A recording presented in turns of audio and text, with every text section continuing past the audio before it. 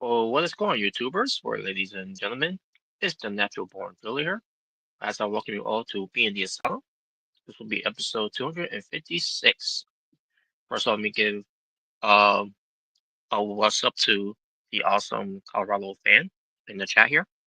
As he says, "What's up, to everyone?" Well, I don't know if everyone's going to be here. What comes to the pan that has to do the show, but we do have the true Jaybird. I don't know if he's active right now because he's in the middle of something, but I'll still bring him in here as he's the only one here. And as far What's as up? Omega What's up? Red, I don't know what's going on with him. Okay, here we go. What's going on? Jay, to the true Jaybird. Yep. So Yep. yeah, I'm don't here. know what's going on. Yes, indeed. But I don't know what's going on with Omega Red. He's in the chat though. When it comes to the messenger. So he saw the link. So I don't know if he's gonna come in. I don't know if he is or not, but we shall see. All right. But nevertheless, we're here to do a show. Oh, I think we're gonna talk some that Jaber brought up. Yo, what comes to, and it's kind of thing we've been doing for a while. Mm-hmm. What comes to watching you know wrestling stuff. What comes to mainly for WWE basically, um, but so we're gonna discuss that from the top of the hour here. What comes to it. So for November, it's one of those things. What comes to watching Survivor Series, you know, what comes to Survivor Series, basically, the war game stuff, especially, Yep. that we did last year. When I watched last year's war games, um, I mean not last year's war games because to be pay-per-view, I'm saying what comes to war games, what we watching some old stuff of war games. Yeah. Um, the one I was watching, I didn't watch at the time. It was during the pandemic. It was the one with Adam, with the USB era versus Pat McAfee's team. Yep. And I enjoyed watching that, that pay-per-view itself when it comes to it, the match itself, I should say. I didn't, obviously we didn't watch the entire show, Yeah. We just watched the War but Games match. yeah, we just watched the war game stuff. Um, so watching that, like, it was my first time watching that match, and I think I also watch it match as well, the women's match. I think it was as well, if I Yeah, we recall. watched it. Yeah. Mm-hmm. So yeah, I had a lot of fun watching those matches, because again, it was during that period of time where I was not watching WWE that much anymore, you know, for many reasons. And You betrayed him. yeah, Well, with that, yeah, because I betrayed them. Yes, it wasn't the other way around, but yeah, yeah, I betrayed yeah, it was your them. fault. Well, so, so yeah, um, but that was a lot of fun watching, Despite I was annoyed by Pat McAfee, I'm going next, I'm going next. that was awesome. That that did annoy me. Like, sit your ass down. Wow. Like literally, sit your ass down. I mean, obviously you can't sit anywhere in there, but still. Yeah, sit down. Well, Mm. But yeah, but that match was a lot of fun though. Either way. Um, so we're gonna do it again. What comes to it, especially all it comes to rewatching the other War Games matches. You know, obviously mainly from NXT. yeah. Mm. So that's the idea. But the other idea we're gonna do as well. We're not just gonna rewatch War Games matches. We're also gonna be rewatching traditional Survivor Series matches as well. All right. So yeah, it'll be like the usual formula of every day when it comes to Royal Rumble and WrestleMania. Now, unfortunately, we didn't get to the SummerSlam because obviously it was basically impossible for me to do it, and it was definitely impossible for Omega to do it as well at that time. Um, Yeah. but hopefully, eventually, we will do that. Eventually, um, they gotta be different Money in the Bank, by the way. We actually did pull that off, watching Money in the Bank matches and Yeah. Elimination Chamber matches. Yeah. hmm We didn't do Hell in a Cell, by the way, which No. that should be a lot of fun. Yeah. Mm. But yeah, that's gonna be the idea that we're gonna do next month, folks. Now when we get a chance to, about this with Omega Red, um, you know, that's gonna be that's gonna be a topic that we're gonna bring back up again, you know, for the next episode. If we hmm if yeah, that's if he shows up right now, but we'll see. Or hopefully later.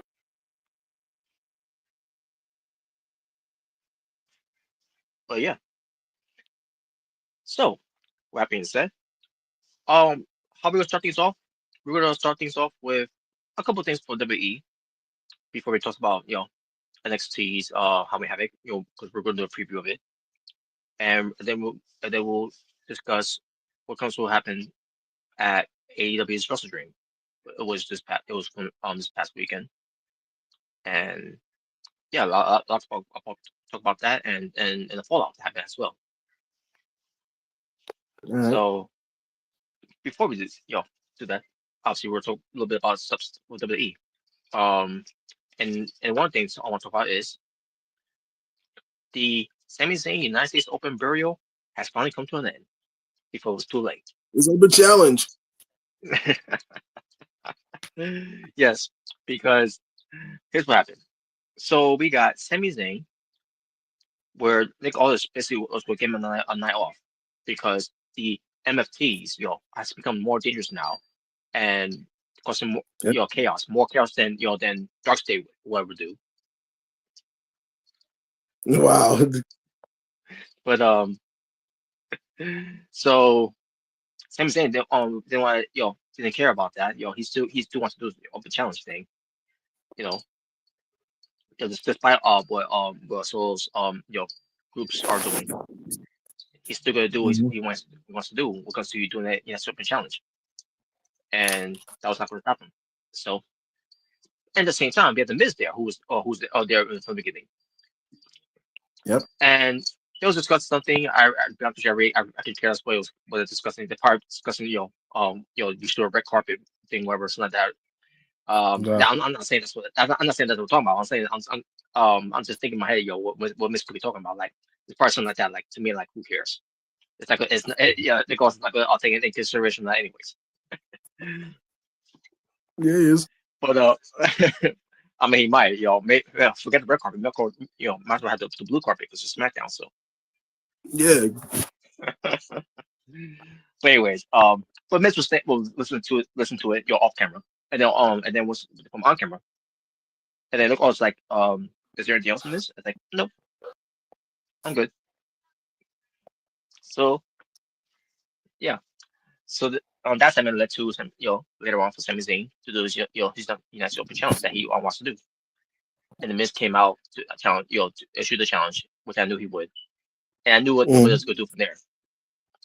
So Miz comes out and has a microphone saying, I'm sick and tired of these open burials and blah blah blah. Made a robber right there. But basically, he was saying, he's sick of all these, these open, these open challenges that, like, blah blah. To me, I was like, blah blah blah. Like, where's Carmelo Hayes? And sure enough, Carmelo Hayes comes out and beats him up. Hmm. Yep. So yeah, Just like what Miz did to him, Carmelo did hmm to Miz. and we had personnels coming out to pull them apart, and Miz ran away like a coward that he is. Well, he's got a gun. Oh no! He's gonna rob me. Wow, what? He's gonna rob his gun. Yeah. He wants to rob you of that expensive glittery robe that you got on and your headband. Yeah, that's what Yeah, he's he's trying to trying to rob you get for. my Naruto headband. Oh man, but yeah, so now that left him in the ring, like okay, so now who's gonna be challenging now? All of a sudden, the music of Ilya Dragunov plays. I couldn't believe it. I I'm like, didn't. holy shit! Yep, he was back. Not only he's back, but he looked a lot bigger, Mm-hmm. and And he's he got a got neck a tattoo. neck tattoo, Yep. And he got a knee brace. and he's got obviously because he had that that ACL that took him out for over a year, Yeah. which it was during a house show match with Gunther at the time, the world Yeah, champion that's right. at the time. Yep. And that's why we haven't seen Dragunov. That's why we haven't seen him in the Rumble or the Chamber or WrestleMania, Money in the Bank, SummerSlam. Just you name it. All the keep caboodle that's each Dragunov unfortunately missed. Yeah. Um, but he's back now. He's gonna try make up those times, and he's also got on forearm bands as well, Mm-hmm. and also he's clean shaven. He's back to being clean shaven. He's back being clean shaven. Yeah. And he looks great.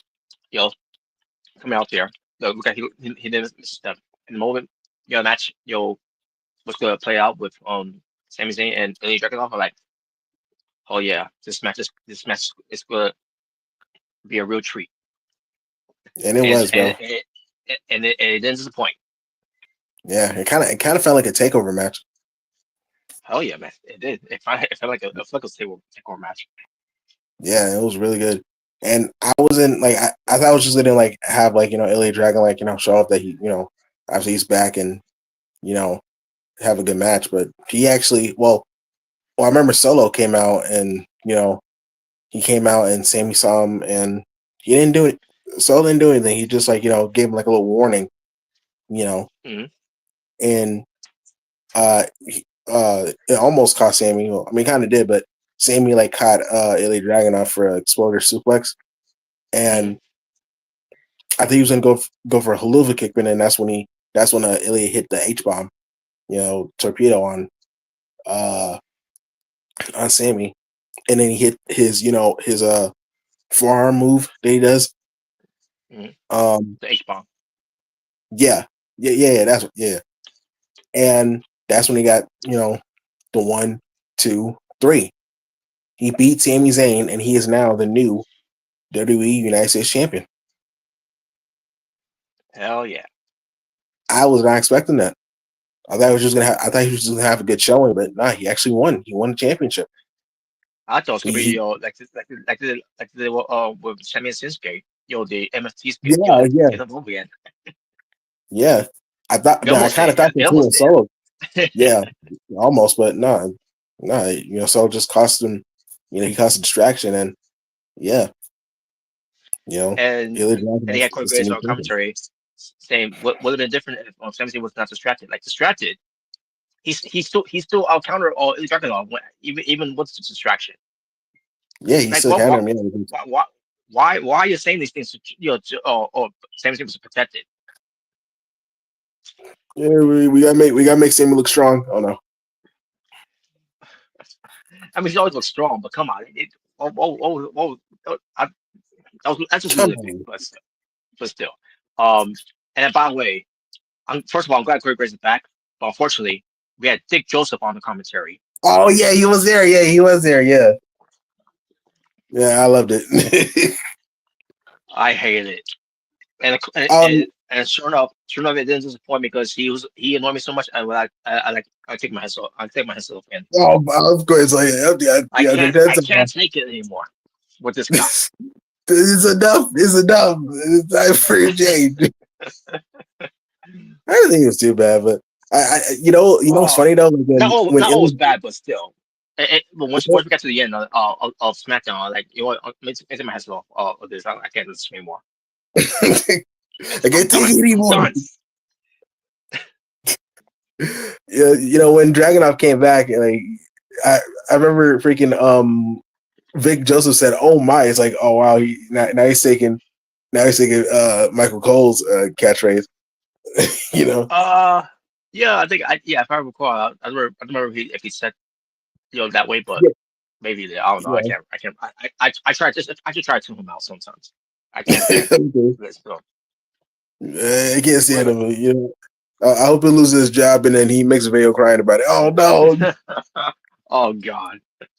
Yeah, because it's tough times, right? Yeah, sure. Yeah, he'll be fine. Wow, wow. But I think Sami Zayn, like, congratulate him, shook hands, or at They, least they was was going, about to. they were going to, but then the MT. That's when the MFT came in. Yeah, and they attack, both. I mean, really Sammy, but they did take out Ilya Dragunov too. Yep. Um, but yeah, Unfortunately, they he was calling the crossfires. yeah, he was caught, yeah, similar to Shinsuke. Um, Yeah, pretty much. but But now, obviously, but yeah, but essentially, was trying to help it. yeah, he tried to help, but You know, obviously he got taken down too. Um, even but Ray yeah, Fiennes was coming in because yeah, also, right, from the beginning of the show, you have Ray Fiennes, was taking photos, and Solo yeah, Sikoa was like, it's my turn to take photos now. yeah, my And turn. they, And Ray like, Phoenix is like, "What's your problem, bro?" It's like, "I don't have yeah, a yeah, problem, but you do." And then that's yes, when, and like, they attacked the him, other two attacked them. Yeah, and then they left the scene. They're like, wait a minute, what was your photos, Solo? you know what? I changed my mind. I guess he got, he's like, I'm not in a good mood. Now I'm not a good mood. Yeah, you ruined it. You ruined the mood. Now I don't want. Now I don't want to take no photos. Oh my God. That was fun. I was funny there. But Yeah. man, but yeah, that's what led to our finish. Comes to help, but obviously, backfire. Yep. And then that's when the Wire Six came out. Well, Yep. first we have Bo Dallas on Timetron, Hmm. and you know I forgot what he And then said. To be honest with you. But that's where the Wire Six came in. yeah, and they were face to face with the MFTs. So I'm thinking. I mean, that's got to be the War Games match. Like, it's going to be like MFTs Yeah, versus some members of the Wyatt Six. And I'm guessing maybe Sammy and Shinsuke will get involved because you got Joe Casey, Dexter Loomis, and um, Eric Rowan. So I'm guessing it's probably gonna be Sammy and Shinsuke maybe join it. That's my guess. and So yeah, that's probably it's gonna be. Um, yeah, that's gonna that Wire Six got it's got to close this with those guys. If that's the mm-hmm. case, becomes Shinsuke. That's it. I mean, I'll be fine with having Shinsuke in the War Games. Because um, Yeah. they got his music back now. He's back to being babyface. Um, speaking of Mm-hmm. also having the theme song back too, by the way, Kairi Sane, this she also got her theme song too back. The whole voyage from NXT. Yeah. Yeah. Her old, And her old team song. Yeah. hell yeah, I like. To me, I feel like they give it to her too soon because if we're gonna give her that, I think we should they should have held off of giving it to her until we do Yeah. the turn. Yeah. Yeah. I think so too. They should have just let her, still use the Kabuki Warriors theme, and then Yeah, once she like uh gets away from Asuka, then she brings back the full Pirate Princess gimmick, including the theme yeah. song. So Because again, I think it might lead to the program, or to the match happening at WrestleMania, yeah, and then yeah, for the, free that's fire, man. and there you could do that. The whole do the whole power team of her. Yeah, But just got back though either way. Now we're waiting for other people that get their music back too, and all. yeah, Like Drew McIntyre or Sheamus. Which, by the way, it was an opportunity to give it to Sheamus, on Raw when he made his return. But instead, yeah. he took him out that garbage, theme. Yeah. I like I said, I would have taken Hellfire, too. No, even Hellfire, Yeah, because that was actually a really good theme song. You know, In fact, then they also, then they also did, Hellfire introduction, and then, lock, yeah, right in your face. Yeah, yeah. yeah, They, yeah. They did when he came back. I think it was like, what was it? Was it last year? I think it was last year. Yeah, it was last year. Yeah. When the burger after burger, when he was kind of looking like that, like what Drew McIntyre said. But Yeah, yeah. that's the perfect one, you know. But yeah, But yeah, so yeah, so as far as war games when it comes to it, yeah, it might be that good, you know, because unfortunately some injuries is changing, you know, you know yeah, a lot of things of it when it comes to war games. So that's gonna be the war games. And now for some people it's a downgrade. Um, to me, I'm like, uh, hey, what else can you do? You know, yeah, there's no other teams, on the rosters that you could do a war games. yeah. Unless you want Dark State, Wow. yeah, because because Dark State's gonna make a difference. Fuck out of Hey, here. yeah, they're here to cause chaos, you know. Give me But MFTs. And give me MFTs to cause chaos any day. yeah, especially now they're looking more badass with the face paint and stuff and being taken more Hmm. seriously. Yeah, this is good. Yeah, Um, yeah, and them feuding with the Y family is definitely like like a dream match. So I'm down for it. it makes me wonder too. Oh, because the White family, what's going on with Bo Dallas? Why is he around Yeah, I don't know. I don't know if he's hurt or something, or I don't know. a negative injury? Maybe I don't know.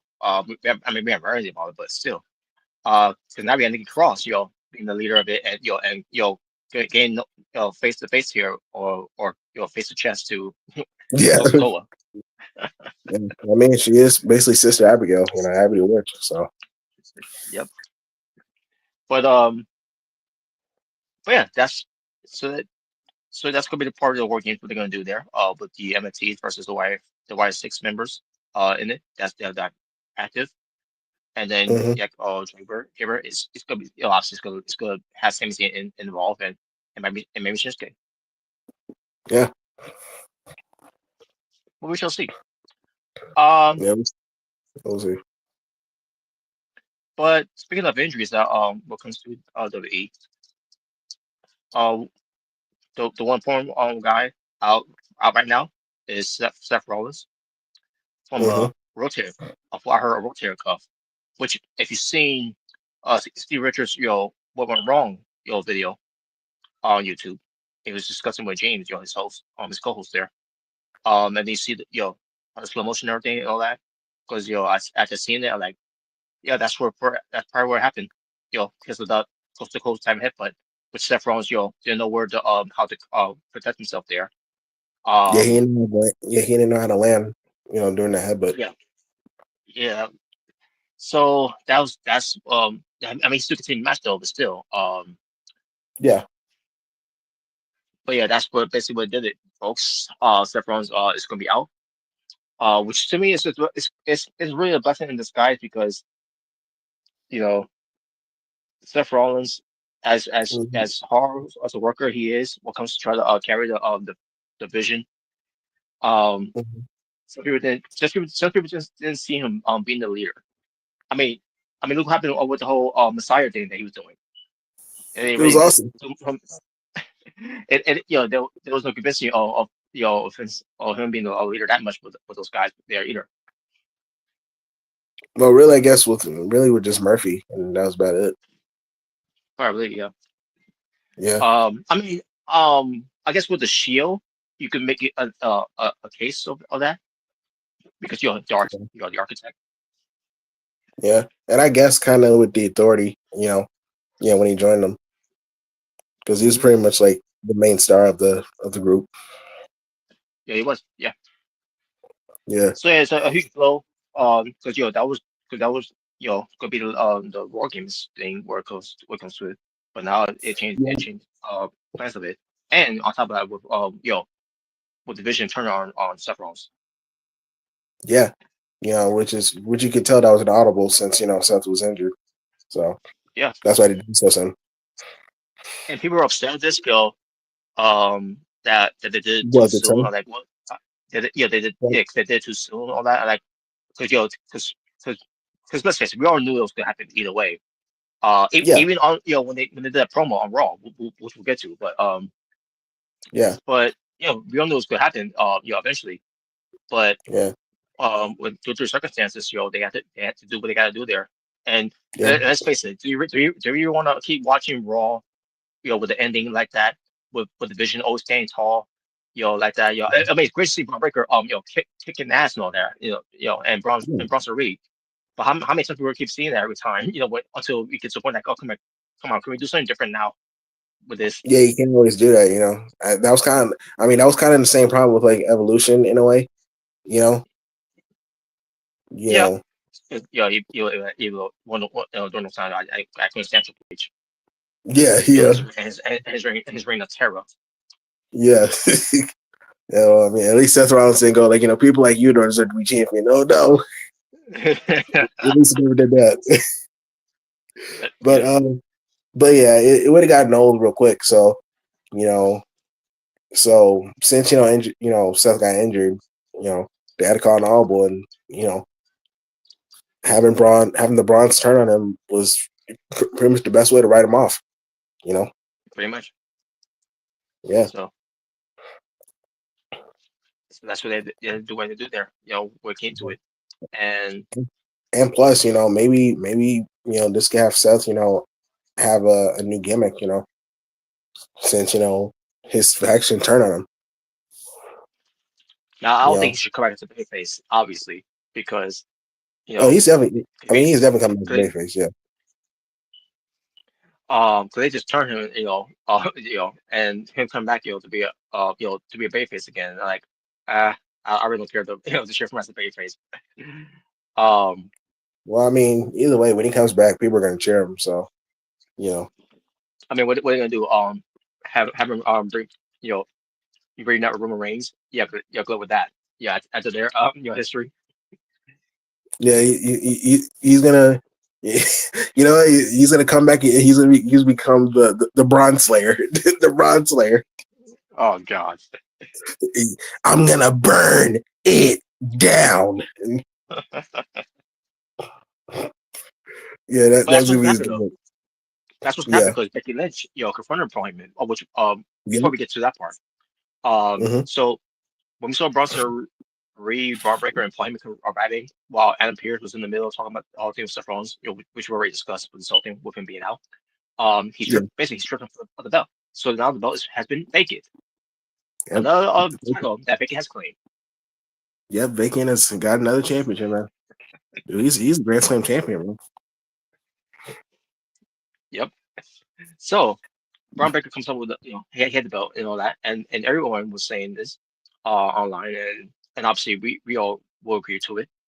That belt looks so damn good on him. Yes, it does. It fit like he looks like a world champion, with that belt. hmm hmm He That's why Paul if Heyman keep reminding us that he's gonna be main event a lot of WrestleManias. oh yeah, for sure, bro. Braun Breaker, yeah, yeah, man, he is. And you can count on WrestleMania 42 being one of them. I could definitely see that. Yeah, I could definitely see Braun Breaker being the main event for one of the nights. Yeah, But yeah, I could definitely see it. so with Seth Rollins now, a lot of plans obviously have been changed. And especially when it comes to who could win the Royal Rumble, which we'll dive more into that a little bit, some other time. But so Braun Breaker had to give Adam Pearce the belt, but not before Braun Breaker's basically saying Adam Pearce, yeah, ask for it politely and say please and everything, like Yeah, so Adam Pearce did do all that, but not before he took off his glasses and like okay, what's going on here? What's he trying to do here? Adam Pearce But coming then back to wrestling, confirmed. y- yes, yeah. But he Braun Breaker has to get the belt back, but he gives appointment first. Because And he's Paul Heyman continuing did. to keep disrespecting Adam Pearce, and for him, hold up with the belt and all that, Yep. and respectfully give it to Adam Pearce, and that was Adam Pearce on his way, and then for him, start talking about how Seth Rollins, you know, in the comments of someone having a being a bum shoulder bitch, Oh yeah, I remember. like whoa, but basically, he's making claims, yeah, he didn't betray Seth Rollins and everything. Basically a piece of case and everything. You know, which is true, obviously, but still. But Yeah. Paul Heyman goes, to where he goes to where the money is. He goes to someone you know that he you know sees that could be more valuable than Seth Rollins. Because think about it, Seth Rollins, the original he was in with Seth Rollins because Seth Rollins was going to cave his head in with a curse stomp. That's what Yeah. the whole because the whole favor. Mm-hmm. It wasn't out And of loyalty. It was because he was going to get destroyed. yeah, Mm. you know, yeah, So fine. That's typical, Walrus. yeah, He goes where the money is. He goes where the top top guy is. that's He's right. done with Brock. He's done with Punk. Done with Roman, and now he's done with Seth. I'm sure he'll probably do it to one of the Browns in the future. If he's not careful, yeah. Yeah. But because of this whole thing with Adam Pearce getting the belt, because it's vacant. Because CM Punk, even though there's no champion, CM Punk is still no contender. So now we have to find out who's CM Punk's gonna wrestle for the world title, which is why they came up with this whole concept of the Battle Royal. Yep. And we're in that Battle Royal will be CM Punk, at Saturday's main event on November 1st to crown the new World Heavyweight Champion. Yep. I do have a prediction about that. But I'll talk about it when we get to the winner. Yeah, but so that happened, and they include everyone that's good, of anyone that's going to be wants to fight for the title to be in the tournament, including the bronze. Until later on, Adam Pearce had Paul Heyman waiting to speak with him to let him know that the bronze basically saying that the graphic has changed because Adam Pearce Yep. changed the graphics. He says the bronze were in it, not anymore. Yep. Because they're responsible for what happened to Seth Rollins. Storyline wise, they were responsible for what happened to Seth Rollins. Yeah. So, in order for them to get back into there, because Wayman, wants them back in there, and Yep. Abby's like, ask me flatly, say Say please please. to add them back in. And Wayman did, he did, in the most professional way that he did, because that's Wayman, that's Wayman's known for. And then and Abby's like, well, was that so hard? Kind of like what Braun Breaker did to him earlier. Yeah, was that so hard? And then Adam Pearce said, let me think about it. And he said, no. And then, and then he slammed the door. Yep. Like, there you go. I was like, holy shit, Alan Pierce.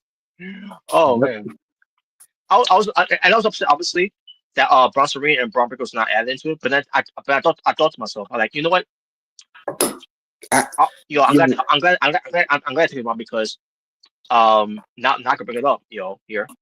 I think what they should do with Braun Breaker, because my original plan for Royal Rumble was for Sami Zayn to win. But then again, they might not have Braun Breaker win it either way. But he's up. He should be up there. Of everyone's favorite to win the Royal Rumble.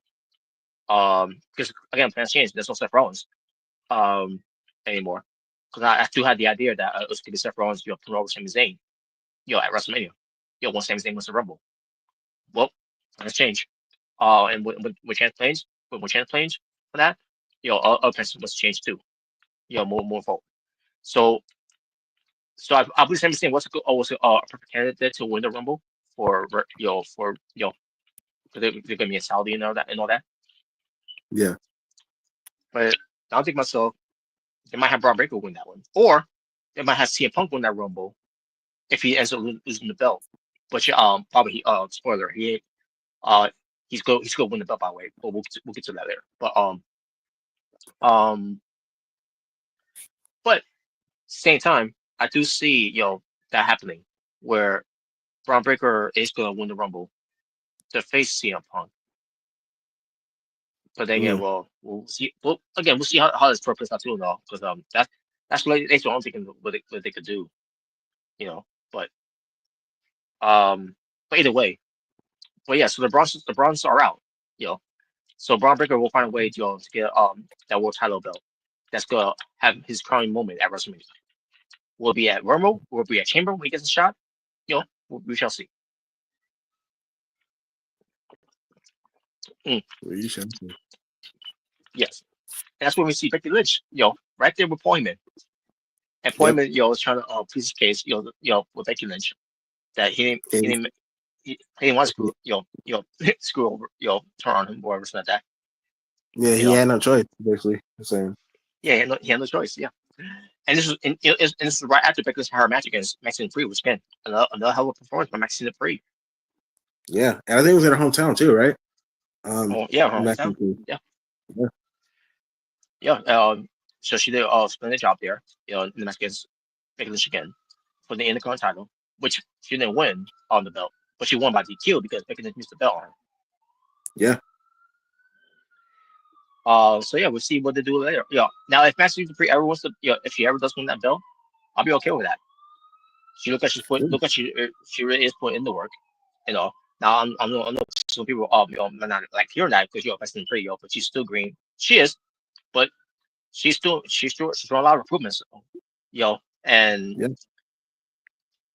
I'm like saying myself, for someone that was so green, didn't look like she didn't know what she was doing. Especially from the Royal Rumble from last year was a good example. Um, Yeah. but still, and then seeing her what she working somewhere like a Becky Lynch, and see what she's doing, get out submission host and turn, going to ankle lock and all that. I'm like, holy shit, this is I've never seen this side of Maxine Pre before. That's what I want to see more of her. Mm. Hmm. So yeah, so Maxine Pre, I wouldn't mind her winning the Women's Intercontinental in the future if that's the idea. But we shall see. Yeah. Mm-hmm. But yeah, so Becky Lynch, back with Paul Heyman, and Paul Heyman, is trying to convince her, you could be you're a hot commodity here, while your husband will be a hot commodity at your home, whatever, and blah blah blah. Like, and then Becky Lynch, gets him by his color shirt, whatever, or tie, whatever, and brings him a close, like, listen to me, you penguin something, something else he said. Yeah. Basically, basically let him know that that she never trusted him. Welcome to the club. Yep. um, because you're a snake in the grass, whatever, it's not that, and saying to him, uh, that Seth knew that he was going to turn on him. It was only a matter of time, and he's letting him know that he's not going to come after you. He's going to come after you know to the guys you're going to be catering. Yeah. Basically The the Nepo young baby. guys. Yeah. That's, Yeah. In the way she said the nepo babies. yeah. So yeah. So she let him know that yes, Seth ain't coming. He ain't coming for Paul. He's definitely going. He's definitely going after the Bronze, mainly Braun Breaker. When he comes back. Mhm. Yep. Yeah. I mean, like I said, like this whole the Bronze turning on Seth. It gives me vibes of Edge. Getting betrayed by Judgment Day. You know, Damien and Mhm. Rhea and Finn. So that's what I'm guessing that that's gonna be the storyline that they're doing. Mhm. So I could never see that. So yeah, Seth is gonna want some revenge. And we shall see what happens with that. What's Seth Rollins trying to get revenge on Braun Breaker, who will break him in half. Yeah, or no, or Seth is gonna burn him down. That's right. Literally and figuratively. But anyways, Yeah, uh, we have an anyways, inferno match.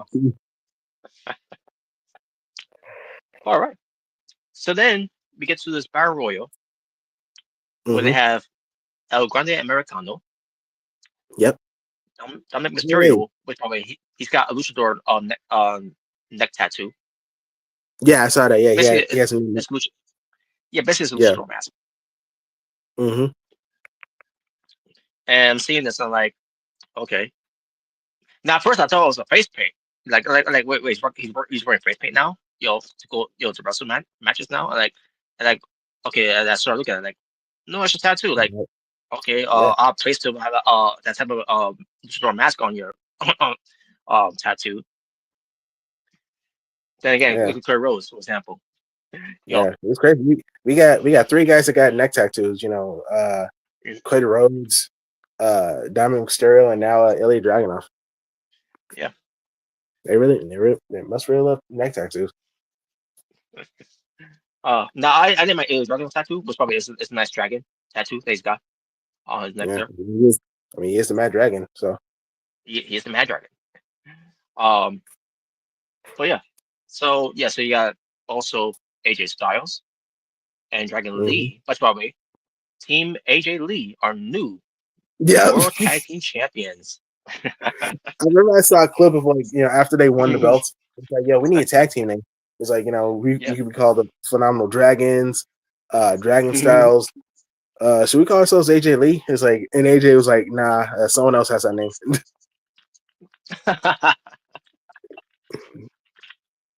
Yeah, so Oh yeah. man, I'm a phenomenal Dragons by the way. That sounds cool. Yeah, Dragon Styles, you said? Dragon Styles. I think you said right. Yeah, I don't mind Yeah, that. Dragon Dragon Styles, yeah. Styles. That's not bad. Yeah, that's not a bad name. Yeah. Or the Yeah, Phenomenal yeah. Dragon. I'm That's not bad either. all phenomenal Dragons. Either way. Um, Yeah. But but yeah, they're but new yeah, tag team champions, the That's champions cool. after being Finn Balor and JD McDonald who hold those hostages as their two defense. Yeah. And they Because kept them covered. we're back to that drum board again where we're gonna have these guys be tag champions again and Ray not do anything with them as tag team champions. Yeah. Well maybe now with Dragon Lee and AJ Styles, maybe, we'll get some change. They'll start defending more. You know what would have done? Have the Lucha Bros be a tag team. Bring Ray Fans to Raw. I mean, you got Ilya Yeah. Dragunov who was on Raw, now he's on SmackDown. Do a I think do a trade. I'm thinking they're probably gonna save that, either the end of the year or maybe next year. That's like my prediction. Like maybe they'll save it for like WrestleMania. So Well, whatever they do, they gotta do it.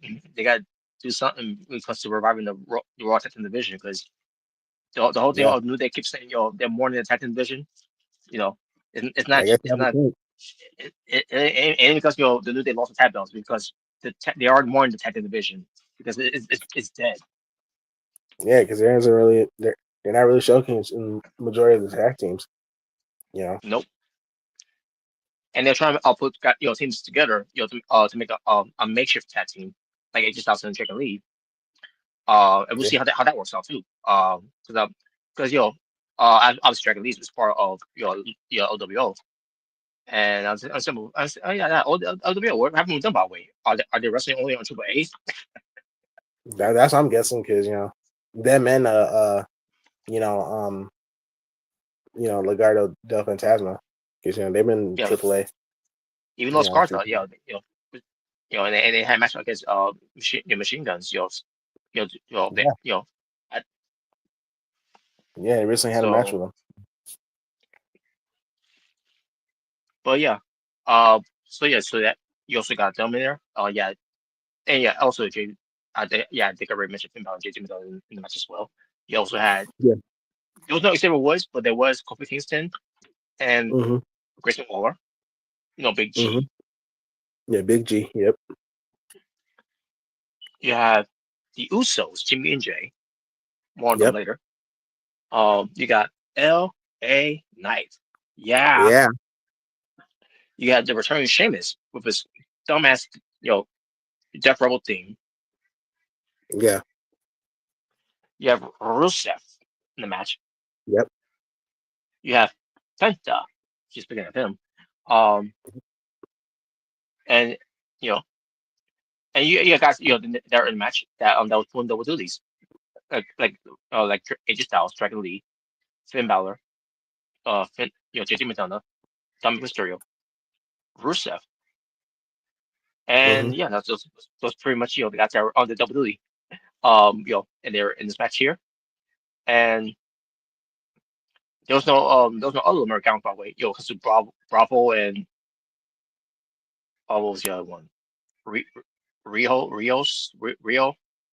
I don't know. Who cares? I But do. they were not there. But they were not there. Um, but and then Shane Punk coming out. Uh, you Mm-hmm. know, to do commentary. Yep. Even in commentary, nobody can touch me. That's right. As he's on his way to go commentary, he's like he wanted LA to win. Boy, don't we ever! Yep. And that would have been great to go into the match as at where they can have great promos. You come back and forth like they did before. You know, even though they were not Yeah. opponents. Going, there's something there, the chemistry there, all the promos back and forth they were having, and imagine the matches they could have 1-on-1, and on top of that for the world title. Are you kidding me? We'll get to Yeah. that, but but yeah, but the battle royal was going good, for the most part. Yeah. Um, Dominic eliminated both Rusev and Penta. About Ivar was in the match too, by the way. Ivar and oh yeah, also the Alpha Academies of Yeah. They were there. Otis Oh, that's in and Akira Tozawa. They were in as well. yeah. Um, and there was no Eric because I think Eric they're not saying that. But I think he's maybe he's banged up a little bit. Yeah. Probably. Um, it, Because it, yeah, it because that's I my had a guess. feeling. Yeah, because I was like, I hope he's not injured again. So Yeah, yeah. Oh, now. Oh, yeah. When it comes to he's gonna be out for 6 months or so. I just hope it's like one of those things that he's just yeah. working through, and then he'll come back. I don't know, Yeah. but either way, um, but yeah, but when it comes to Ivar, he's always in a situation where when partners is down, he's in the singles push. It's no there's no news it's no nothing new there when it comes to him at Ring of Honor because it did say with him when he was in Ring of Honor. Um, Yeah. and obviously he's seen before in WWE, fans house, when Eric was gone. Mm-hmm. So yeah, um, so let me get to we'll get to the South game that made by I can't remember who eliminated him. Was it Jay Uso? Because it was a super kick that loop knocked him with a loopy and then he got thrown out by Jay. I'm pretty sure it was by Jay or by Jimmy. I can't remember which. I think it was Jimmy. I think it's probably Jimmy who Uh, did it. right, right. Or it could have been a super kick that could took H Yeah. Styles little loopy whipper. Yeah. Probably. But, Yeah. but anyway, the moment I saw H Styles being eliminated, I'm like, damn it. I was hoping maybe he would win too. Um, my pick was either AJ Styles, but my normal person that I wanted to win was LA Knight. Yeah. I mean, I kind of figured AJ wasn't winning since one he already won a championship. I think he was Hmm. gonna win. Um. Yeah, But yeah. yeah. And on top of that, people were upset if we're not gonna get Styles and Punk. I'm like, I think we will eventually get that, but in 2026 when AJ Styles Yeah. have his score. Yeah. Especially his last year, they got to do it. So Yeah. So yeah, I think we will get that in 2026. So yeah. um, I get what people were disappointed with that one, but what people really wanted to see was besides that match was CM Punk and the LA Knight. No, they didn't lose. Well, So we get to the point where Dominic Mysterio was eliminated by was probably when it's was doing the match by the way. Dominic Mysterio was eliminated at one point, but then there was some yeah. commotions happened with the Yeah. referees Yeah, I remember it's because like Sheamus and the Judgment Day, Finn and JD, they were fighting, yes, um, yes, that's what it was. and and that's what caused the referees to try to break it up. And yeah, AJ eliminated him. He put him up, threw him over the top rope, but there was no referees. So they basically pulled Brett and Stone Cold in a way. Yeah, The only yeah. difference is, Dominic didn't Sorry, didn't win. successfully that too, and he didn't successfully eliminate AJ. So Yeah, that's it. yeah, so I thought it was So gonna yeah, happen, but it didn't. oh yeah, that could have happened too, but nope, that wasn't the case. But Yeah, if that happened, that will happen. And I'm sure has been on the road when it comes to doing the traditional line change stealing. yeah, and just like his dad, Eddie Guerrero. Oh man, that was great. It's great he's doing it, man. Um, it, My team, it's really it really is like how he was done it during those times. So yep. Man, he lies, he cheats, he steals. yeah. So And she's actually yeah, real. I want yeah. So the final four was Jay Uso, LA Knight, Yeet. I Yeah, remember Mysterio, and Jimmy Uso, and you had LA Knight no and yeet. Jimmy trying to eliminate. Yeah, they tried. LA Knight and Jimmy trying to eliminate one another. Jay Uso sees this and he throws them both out. And then yeah, Jimmy Yep. Uso, And which probably they had a little talk he was, before the match too, by the way, where you yeah. know they're gonna miss Battle Royal and we're gonna do what we gotta do to to win this match and all to get a shot lose more title whatever. Hmm. And they say y'all be good or something like that, everything. And yeah, they're good. So Jimmy, after he gets eliminated, he's upset Yeah. that he got eliminated And mind by you, Jay Uso. because like Jimmy was helping out Jay during this match Yeah, he because was. he Yeah, he was. he helped him, not get eliminated. But Yeah, that's but true. yeah, Jay didn't return the favor. He like once he saw the opportunity, he eliminated both LA Knight and Jimmy Uso. So Hmm. yeah, so I mean, he's every man for And Jay, himself. so Jimmy was upset with all this and everything. Like, how Mm-hmm. could you, how How could could you? Jimmy betray you? Is that meant for himself? Yeah, I thought you my Is that meant brother, for himself? man. What's with my brothers? But so yeah, and the Dominic tried to take advantage of the situation by trying to make Jey Uso. Mm-hmm. Um, but obviously that didn't work. And then in the end, Jey Uso, so I'm watching this and I'm thinking to myself, wait a minute, I know they're not having Dominic win here. So I'm No, like, I think I had Jey Uso win here. Like, are we really going back to AJ Uso? Now I was upset he won. I'm just disappointed that he won because why are he we won doing another. Jey Uso versus CM Punk? Yeah, he won another battle royal this year. He won another battle royal, besides win the Rumble.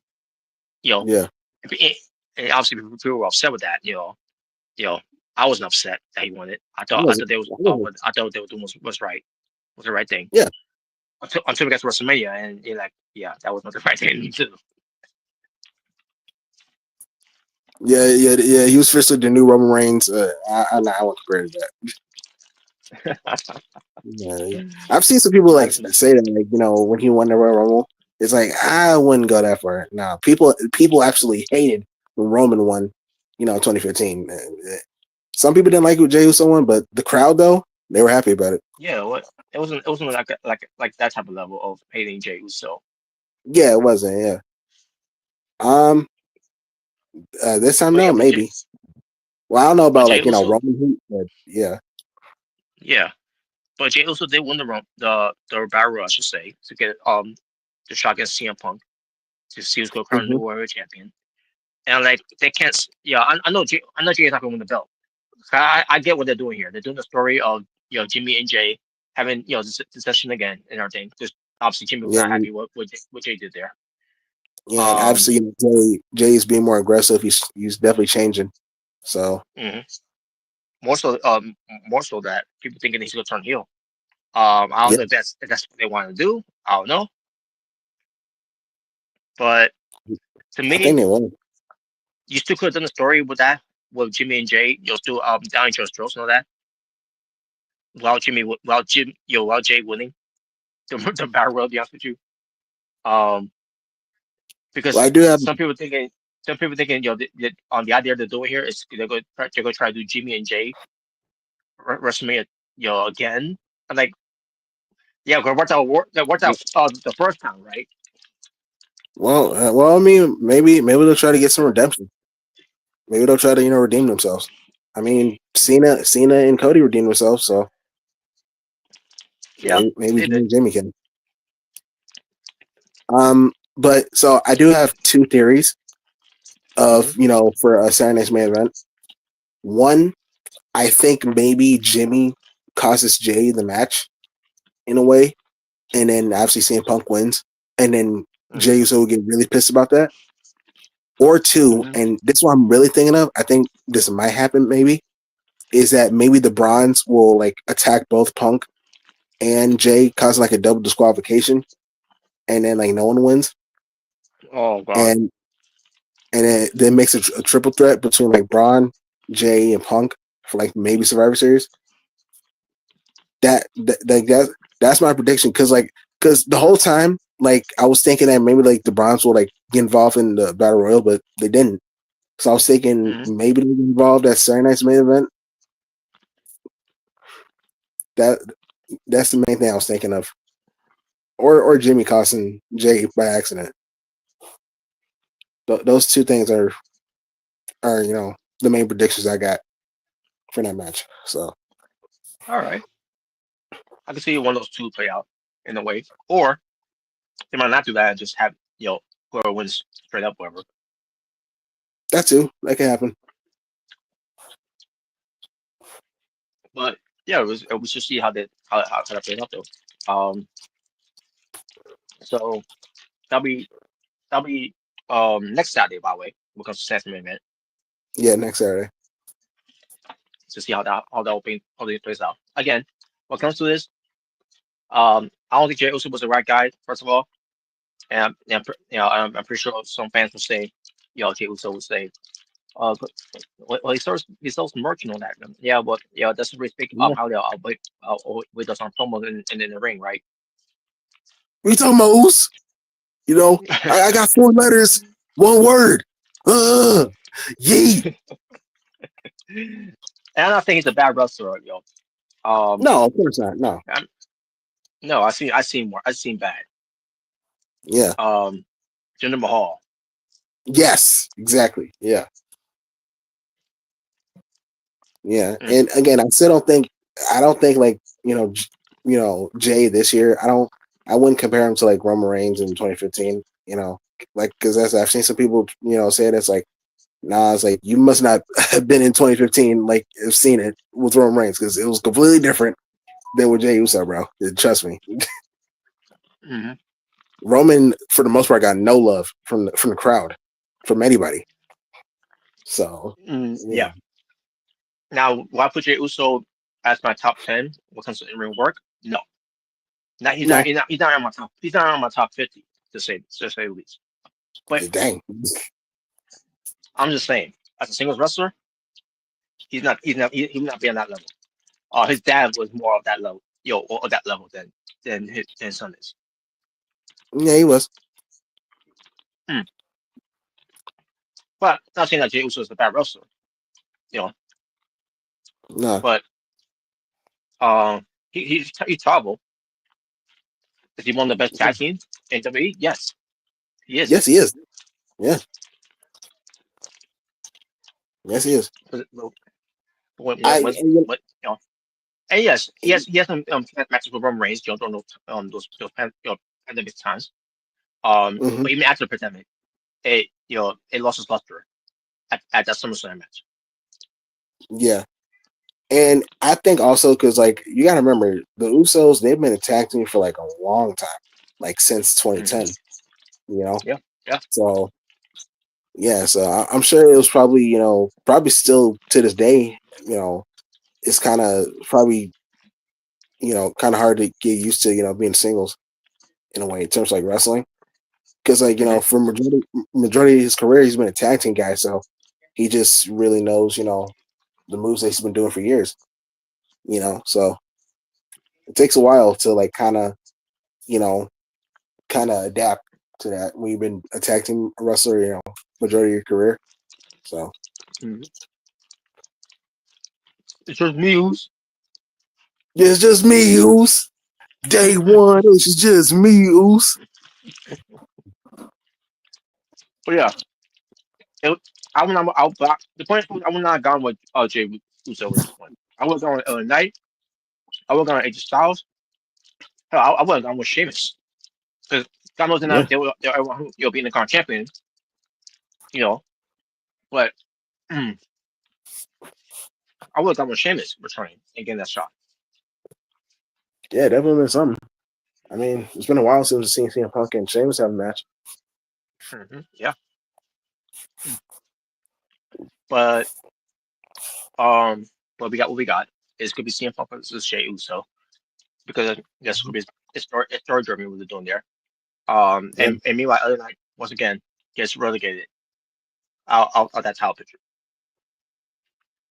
I thought, because from his standpoint, I thought, good things come for those who wait. I mean, he did wait. I mean, he became United States champion, so I dig it. Now, was that ever meant for LA Knight? When it comes to that comment he made, or was it meant for someone else? No, it's for him. Well, no, I got a better idea. You know what? Money the Banks being New Orleans, he'll win that. There you go.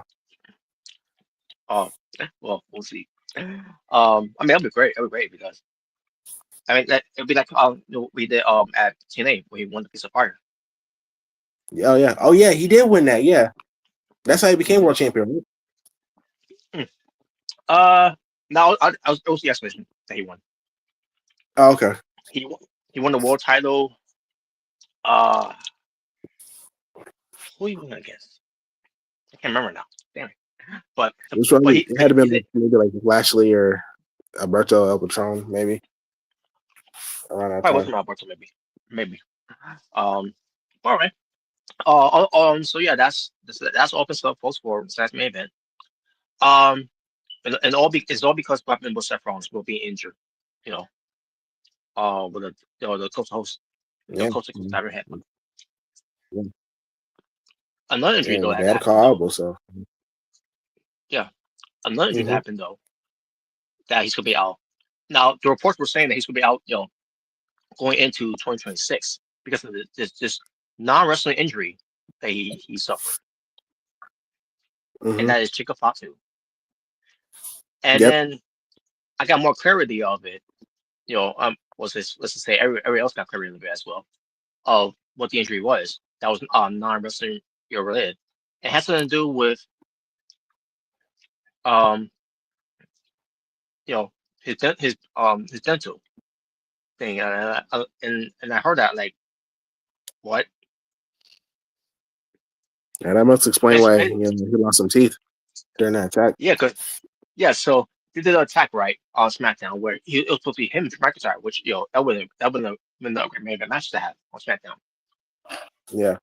It was a first time meeting, and we're gonna see what this because they're building up a story with these guys for a good 2 weeks. That was gonna lead up to the match here, and we were fine there until we heard reports about Jacob Fatu's gonna is gonna be out for a while, and we don't know what it could be. We also thought it was gonna be like some type of serious injury he had, that outside of wrestling. But when we saw him there, it's like he looked fine to me. I like he's talking to Kurt Rose and everything and all that. Tell him that if once it's me win against McIntyre, it's gonna be you and me. Yeah, you're gonna know that all guys, no breaks with it. You know what I mean? Yeah, I mean, So I like he looked fine to me. Like he's walking fine. He's staying. You know, like he's standing. He doesn't look like he's hurt to me. And like I don't know what injury they were talking about for him. That yeah he'd be out for into 2026. And again, when we found out what it was, it comes to some dentals that he's got to take care of, whatever. And like, who cares? That's not a bad injury. I did That's hear. how that's something that go way back about a few weeks. Like they may sound like he's he's badly injured. Who Yeah, and I did hear like maybe Jacob Fatu won't be gone for that long. So No, he won't. No, he won't. No. So yeah, yeah, so he ain't gonna be gone for that long. I don't know who put that report out there to say, oh, yeah, he's gonna be gone for into 2026.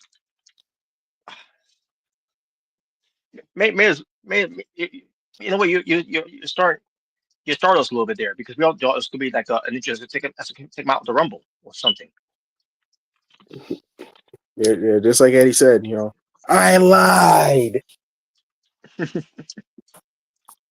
But so the way they did this angle, because there was two advertising this match was gonna happen, and if his music and everything, right?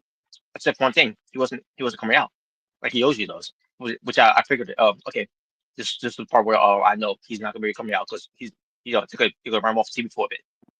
So what they did Mm-hmm. here, there was some still you know some type of steel grate whatever it was on top of him. Wow, it was ridiculous. His blood and teeth on the floor. I'm like, what the? This Yeah, is getting someone, too ridiculous now. yeah, someone must have beat the hell out of freaking Jacob. Yeah, Like, it must have been, they must have moaned so much, And he was the movie obviously. It's like he was unconscious or anything. He was still conscious. yeah, he was screaming in pain. Yeah, Yeah, it wasn't like what happened with Stephanie Makes, where she was laid out and she was yeah. unresponsive. Or like with Aleister Black. Like remember the whole who done it in NXT? He, Hmm. But yeah, yeah. so Yeah, so maybe he'll I come back in a was, few weeks, and then obviously we'll figure out who did it, who attacked Jacob. hmm I'm thinking maybe it's probably Randy Orton. Maybe him turning him people, heel. people were saying that. People even said it was Cody Rhodes. Yeah, because I mean, Kurt Rose, he was acting really, really aggressive, really angry. Yep. So Hmm. I don't know. Well, we'll see. We'll see what happens. We shall see though. Yeah. Um. Yeah. I know it was Eric Rowan again. He's trying to kill another Samoan. Oh God. Yeah, Yeah, he he's is trying to there now. kill. So maybe it was. Yeah, he's trying to kill another Samoan. Well, I guess something like Claire Rose was because you part too. I guess you could say that in a way because I'm referencing what happened with Claire Rose from Crown Jewel against Seth Rollins with the whole watch into the Yeah. and, you know. But I guess you could say in a way that time was not on his side. Nope. And I don't know if Drew McIntyre says, but I think I think I heard someone say like he's all gas and no teeth or something like that. Yeah, I remember he's calling him Bleeding Gums Part Two, something like that. Yeah. Oh man, I like the reference by the way. Bleeding Gums reminds me of Bleeding Gums Murphy from The Simpsons. Yeah. Oh man, but but yeah, but Drew McIntyre was laughing off and was laughing and everything and all that, and Nick Aldis was upset with this, Mhm. and then basically tells him, yo, I had nothing to do with that. Yo, McIntyre saying that it's like just reward me the winner, yo, and no more contender. And then I hear enough, enough. Now I No. thought it was Adam Pearce. Like what the fuck? Like what No. what's Adam Pearce had to do with this? Like he's not man. He's not Raw. And then No. and then and then and then out comes Kurt Rose. Like what the fuck? What the fuck did he sound like Adam Pearce? Enough, enough. Enough Oh man. is enough. Hey, okay, Kurt Rose, you have to say it like that, 'cause that's supposed to be Adam Pearce thing.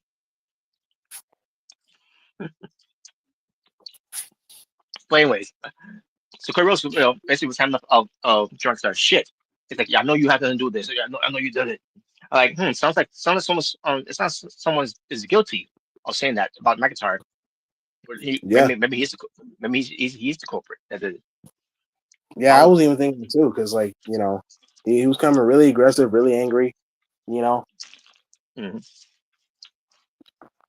yeah. So I don't know. Maybe I mean it'd be shocking if like Cody Rhodes was the one who did it. You Mm-hmm. know, finally So then, having him. yeah. So then that's when Corey Rose decided, yo, you want this shot the title? I'll give it to you right now, right here, right now. Let's do it. Yep, and we got an impromptu WWE Championship match, and Mm-hmm. he was basically wrestling in And, a suit.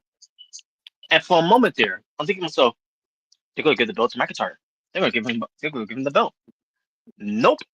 What happened was, and it was a good match. It Yeah, was a good match for what they gave us. yeah,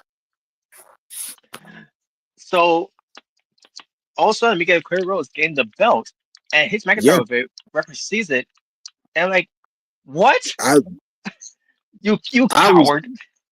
yeah. I was gonna say it's like okay, this is definitely not Cody Rhodes. Like he would never get himself disqualified. No matter how mad he I, is. I can only So imagine what Omega will felt like, when he saw that. oh yeah, it's like he's like see typical Cody Rhodes. I told you he's lazy. He was scared he was gonna lose. That's why he got something to score for.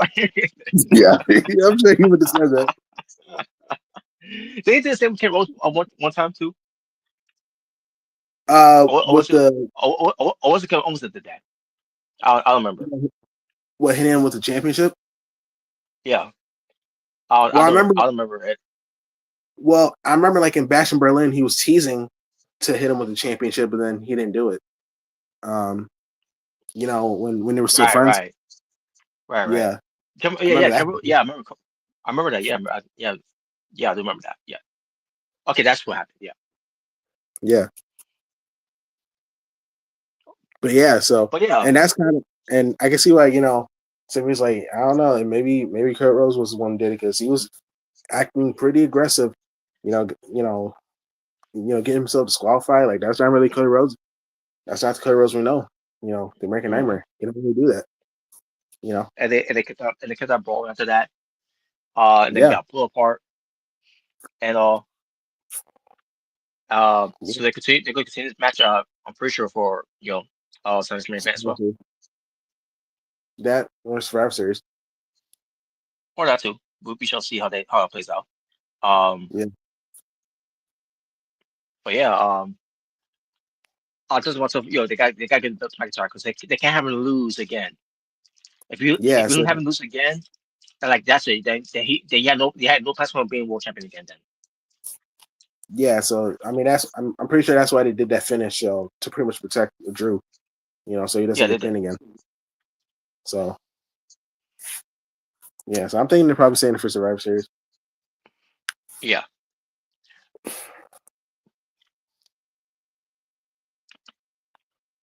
So yeah, Mm-hmm. and that's basically what the stuff that happened with for the main roster of WWE. Um, Mm-hmm. Now what we're gonna do, we're gonna run through the NXT how we have it card because I'm pretty All sure the right. card is not it's not been filled, it's not full and ready to go for Saturday. And a lot of things has changed by the way, because of that as well. Because the one injury also that injury as well. Another injury happened as well when it comes to Yeah. Soruka. Yeah. I think she because I saw that she had a knee brace, so maybe she hurt her knee, like maybe she tore ACL or something. I don't know, I really hope but I really hope that's not the case. I hope so. Because she's I hope not either. I hope it's just one of those injuries that they're not gonna allow her to wrestle, until she it heals up, whatever. Yeah. Basically non-surgery injury, basically. Yeah. I hope that's what it is. Because it sucks, man. That she had to you know,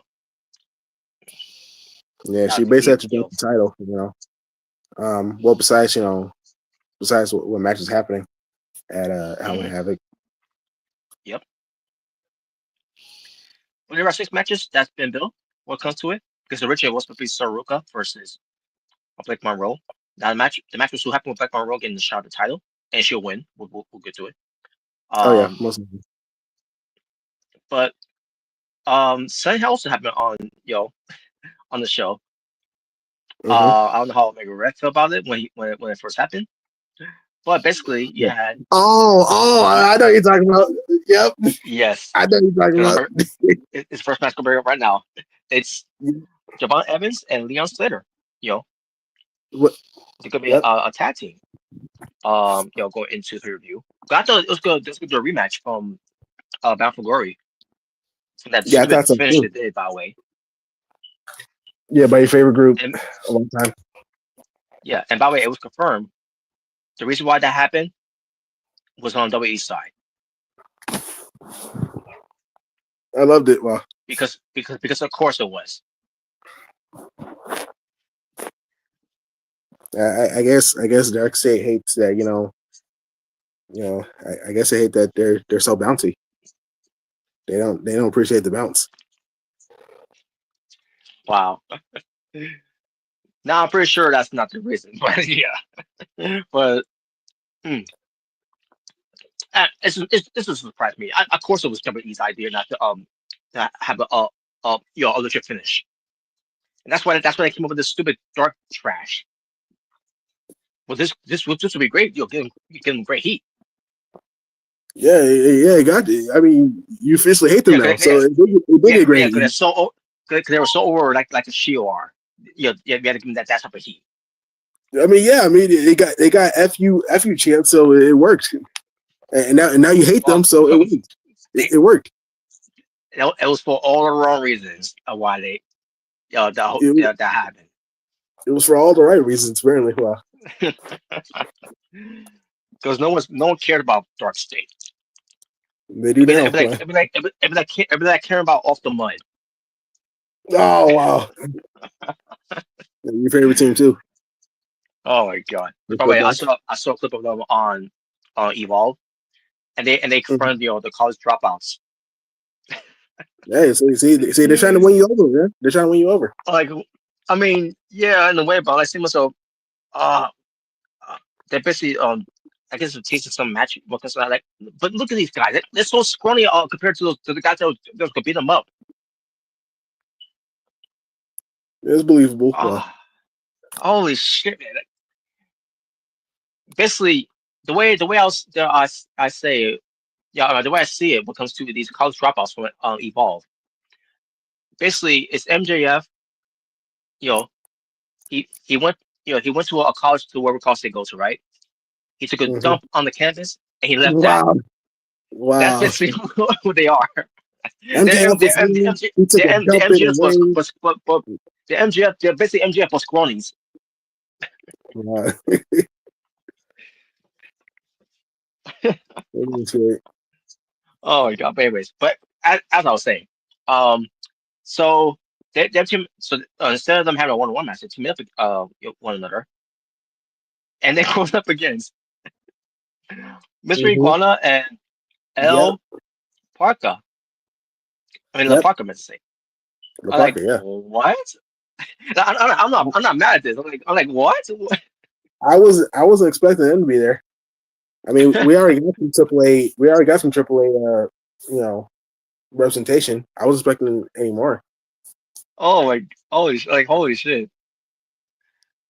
Oh, The- I, Omega's gonna love this one. I know he does because yep. Yep. I mean, I know he has Mr. Iguana, but as far as La Parker, the new La Parker here, I'm like, holy shit, this is great. To me, either way, Mr. Iguana and La Parker here, this is great. They're on NXT, and they're gonna be wrestling on NXT Halloween Havoc. I wonder why. I don't know what. Because of the theme of Halloween. Because what they look at they're in Halloween costume. Well, I mean, it's perfect for that. You know. I mean, yeah, obviously, but I ain't mad at that though. Yeah. Hey, either way, it's good. It gives him good exposure because he's got arguing over, especially Mr. Iguana. Yeah. Especially the reaction he got in that. In the NXT crowd. Yeah. Yeah, all right, but that's match is happening. As far as who wins, well, as long as we don't have Dark interfering, we're good. Uh, Yep. Yeah. I think. yeah, because I think. we don't want to had these two teams lose, you know, while them being protected. Yeah, Fucking idiots. I think the team is winning. Your boy is Um. bouncy. Okay. Yeah. I'll go with them winning. Javon Everson, Leon Slater. I'm looking forward to the match though.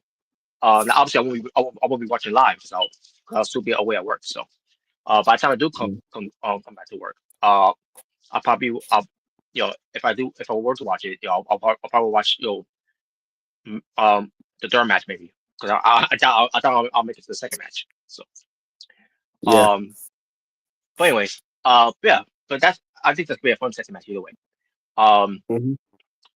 so then we get to um, let's see this. So that's the only match that has no title on the line. Now let's get Yeah. to some matches that have had, yeah. So that's the only match that's not a title match. But the rest of it are title matches, and here they are. We have the NXT Tag Team Championship in the Broken Rules match, Yep. but the Broken Hardys, Brother Nero and Yeah. Broken Matt Hardy Mm-hmm. versus Dark Trash. Or what Broken by Hardy said, State of Dark. Stay of Dark. Yeah. Just like how like he called the Young Bucks like the Bucks of Youth. Yeah, he called The them Bucks of Youth. State of Dark. I mean, I call them the Cucks of All Youth. right. You know. Now I didn't see what happened on NXT. What it comes to this. So apparently Yeah. the Broken Hardys appear there. What comes to their alter egos. Well, they had a vignette. Like they had like a vignette like in Oh, the okay. All right. compound. They went to the lake of reincarnation. Yeah, And that's yeah. what we got. That's what we got the Broken Hardys. You have woken the Broken Hardys. I got to watch this clip then. Yeah. Um, You saw the kids. You saw Rebby. You even saw Senor. What was that dude's Senior name? Senior Senior Benjamin. Yeah, Rebby's daughter. I mean, he was even there too. Rebby's Yeah, daughter. yeah, he was there too. And Like, even hell yeah. Brother Nero said, "We will, they'll fade away and classify themselves as obsolete." Like they were doing like all the references, you know. hmm So So yeah, yeah, it was we cool. get so we got the Broken Hardys at Halloween Havoc because That's perfect. yeah when they look it's perfect for them too because they look at their in the Halloween costumes too. Yeah, Not so much the Dark State. you They know look what? at Wow, I hate you, Dark State. But I had an idea, like since it's broken rules, and I'm pretty sure it's gonna be like obviously no disqualification match. I'm thinking like, yeah. what if like Darkseid takes out like Jeff Hardy, right? Brother Nero, hmm right?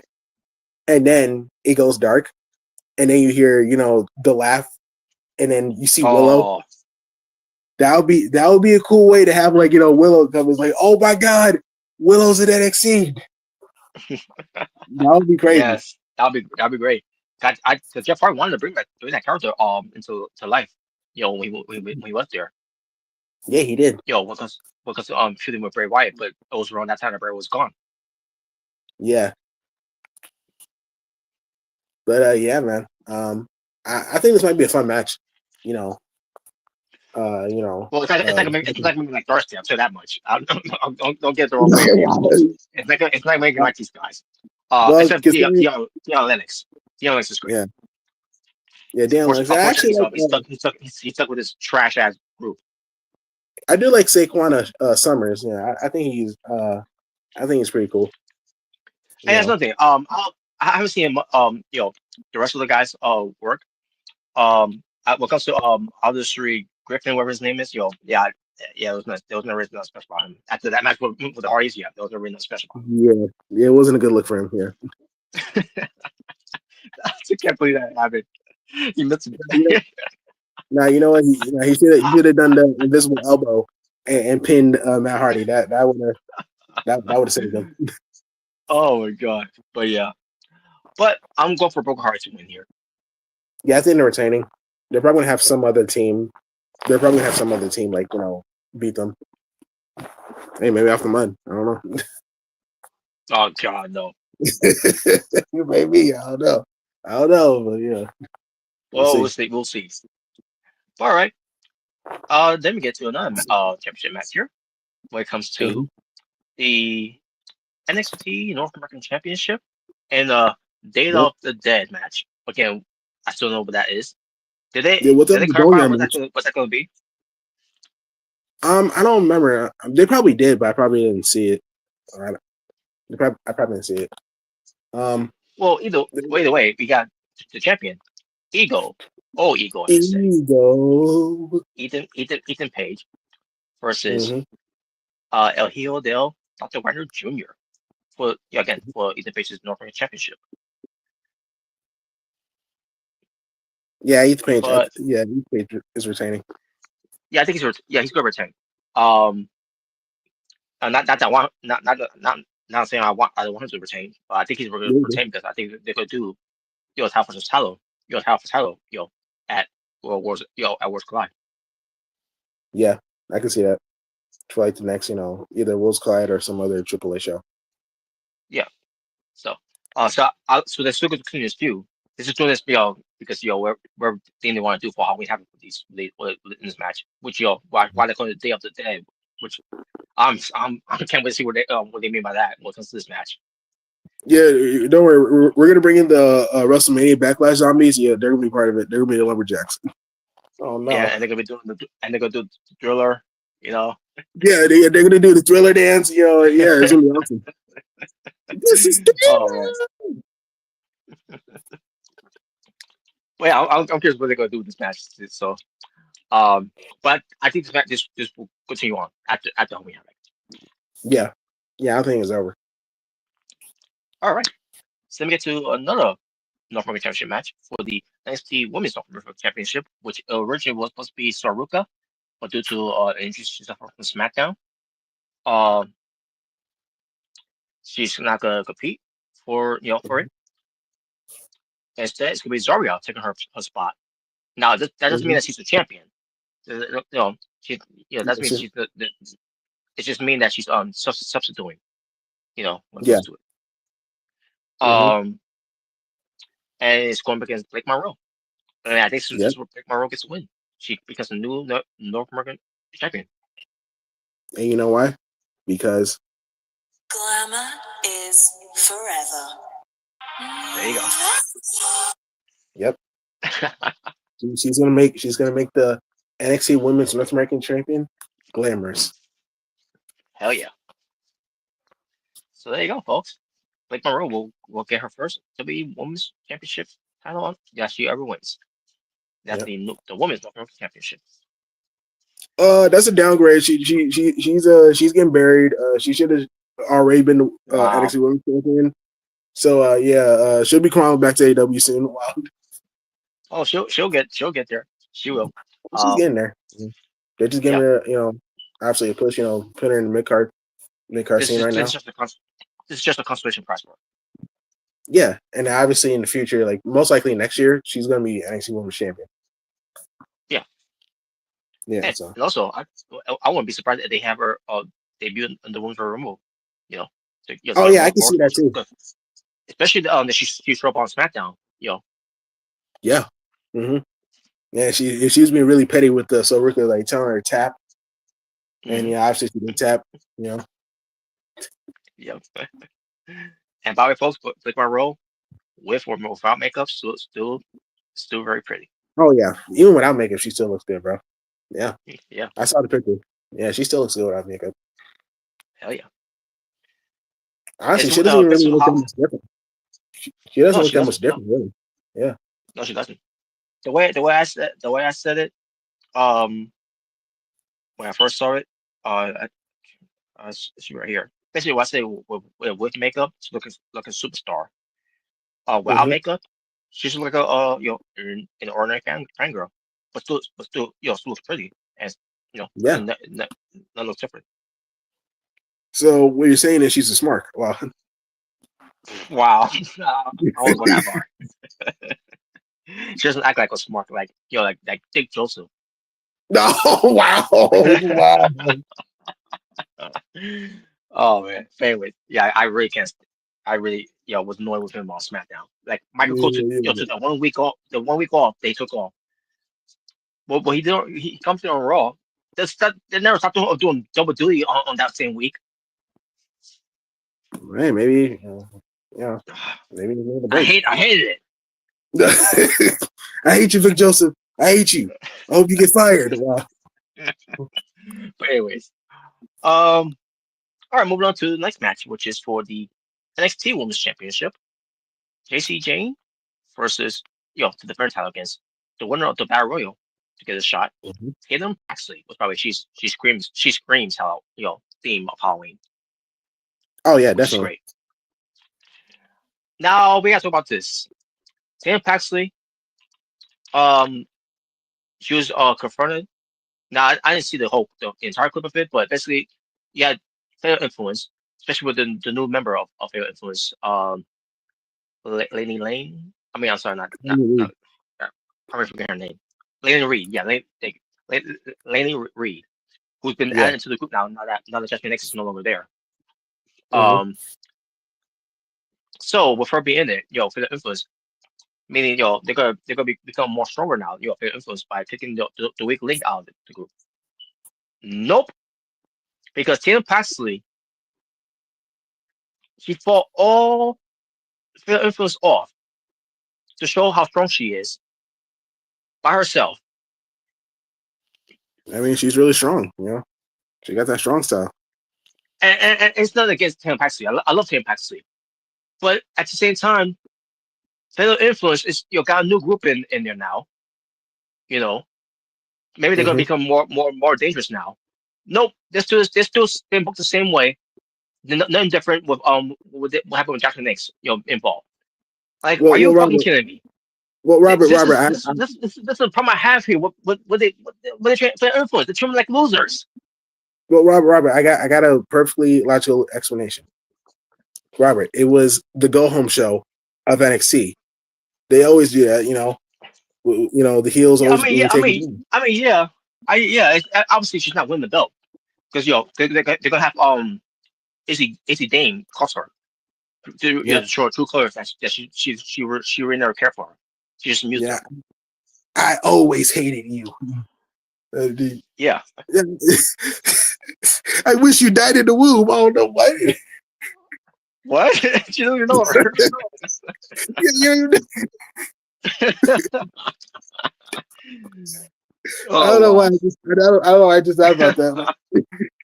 Well, speaking of that show down the womb, I'll get to that later. Oh Um, no! but yeah, obviously Tampa ain't gonna win. Um, No. I mean, I appreciate that she's making it look strong, but at the same time, for the influence, it's no different what they're doing before. Before and after Jasmine Nix is what comes to it. No, right, Robert. It was just one bad night. They'll regroup. I mean, I hope so. But it's my issue. Like you just brought her into the group now, and already you're fucking it up. No, we're not. Stop.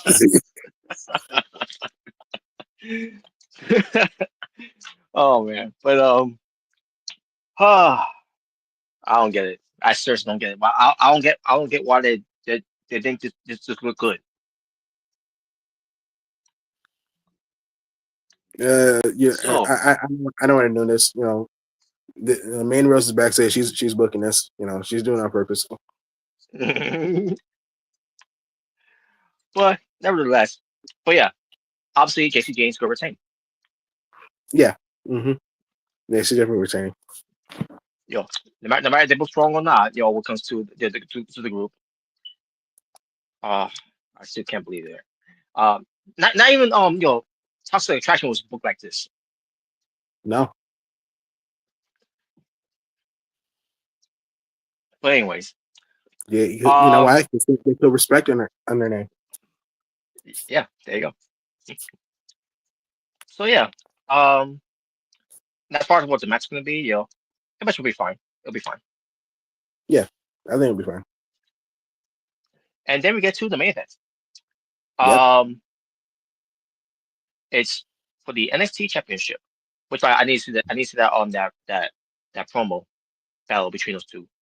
The contract. I was go, yeah, I was gonna watch it, but then It was I pretty forgot good. about it. Damn it. Yeah, cause Yeah, it's pretty I good. saw Ricky. Basically I saw the mute clip of it.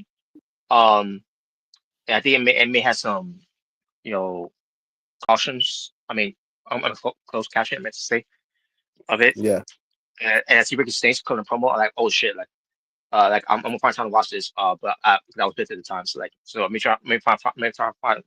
find time to watch this later on. And I forgot about it. Because he looks all fired up and yeah, and angry. yeah. He was. Yeah, Oh man, but yeah, now obviously he has right to be angry because Trick Williams left him, high and dry. I'm pretty yeah, sure that's that's why he felt he's probably one of the reasons why he cut promo too and all that. Um, but yeah, I'm gonna try to look back at that. But either way, I'm looking forward to the match here because it's Ricky Saints defending his NXT Championship against Trick Williams. yep. This is the revolution. Indeed. So yeah, Ricky Saints gonna win because Yep.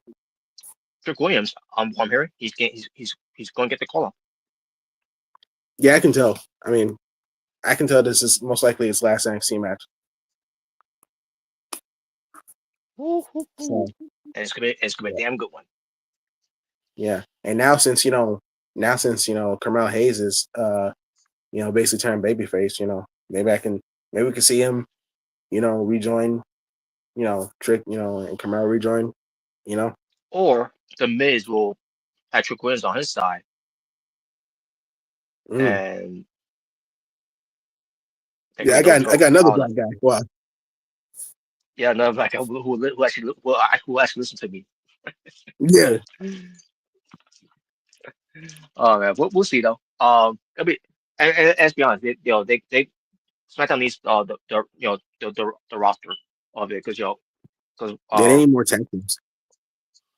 yeah they Yeah. most of Raw does. Raw needs more No, tag teams. Raw really needs more tag teams. SmackDown they can use The a little problem, more. yeah, but yeah, SmackDown too. But the problem with SmackDown is they were focusing on those tag teams, but then all of a sudden they started dialing them down for dialing, not dying, not that dialing them down Yeah. for a reason. Well, I guess Uh, since the World Series coming up, and the White Six is uh more focused on MFTs. That's probably why. probably. But yeah, that's too. Yeah. Um, and MSC stuff. What they want all the gold. They want all the gold. Yep. Well, we'll see. We'll see how your books your book first. Unless they want you to be booked like for influence. Oh no, let's not do that for MFTs. Exactly. All right. Uh, but yeah, that's the card. Now, that's not what I bring up too, by the way, because NXT. Okay. I have an issue with Kalani Jordan, Oh boy. and this is from a week ago, by the way. I hate her. I hate her now. Well, Now yeah, I hate her now, but it's because what she said, oh, and what I she get say? it. It's because I get it. It's the WWE the way they have them say this and all that and everything. So basically, Kalani Jordan warming out, I mean working out, I should say. And then Gordon Mm-hmm. Jorgesh confronts her. And I really couldn't understand much what was said from Klein Jordan because because the way it was done, because this was the usual NXT anonymous thing. Which by the way, Yeah, I don't think they're never gonna reveal that by the way. Who's behind that by the way? it's gold It's dust. like it's like with GTV. I mean, that was supposed to be Goldust behind GTV, but Yeah. they never did. They never did that though. I think at that time he Yeah. was already gone. So. Mm-hmm. But I think they still continue it though. Until they say, well, we know to go of it. Yeah, Bruce Pritchard, of course you Yeah. do. Or unless they're doing the TNA thing, like remember, like TNA, like they would have the camera like backstage, and you can like the wrestlers they can't tell that the camera's there. Hmm. Majority of the time. Yep. So I don't know, maybe that's what they're doing. But yeah, um, but it was one of those NXT anonymous thing, and this person was recording it behind closed door, but there's a window glass, obviously. And Jordan Yeah. Grace talked to her. Basically, Congress still had an issue happen with Jordan Grace being a referee when it comes to TNA versus NXT. And I'm like, why do you care? You're not TNA. You're from NXT, who so happens to be the the TNA World Champion. TNA Women's, Knockouts World Champion, I should say. Maybe I should be TNA. Why? Well, Why are you still bent up on that shit? You're not part of TNA. maybe I should be. Well, Oh, based on what they did, I'll get that part by the way. But basically, she still has, she's still getting up on Jordan Grace's case for that, right? And then talk about her, Jordan Grace, Jordan Grace about, what comes to this, you once went to this NXT, I mean, this TNA World, Knockouts World Champion, right? And she made a great represent that, um, I can't remember what else she said because again, it was hard to listen to what she was saying. But then there was things that I did caught what she was saying. And then she said to you may have been the champion, during that time, you know, and then she said this comment, which is a comment that has always made for years, especially when it came to Sting. You were just a big fish in a small pond, and you're swimming with the sharks now. wow. I'm like, really? That's what Wow. you're going there? Oh, really? I'm Oh, really, sorry, Kalani Jordan? That's how I'm you sorry, feel? Kalani Jordan.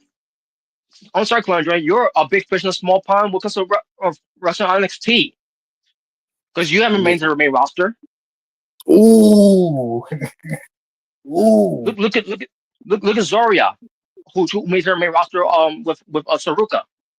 Look at Jay Parker who was in the Rumble. Laura Vice who was in the Rumble. Stephanie Vaquer, Julia were in the Rumble, and look at them now. Stephanie and Julia are on the main roster, and then you see Keanu James who started from NXT, and now She's she's on back. the main roster.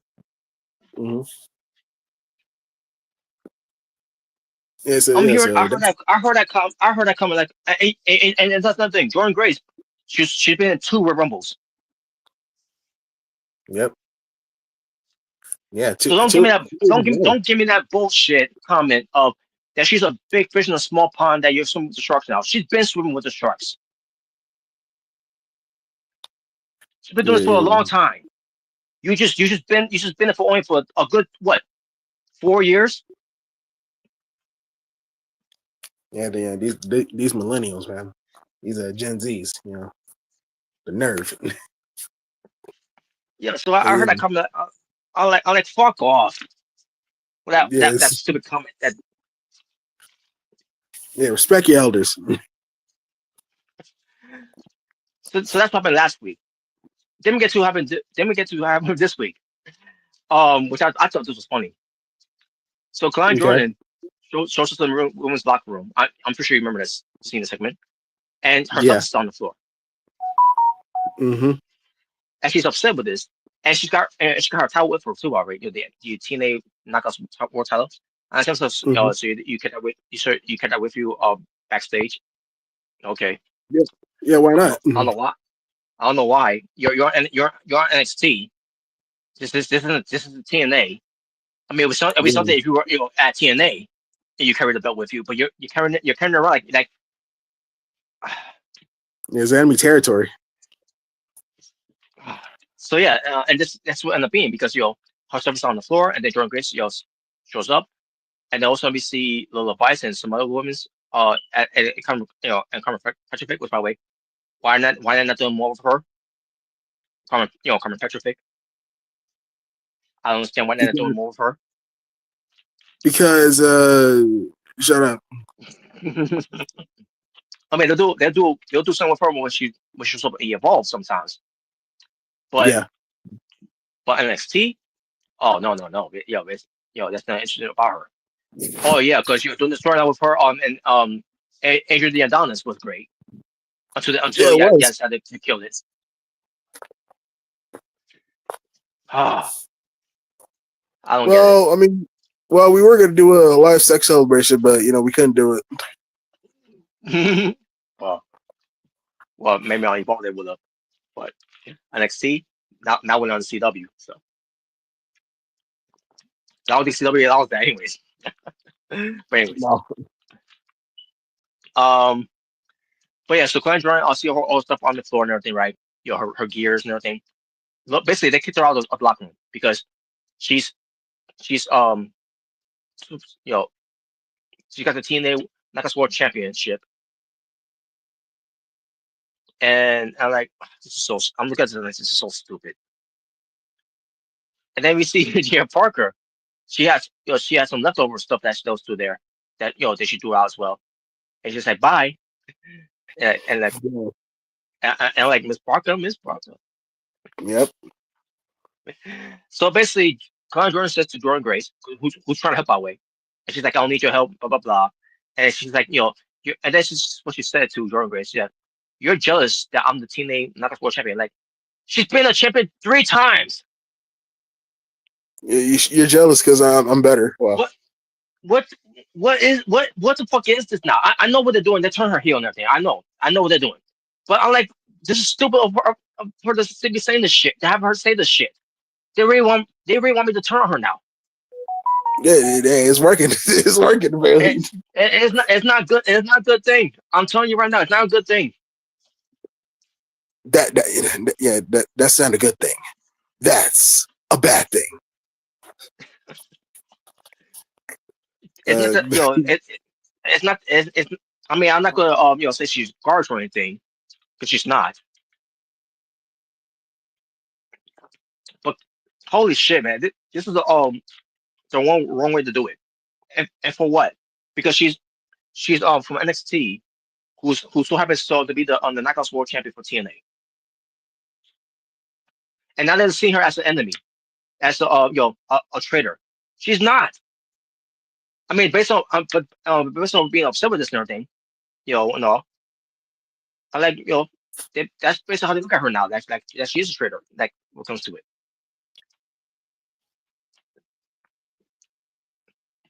I don't know why people they like feel you this deserve way. to be in this locker room. Oh no. Oh God. Oh my God. I don't like. I do not like this. Oh man. You loved Uh, it. but it's leaving up to match with Jordan Grace and Klein Jordan for whenever they'll do it.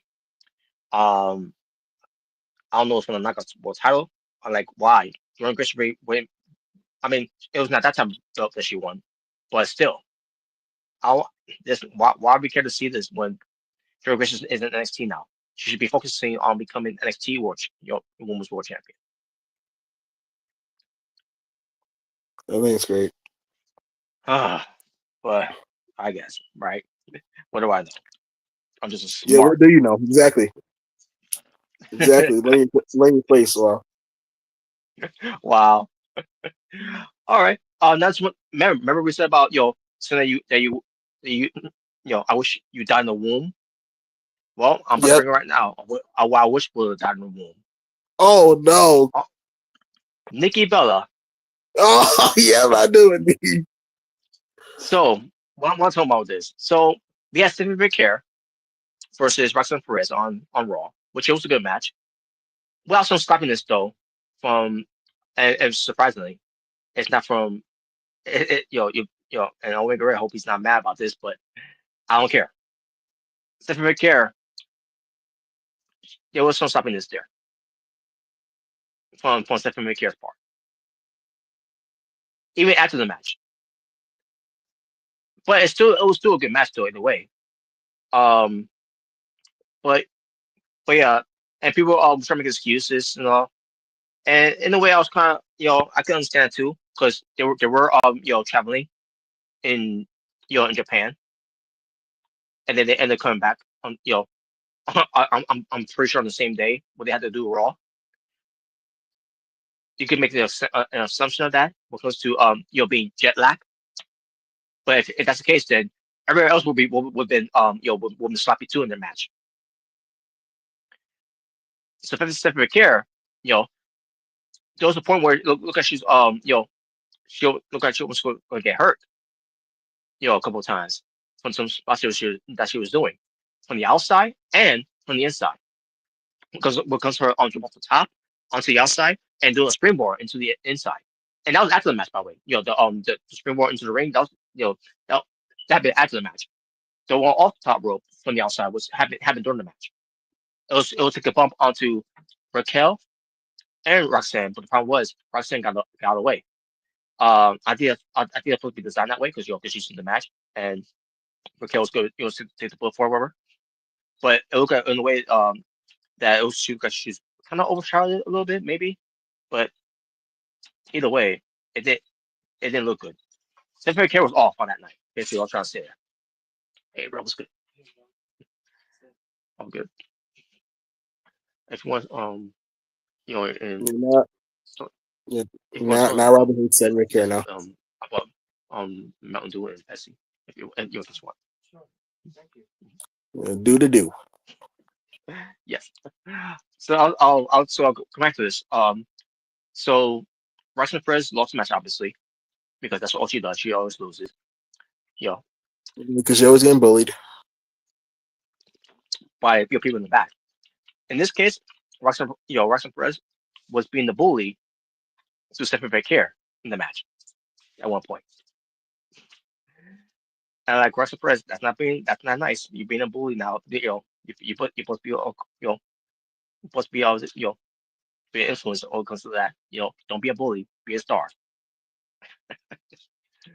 Remember that whole thing? But anyways, so after the match, obviously, Stephanie Care won, and they beat her up and everything. And I'm thinking to myself, okay, well, who's going to save her? Like, I'm thinking to myself, who could it be? Could it be Bailey? Maybe it could be Lara Valkyria. One of those women I was thinking of, right? Nope, it was Nikki Bella. And from there, I groaned. I'm like, oh fuck. Yeah, it was, You know, Robert could have been worse. It could have been worse. We could have gotten Raymond. well, obviously we're never getting that. But the moment I heard, you can look, but you can't But you touch. can't touch. It's like, oh boy. I'm like, you gotta be kidding me. So she comes out, and then what happened? She looked at awkward, going in there, and then there was a wardrobe malfunction there, so much that it turned black, the screen, and then once that was over, she ends up fixing her up and everything. I'm like, yeah, great job.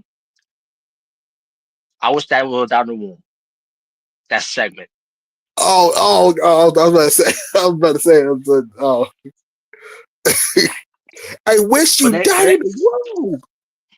but then it gets better because all of a sudden they go backstage, and Stephanie Care is thanking Nikki Bella for coming there for her and all that, and Nikki Bella is like, you're welcome, blah blah blah, and she's basically giving Stephanie Care advice. When it comes to you got to talk on your back and everything, blah blah blah. And I'm like, well, it'll be one thing if someone else, that was that was better to talk to Stephanie Care about that, but it's Nikki Bella. No, the same Nikki Bella that they keep overrating us. That she's a great women's wrestler because she's a legend. She's a She, a she broke down trailblazer. Like barriers. she broke down barriers. Like she's none of that. First of all, Yeah. she's It is. The script says I am.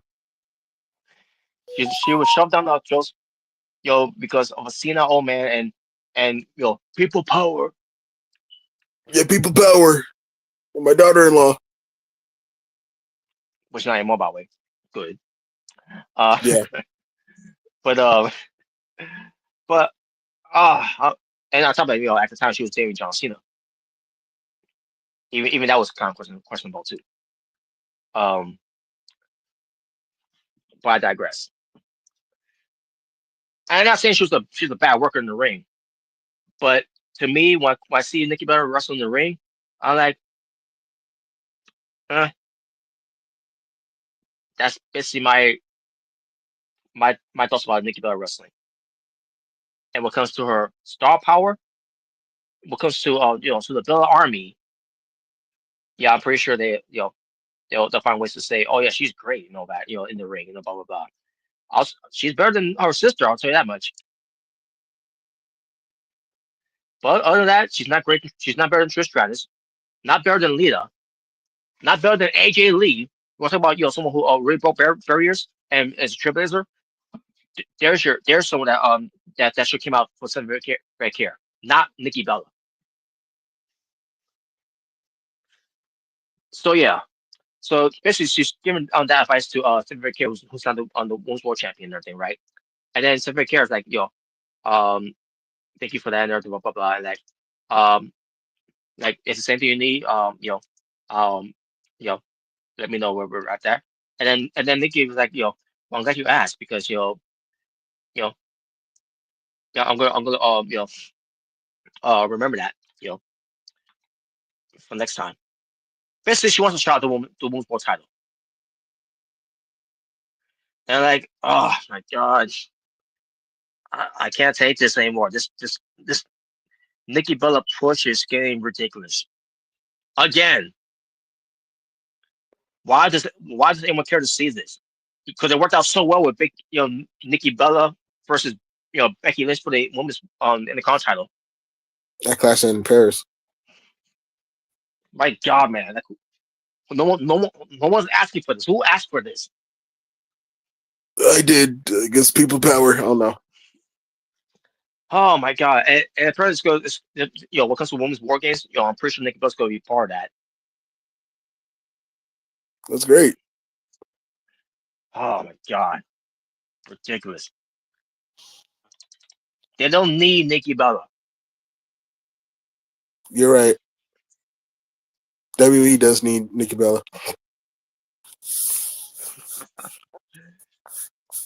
And let's be honest with you. Let's be honest here. The only reason they brought her back is because she needed the money, and because she was and it's one thing I feel bad about her. She was in a shady situation with her ex. You know, that's the only reason. That's the only reason that she's back, and because she wants to to finish her career the way that she wanted to in her career. And no, I don't buy that. I don't buy that. I'm not. I don't. No one should sell that. So no. So that should have died in the womb. But for a reason, they want to keep this alive in the womb.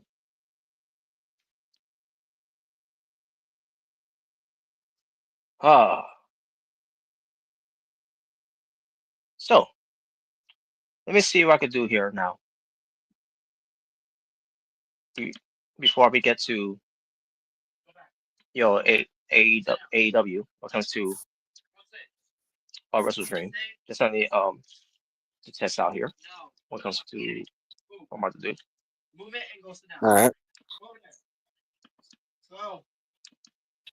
If it works out well, we can do fun topics. Wait.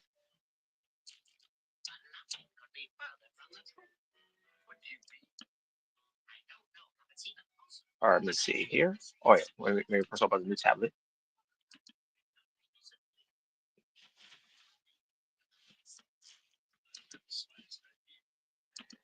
And also a breeze on too, by the way. Which probably me bring back the background. Also bring us too, by the way, was to Dick Joseph. He said something that was ridiculous on commentary, where his voice sounded like he was concerned about something. It just didn't come off right. I try to remember what it was. I didn't want to look back just to see. Like Yeah, you I'm did. I'm fine. I'm good. I'm good. Like I don't want to talk about it. Because I'll just keep ranting about it and and all that. When it comes to Yeah, you because keep. Yeah, and keep crying about it. Wow. it was on the level. Basically, it was on the on the level where he's trying to like trying to act like he was concerned about something. I can't remember what it was, but it was ridiculous. I'm not even going to get into that much. But on Murders, I didn't like You loved it. it. Oh. Yeah, I love it so much that I will take it for more. Yep. But I digress. All right, so let me see here. Hopefully it'll work out better this time.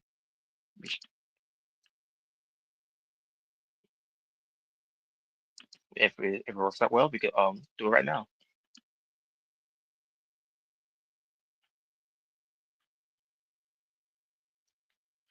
Okay. Hopefully it does works out well here. Now, even though we don't have enough people to do fun topics, but we're still gonna try to do it, do the best we can, folks. All right. So there we go. Yeah. All right. So this is mine right here. Obviously we got these Nickelodeon shows right here, these cartoons. Hell yeah. Yeah. So basically, you can pick like your top 4 favorite Nicktoons here. All right. All Um. right. So Yeah. There you go. yeah, so I will go with Hey Arnold, the Rugrats, and Rocco's Modern Life. All right. For me, I'll go with Hey Arnold, SpongeBob, Fairly Odd Parents, and Jimmy Neutron. And I will also go with Fairy Odd Parents.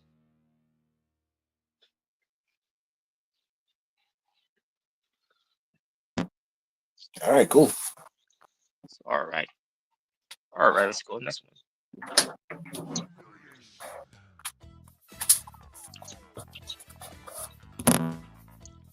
Oh boy. What is it? All right. So here we got.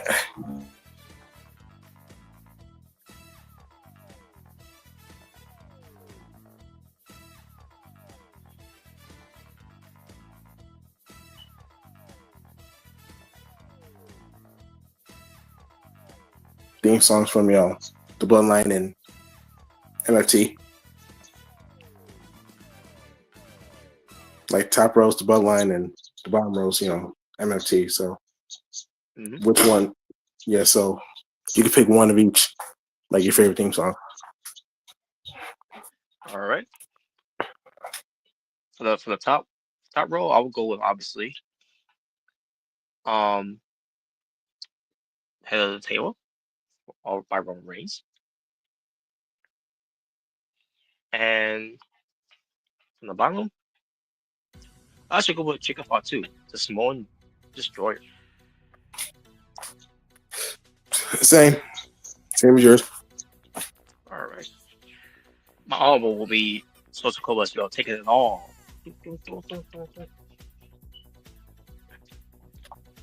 Yeah, that's banging theme song. Hell yeah. All right. So let me get to next one here. All right.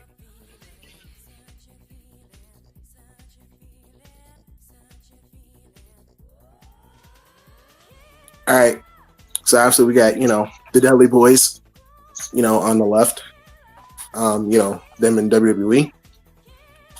And on the right, we got Team 3D. And also the Dudley Boys from ECW.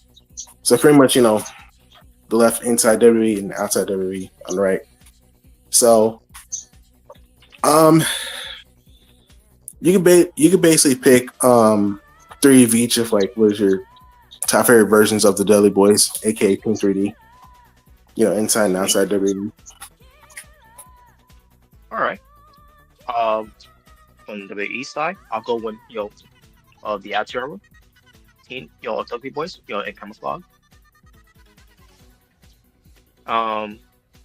Then I will go with the Dudley Boys was Daisy Keeper.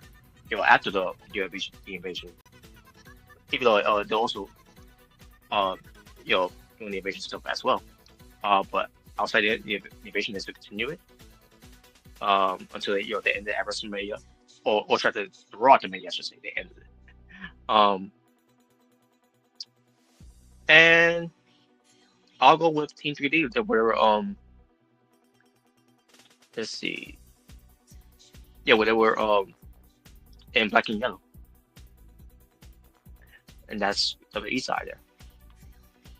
From outside of WWE, I'll go with when they were in ECW. I'll go when they first got into team, into TNA. That's Team 3D, All right. and I'll go also when they were doing Aces and Aces. Okay. For me, I'll go with the Attitude Era, Dudley Boys, with camouflage. I'll go with when they were with Stacy, when she was Duchess of Dudleyville. And I'll go with when they reunited in 2002, Survivor Series 2002. Sweet. That was my honorable by way. Yeah. For outside WWE, I'll go with the Dudley Boys in ECW. I'll go with Team 3D when they made it to TNA. And I actually go with Team 3D, when they reunited in 2014. When they were having matches with the Hardys and the Wolf. Oh yeah. And also when they were putting the Carters, through tables. Yep.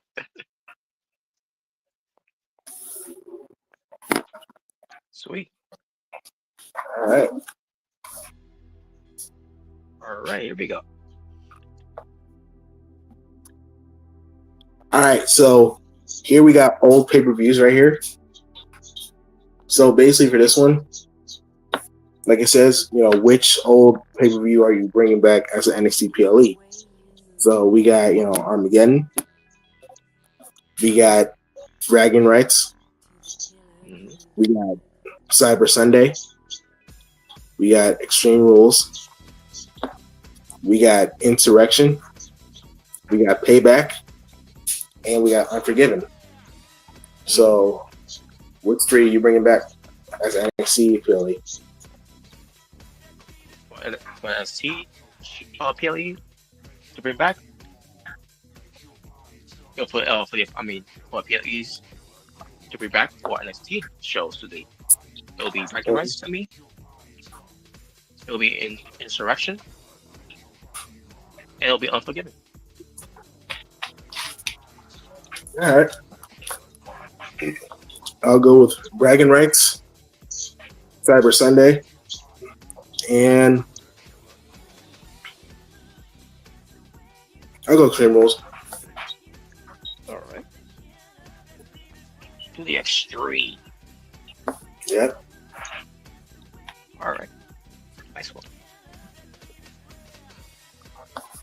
All right, so here we got double champions here from WWE. So as it says, who are your top three favorite double champions, double world champions from WWE? We got, your boy Chris Jericho when he was the undisputed WWF champion, undisputed king of the world. What was my choice to win? This way, I like Jericho too, but it wasn't my choice to win. Yeah, this one has the WWF, Big Eagle belt and the WCW Big Gold belt. We got your boy Triple H. Yeah, this was also when he had, when he was undisputed champion, undisputed WWF champion. Yeah. By the way, he was the last one to hold those belts. Well, he would hold the big old belt again, but we don't need to talk about that. We got, Rob Van Dam when he was both WWE. Yep, when he was both WWE and ECW champion. We got, Jordan's boy, Randy Orton.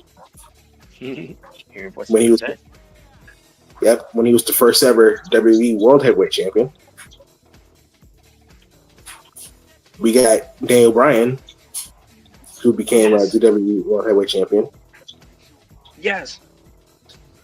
We got my boy John Cena. when he was the WWE World Heavyweight Champion. Boo. No boo. No boos. I loved it. He looked good with those titles. He wasn't my choice, obviously. You know, when it comes to Brian, I had no choice but to let go of it.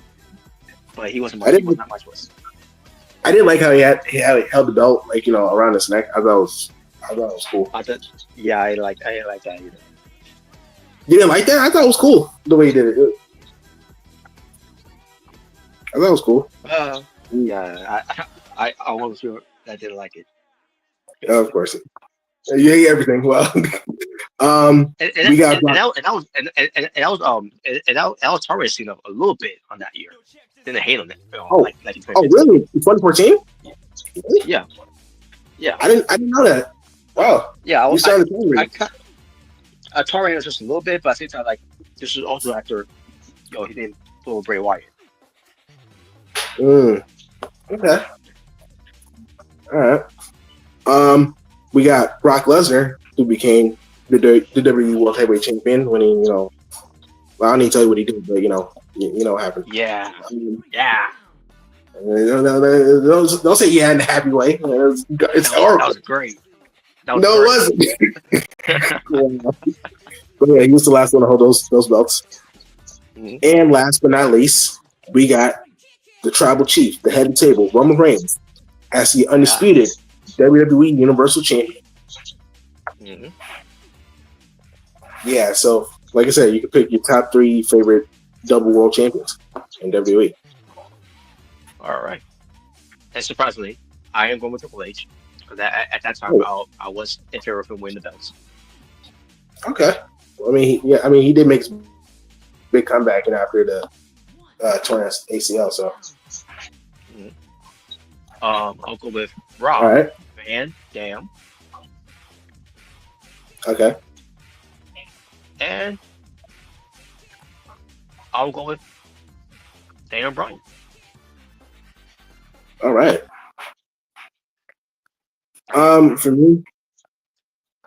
For me, I'll go with Rob Van Dam, Daniel Bryan, and Roman Reigns. My boy will be John Cena. My boy will be Roman Reigns. All right. Cool. All right. Oh yeah. All right. All right, so here we got our tag teams right here. Now it doesn't have to be in this picture, but basically you can basically make 2 dream tag team matches from any team from any area. So sweet. Yeah, so which picking? What two dream matches you making? All right.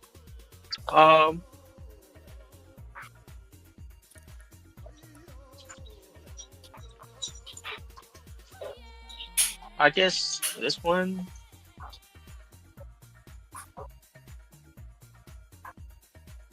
Let's see.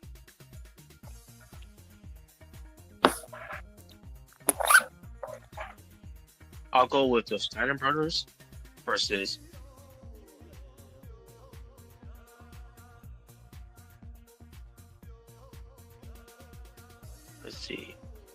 the Steiner Brothers versus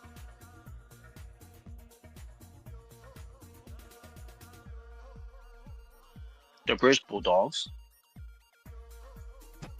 Oh, okay. And let's see.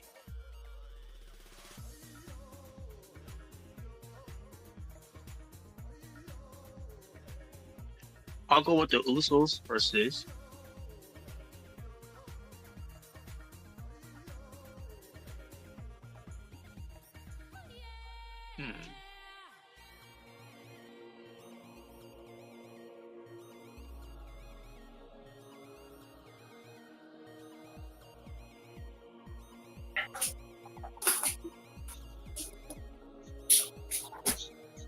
I'll go with the Usos versus APA. Okay. For me, I'll go with the Brothers of Destruction versus the Road Warriors. Right. And As long as I'll you go lost with yourself okay. yep. I'll go with the Revival versus I'll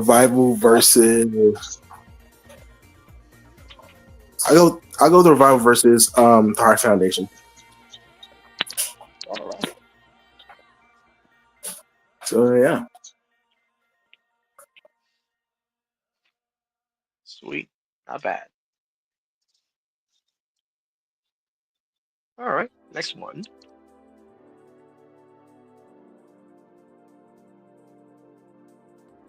All right. So like it says, you can choose 2 powers to have. All right. What powers you picking? I will go with uh I'll go with um super speed and super strength. I'll go with super speed and super speed and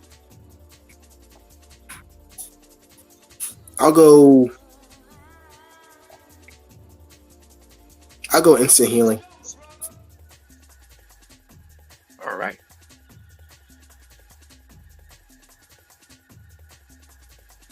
All right, here we go. Next one. Oh, All right. Rangers. So, yes, we got White Rangers right here. So basically, you could basically pick pick your top 3 favorite like White Rangers. All right. Now obviously I'll go with the original White Ranger, White Tiger. Yep. I'll go with the White Ranger from the top. The third one. Yeah. Look at to be a pan. Okay, I think that's Wild Force. Okay. Okay. Yeah, I think it's Wild Force. Yeah. I think that's supposed to be like a tiger there, but Yeah. I mean, just again, looking at it, it could come across look like a white panda or something. But and finally, let's see. I'll go to White Ranger under for the second row, under the Oh, I think that's trying to remember. I think it's Mystic Force also. Mystic Force. I think it's more magic. I think that's what it is. All right. basically the one that has a like a snowflake on it, Yeah. or a star or whatever it would be. Yeah. All right. For me, I'll also go with the White Tiger Rangers. Tommy. I'll go with the White Dino Thunder Ranger, and I'll go with the White SPD Ranger, the one next to it, next to the Dino Thunder. All right, sweet. So yeah. There you go. It's a jumbo, brother.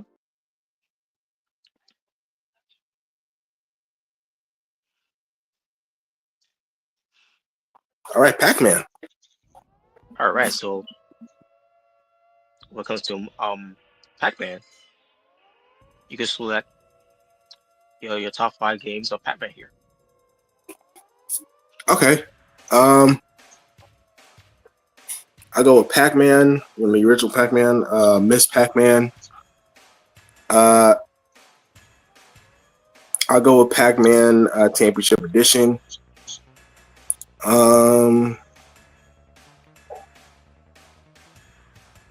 I'll go with Pac-Man World and Pac-Man World 2.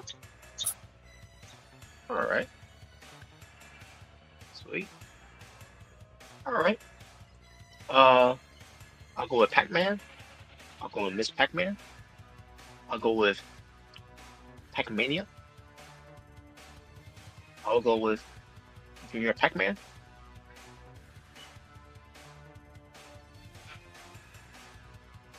I'll go with Pac-Man Championship Edition. And I'll go with Pac-Man Pow. You ready? You know this. All right.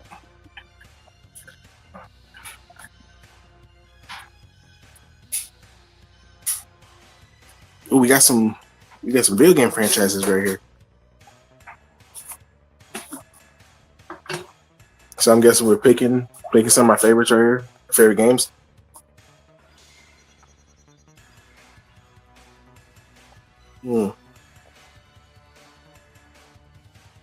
I don't You can pick your 4 favorite games here. Pick 4? Okay.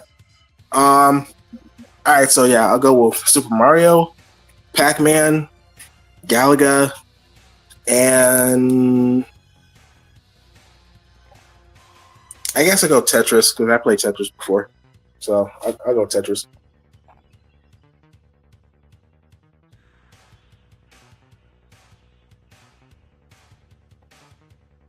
Yeah, so those are my picks.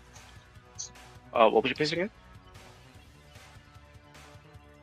I said Super Mario, Pac-Man, Galaga, and Tetris. Okay. Cool. I don't remember what Galaga was, to be honest with you. You don't remember Galaga?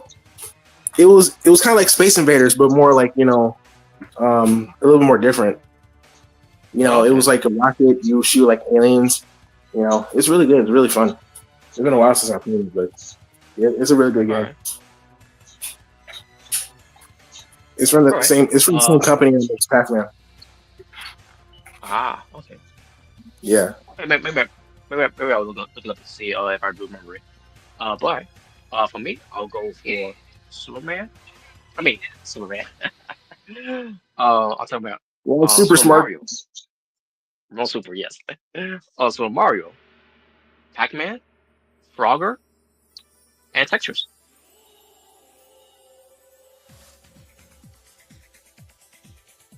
Ooh, there you go. Next one. Now for this. Ooh.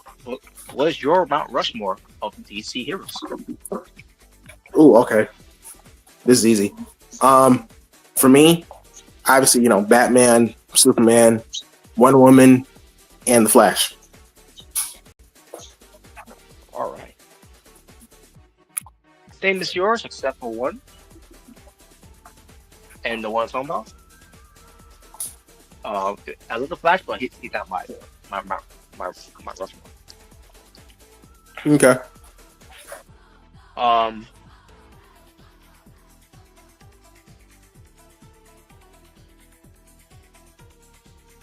But the one I will go for will be the Green Lantern.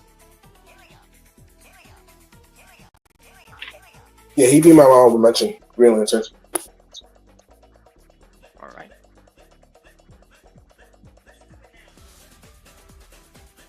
All right, and what's the next one, folks? Now we got here Roman Reigns pinning Cody Rhodes, Drew McIntyre pinning Cody Rhodes, Oh, Cody Rhodes, I see what this is. So Sokoa pinning Cody Rhodes, John Cena pinning Cody Rhodes, and Seth freaking Rollins pinning Cody Rhodes. I know Jibber. I know. Omega would love this. Yeah, I know. But now what comes to this? What pick your top 3? Here. What was the most impact of Clearance was here? I'll take the pinfall. I'll take the pinfall. Okay. Yeah. Okay, so definitely Roman. Pinning Cody Rhodes at WrestleMania 39. The Rock pinning Cody Rhodes, in the tag team match in WrestleMania 40. Mm-hmm. And I'll go with Seth, pinning Cody Rhodes since, this was his first time actually beating him. So Mm-hmm. I'll go with that. Same here, by the way. Well, your picks. Yeah, this. No offense to Drew McIntyre. Cause I remember you know what happened there when he pinned Good Rose there. I don't know. It was like during the build up. Uh, yeah, probably was. Yeah, probably was. During the build up for the first moment. So. I think it was because it was for WrestleMania 40, and pretty much Solo did the same thing he did to him at WrestleMania 39, and that's what got Drew McIntyre to win. Right. So, yeah, I remember now. Now I remember. Yeah. Yeah, that's what that was. All right. There you go. All right. Next one. Now, in this one, when it comes to belt collectors, and Ultimo Dragon, Matt Cardona, and Mercedes Monet. When it comes to these three, you gotta choose one of these three to be something that you put in buy, sell, or rent. You said buy, sell, and what else? Rent. Okay. For everything they've done. For buying, I'll go with Ultimo Dragon. With selling, I'll go with Mercedes, and renting, I'll go with Matt Cardona. All right. Same thing as yours as well. I was thinking about buying Matt Cardona and renting Ultimo Dragon. But I'll go with yours. All right. Either way, that didn't matter either way because I was going to sell the shipper name. Yeah. Now, when it comes to this, it was supposed to be which I forgot to edit it in. It was supposed to be the whole blue pill, red pill thing. Oh, okay. But because it's not, who we prefer here? Ultimo Monet or Ultimo Dragon? Ultimo Dragon. Obviously. Ultimo Monet. Wow. There you go. Yeah, I saw that. All right, That's now, only nickname. Yeah. Now with this one, with Dragon's accomplishments, what is his four accomplishments that of his career of being the collector? Okay. It looks like one of those belts are the television championship from WCW. Mm-hmm. Yeah, so I'll go with that. I'll go with the light heavyweight championship. That's what it looks like, right? Mm-hmm. Yep. I'll go with the cruiserweight championship. The WCW cruiserweight championship. Mm-hmm. And what's the belt that looks like the 5 pounds of gold NWA belt? What's that one? I think if I recall, I think that was supposed to be the. I mean, I could look it up to see, but I could swear that sales was one of the tiny belts. All right. Yeah, I'll So go with like that one. Then. I'll go with that. But anyway, don't matter. But anyway, yeah, I'll was my choice as well that you chose. All right. All right. And finally, All basically right. with this one, obviously for 2015, Sting was a lot younger. Mm-hmm. Then 10 years later, 2025, goes Sting. Here, obviously he's growing in degree and the bigger. Yeah, people call him Nice old thing. man Sting. Yeah, Yeah, or Grandpa Sting, whatever. yeah. Party's over, Now, Grandpa. for his own Grandpa, yes. Now this one, um, now obviously he's got a little older, but do you see a difference? Do you see any different age gap there? Um, I mean, besides the gray, not really. He looks pretty much the same.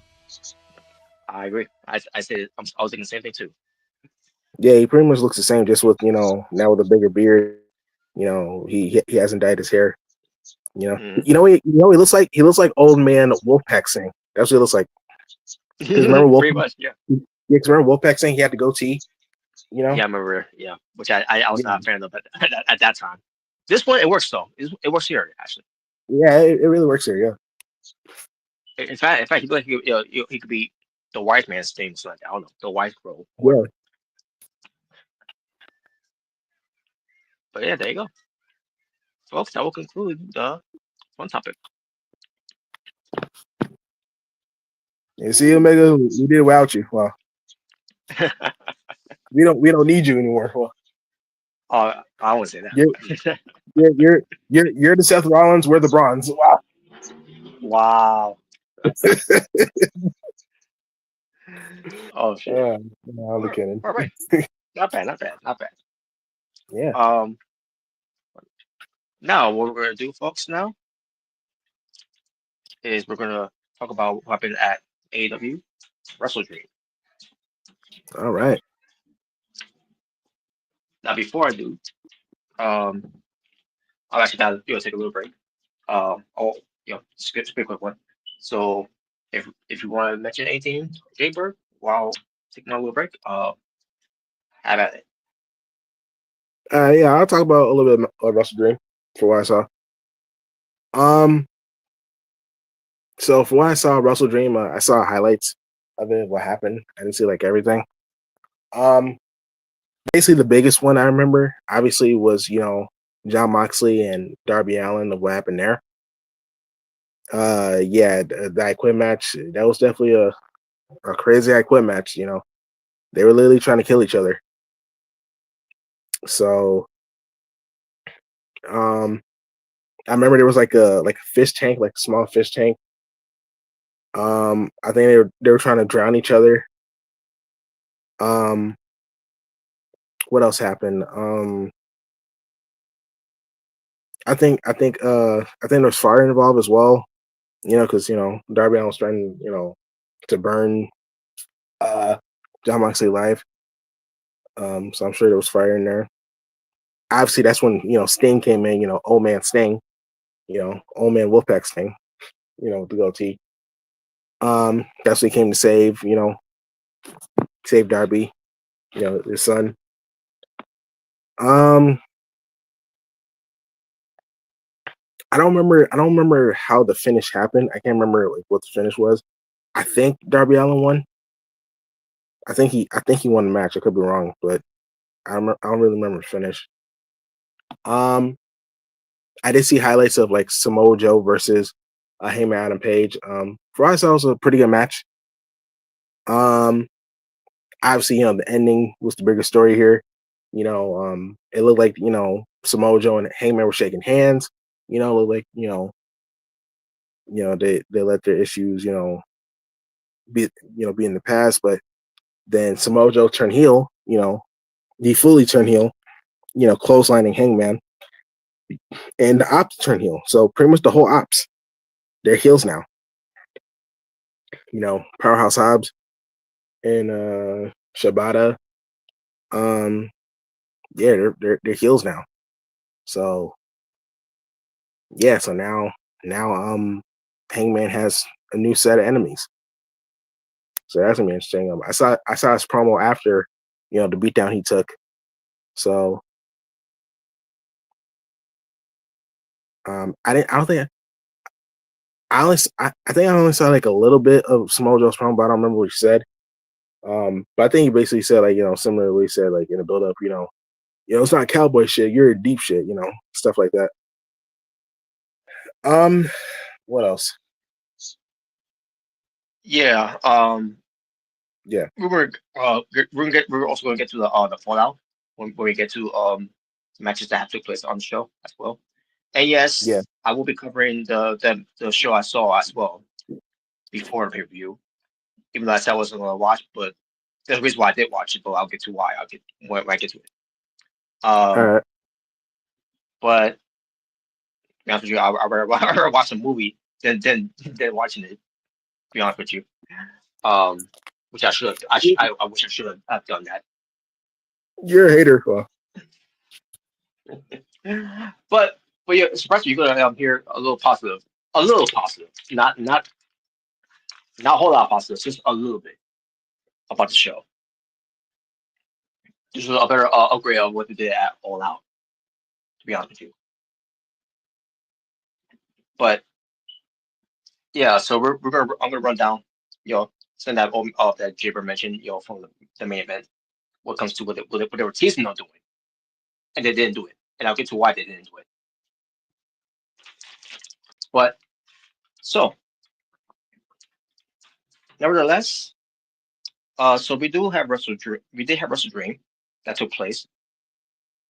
This is to pay tribute to Antonio Inoki, the late great Antonio Inoki, which is why the pay per view was named after of him. But I don't remember him, being in any type of in the outlaw garbage match that we saw in the main event, which we'll get to.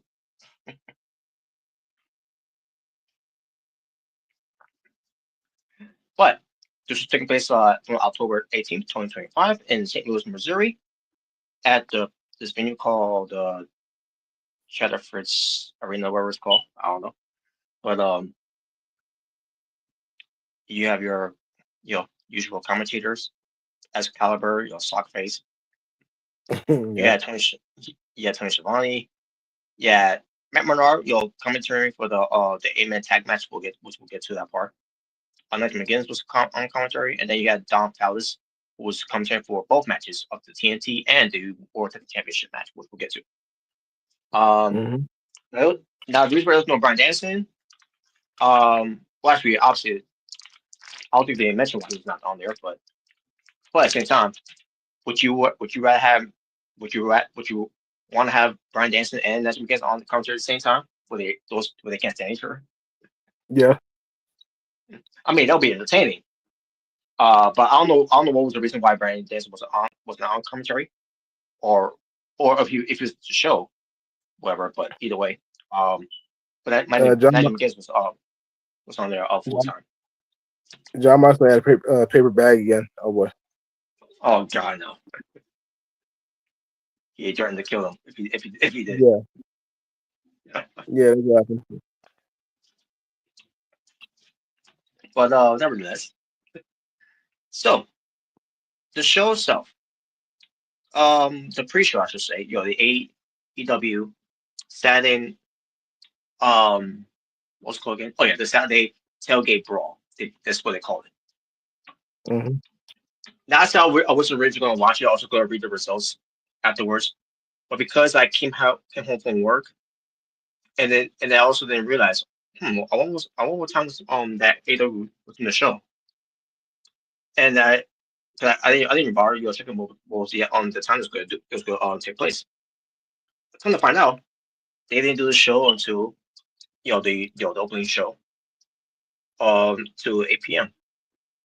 And I'm seeing this, and okay, so they already did the tailgate brawl event they did, which is their pre-show. And I was looking at that, I'm like, okay, maybe watch it. You know, I'll watch it from there because I didn't want to watch pay-per-view because if I watch pay-per-view, I was gonna be late of what was missing. I wanted to watch it from the beginning, so I decided to watch the tailgate brawl they did before the pay-per-view, and I started thinking to myself, wait a minute, AEW, what about doing your shows during your earlier in the day? I thought that worked out better for you. But it's only convenient if when WWE is not counter programming your shows, huh? Yeah. the bullshit they keep they say sometimes, it's priceless.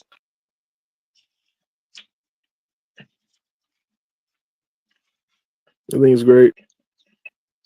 Well, we reached what we're doing this time because it benefit us, from the last time we did it. No, you did it because the WWE program counter programming you. No, no, that's not why. Because no one thought that WrestlePalooza was gonna be a show until WWE popped it out their ass. This is awesome. And then we got with WrestlePalooza. Now I'll say this: WrestlePalooza I thought it was a lot better than All Out because I thought All Out was trash.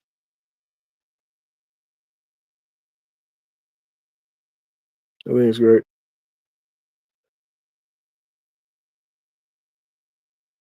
But I digress. But anyways, yeah, just want to call out the bullshit there from AW there. If that was the case, then this show would have been like somewhere from 3 p.m. or 2 p.m. wherever. That way, crowds will not be fans will not be complaining online. These shows are too long because they are too long, especially what they did, in midway of the show, which we'll get to.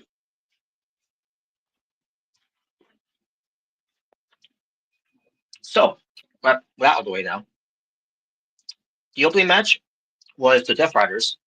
Oh, we're off to a great start here. No offense to Claudio, and also no offense Yeah. to Pac, but you got Dan Garcia and we're useless. You think I'm stupid? You think I'm stupid? And they went up against the Conglomerate, which is still a thing, by the way. And it's going to continue to be a thing because I don't know if you They see got, this, Jaybird, but they got music and yeah, I Cybertron. saw it. Yep, and it's like a sitcom. Like a Yes. sitcom. I saw it. So I was like, oh boy. Well, I mean, I saw that my girl, Will Nightingale, she's there, she's part of it. It's like, Yep. she could do so much better. I was They got, surprised, Holly Cameron was involved in that video. yeah, Because exactly. especially if Holly Cameron would have been involved in this video as well, they could have her sing. Yeah, they could have her sing the theme song. Yeah. Yeah, so I look at this. It's like I'm watching Friends. That's But, basically what it was. It was yeah. I'm more bootleg. Oh wait. Yeah, that's basically what the intro was. The Time Tron was. It was basically like a Friends like intro Time Tron basically, and theme song. And and some people compare it to be Beverly Hills. Yeah. Oh yeah, Beverly Hills 90210. Yeah. Yeah, I remember that show. My grandma used to watch it. Which I could get why too, because Jack Perry's dad, Luke Perry, rest in peace. Yeah.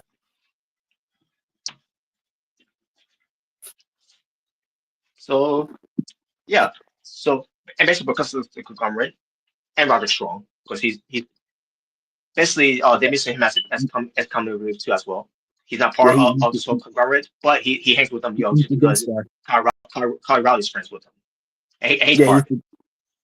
He's basically the guest star, basically. Yeah, the guest star that'll be there, all the time, not just for a cameo, just Yeah. But yeah, for the because Roger Strong, Kyle Riley, Orange Cassidy, and Tomohiro Ishii. Yep. Did I? Oh no,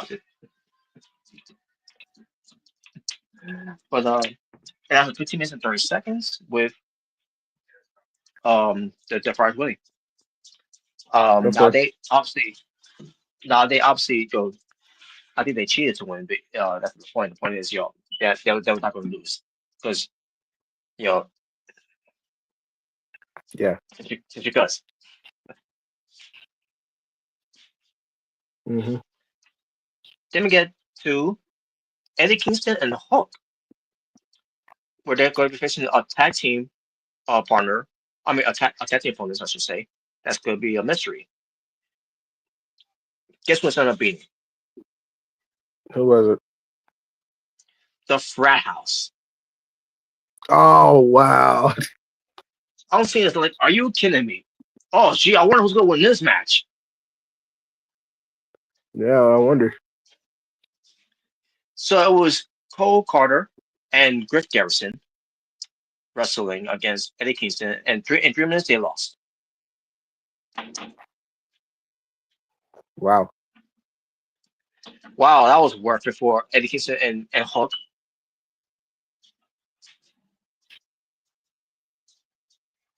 Then we get to Harley Cameron. I'm just gonna move on. Harley Cameron and Yeah. Will Nightingale. They are a tag team, by the way, which we'll get to more of that later. Uh, they went up against the Top Gods, Megan Bain and Flippy Four, which by the way, Flippy Four was you know was looking like Harley Quinn, I should say. Okay. And she got the mallet. Yeah, she was basically rocking the the attire of being Harley Quinn. Okay. Not that matters because they lost Yeah. in 12 minutes. Okay. And Oh. they, All right. basically it was Holly and Willow winning. So then we get FTR, Cash All Wheeler right. and Dax Harwood with Stokely taking on Just Speed, Mike Bailey with Speedball, and Kevin Knight. Speedball. A match that lasted 13 minutes. Then they wrestle on the pre-show for a good 4 minutes, and then they went right into the pay-per-view. Oh yeah. Yeah, that's right. Yep. That did happen. And if people had an issue with this, by the way, to me, for me, I didn't really have that big of an issue, but at the same time, um, I got to nitpick at this too as well because we tuned in for pay-per-view.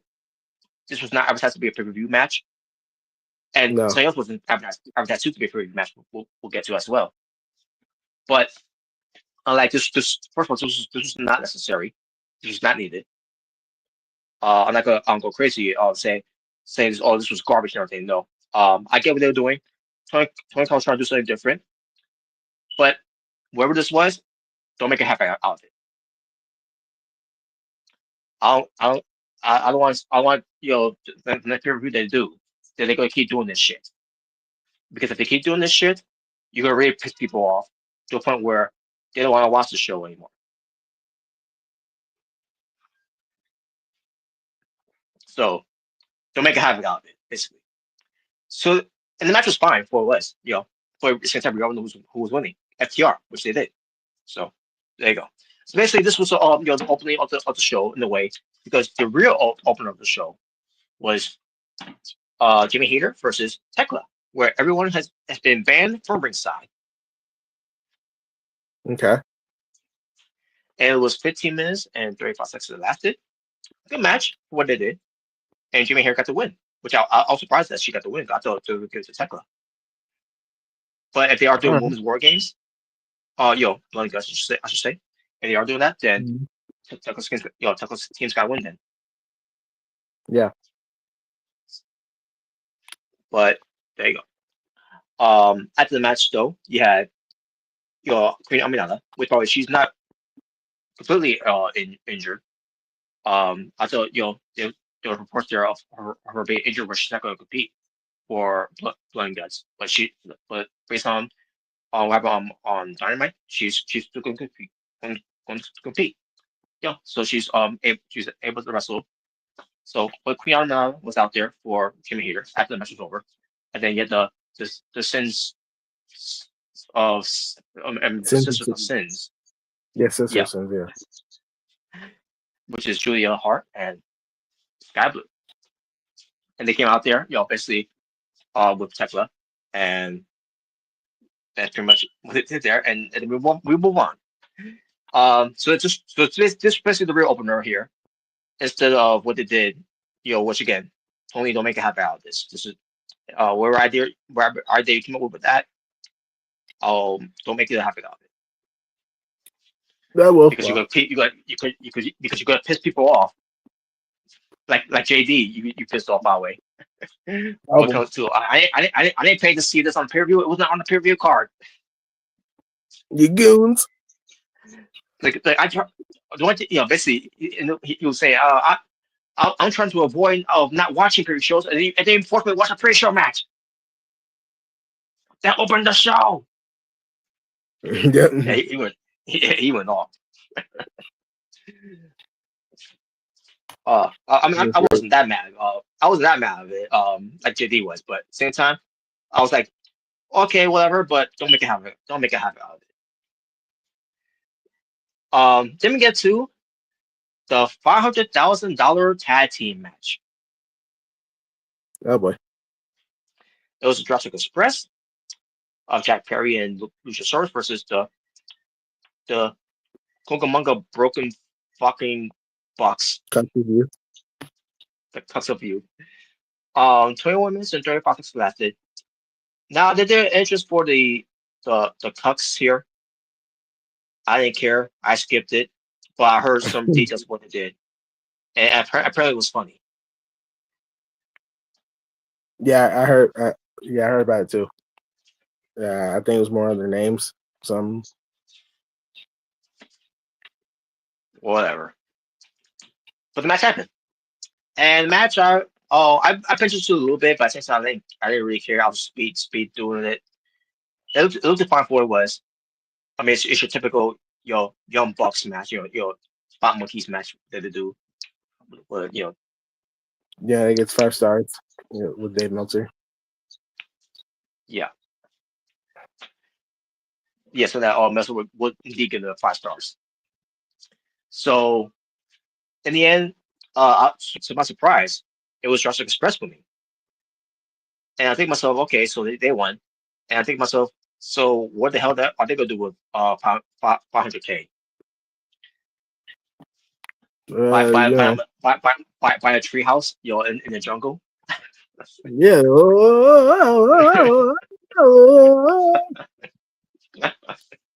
Oh my god. Maybe he wants to a new blade to go with his jungle boy stick. Hey. But after the match though, they want to give some money to the Bucks, and they were hesitant to take it, whatever. And then all of a sudden we get the Don Callis family coming out to beat them up. It was basically Josh Alexander, Hector Chiro, Chia, Lance Archer. I think Rocky Romero came out. I can't remember. Uh, I know who did came out. Andrade. Nope. Yep. No, he wasn't there. And get used to it, folks, because of what I'm hearing, he won't be back for a full year. Yep, I heard about that. Yeah, we'll discuss that from another time. But and be honest with you, I'm on Andrade's side for this one. But at the same time, he should have known better when He it comes should have to known. and his lawyers too. Yeah. But more importantly, AEW should have known better too. Yeah. But anyways, yeah, so that so the Young Bucks seeing all this going on, right, and they started to leave. They because I think Josh Alexander was pushing them, help us beat him up, whatever, right? Like I don't care. Mm-hmm. Yeah. And then Kenny Omega comes out. He's like, "You're not gonna help him?" I'm like, "Well, if you're not going to, I'll win." He goes in there, he helps them to fight them off, you know. And and for a while there, I thought to myself, "Is this gonna be the men's blood and guts?" Because I'm hearing they're gonna do not only women's blood and guts, they're gonna also do men's blood and guts too. Okay. So I think to myself, okay, so I'm thinking, so this might probably be blood and guts for the men's here. Basically, by having the Young Bucks turning babyface to be with Jurassic Express and King Omega to form the new elite. Wherever that elite's gonna be. Boy. The jungle elite. The Jungle Elite. Yep. The Elite Express. Pretty much, yes. Yeah, to go up against the Don Callis family. But I'll get to why now they're gonna change that now. Because Okay. that's what I thought at first this was gonna do, but they're gonna do something else, which I'll get to that later. But so yeah, that was the match, and people are pretty sure they praised it, Oh, this was a great tag team match and all that. Yeah, I don't think so. I'll get to why I thought it was a great tag team match. You're just a hater. Well, I thought, yeah, because it was for 500K. Who cares? I do. I mean, yeah, it's not wrong way money, but still. But it I don't get it. I don't get it. It's not gonna make us like the Young Bucks, even if Well, it come turn on. babyface. Come on, we're gonna bring back the old Young Bucks. The fringes. Super kick party, the theme song. We're gonna bring back the old school Young Bucks. We're bringing that Well, back. well, that's it. That they end up winning money. Yeah, they're gonna get some money, and then they're gonna get their old gear.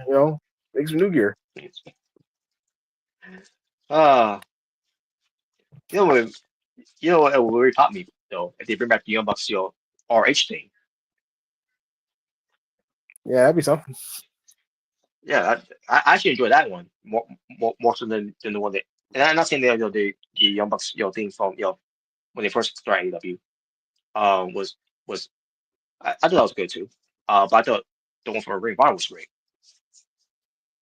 Yeah, But but the follow up when it comes to this, what I thought it was gonna do, maybe the Elite with Wrestling Express to face the Don Callis family to be Blood and Guts. I mean they still might do that, but then again, based on what they did on Dynamite, they go a different route.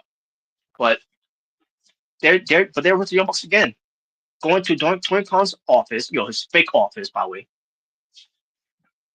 knocking on his yeah. door. They want more money match, Oh wow. and I skipped it. Like fuck this shit. Like I I don't care.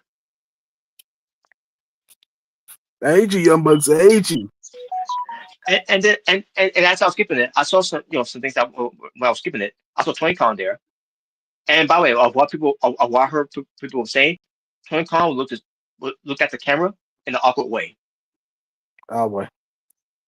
Like if there's someone that does not belong to be on that does not belong to be on TV, based how they described it, it'll be Tony Khan. And I mean I didn't have to watch the segment to know that. I've been seeing Tony Khan the way he's been acting on TV for years. So yeah, Yeah. The Tony Khan is shade's one of those not people here. that yes, Tony Khan is one of those people should not be on TV. Yeah, you should just stick to being a behind the scenes kind of guy.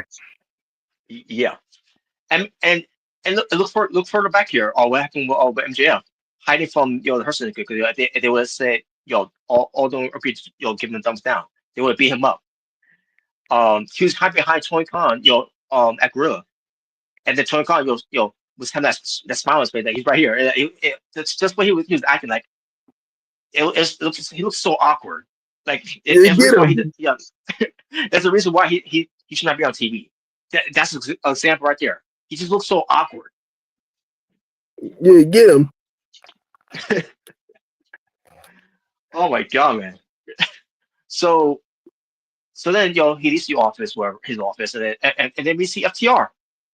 I'm like, oh god. And then announce that I'm like, what's going on here now? So they announced something about it's gonna be Just Speed and whoever they team up with against Young Bucks and FTR for a money match for Dynamite next week. Like, why the fuck do we care about this? Because it draws money. Now I don't remember who they said was going to with Just Speed. Basically, they continue that program with Just Speed and FTR. I'll see how this benefits Just Speed.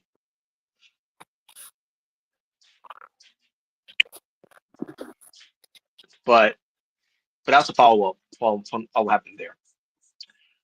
Then we get to the Hurt Syndicate: Bobby Lashley, John Benjamin, MVP, who hurt people. They hurt people. They hurt people. They go up against the man, Ricochet, Bishop Khan, and Tola Leona. That's right.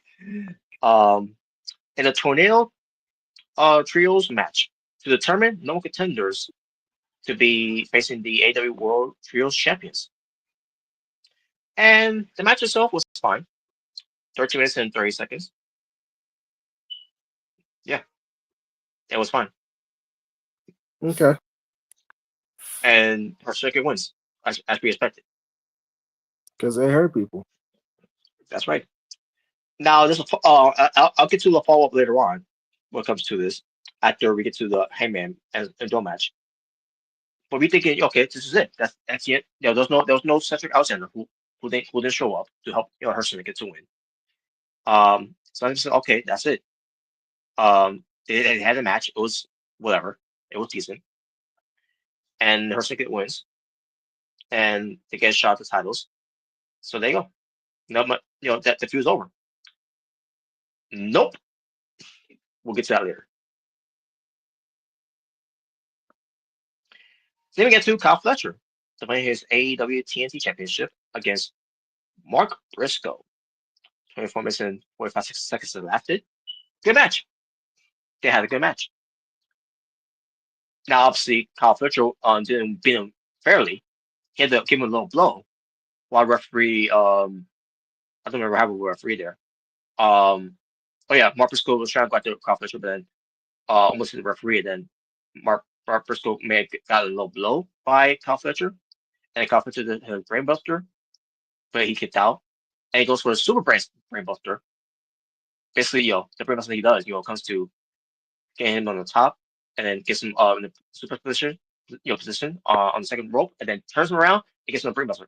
Kind of how Sami Zayn did to Gunther from WrestleMania to win the the Intercontinental title. So in this one, Kyle Fletcher got the that finishing move onto Mark Briscoe, and he pinned him and won.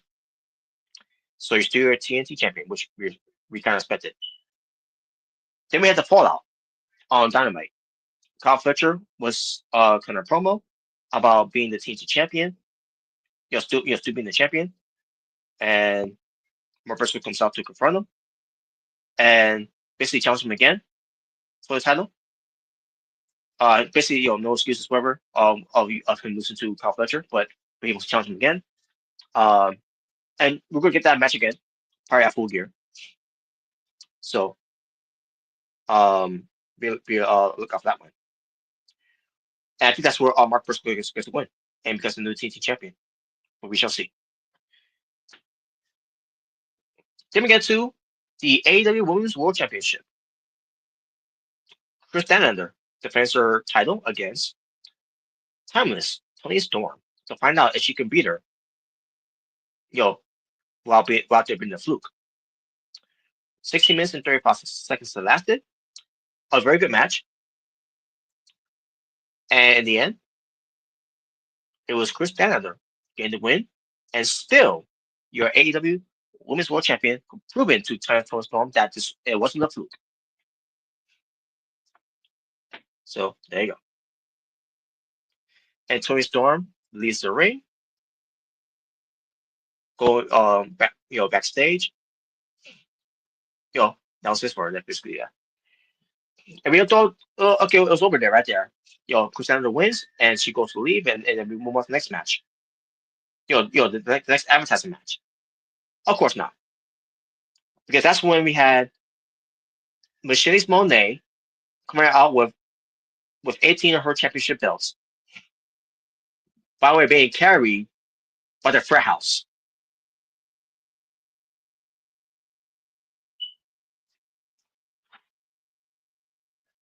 So yes, the Frat House are carrying Mercedes Moné's belts as she's going out there, and they're dancing like buffoons, with the belts that they have draped around them. Yeah, this frat house shit is cringe. But Michelle Monet tells That's Christina, great. yo, yeah, this is her time now. So leave the ring, leave. So what does Christina do? She obliged. She leaves, and she's your AEW Women's World Champion. Wow. Yeah, Wow. yeah, what a believable world champion. She definitely doesn't feel like a transitional world champion. Not at all. Yeah. Yeah, not at all. And as she's leaving, you have the frat house, dancing all around her too, and all. As she's leaving, again with Monet's belts, that they carry around with. I'm like, first of all, who cares to see the frat house after they just lost to Eddie Kingston and Hook on the pre-show? They could have just been done with it. And that was it. And had other group of men with no shirts on. That Machine Malay is for a reason has some fetish with now. Just to have it on Dynamite. Um, to carry her belts. But anyways, Machine Monet says she's celebrating of being the longest reigning TBS champion of all time that she broke, by the way. She broke the record of Jay Cargill. Well, we all knew this was happening. Now, unlike what happened with with AJ Lee's TBS championship reign, and then by Nikki Bella, of that reign. At least with this one, Mercedes Monet did defend her belts. She did defend her TBS belt more so than Nikki Bella ever did defend her the TBS title. So at least I'll give Mercedes Monet this. What comes to that? Yeah. So then she decided to because she was advertised to be on the show here because we didn't know what she was going to do. I thought it was going to be a match. Boy, was I wrong, because she's decided to have an open challenge. I'm like, what? What? What? We have nothing a card here. Like, and on top of that, the show's going 12 as a list already. So she decided to challenge anyone in the back in a title versus title match. And like, first of all, it's not going to be Chris Standard. And if it was, it would have been stupid of her to do that. Actually, she went through a match against Tony Storm. But if that would have been if that would have been Chris Standard on that position, then that's it. She's done. She would have been done. Instead, it wasn't that. So it wasn't going to be anyone from outside of AEW. And when I say outside AEW, I mean no one outside AEW is going to lose the belt to Michelle Monet.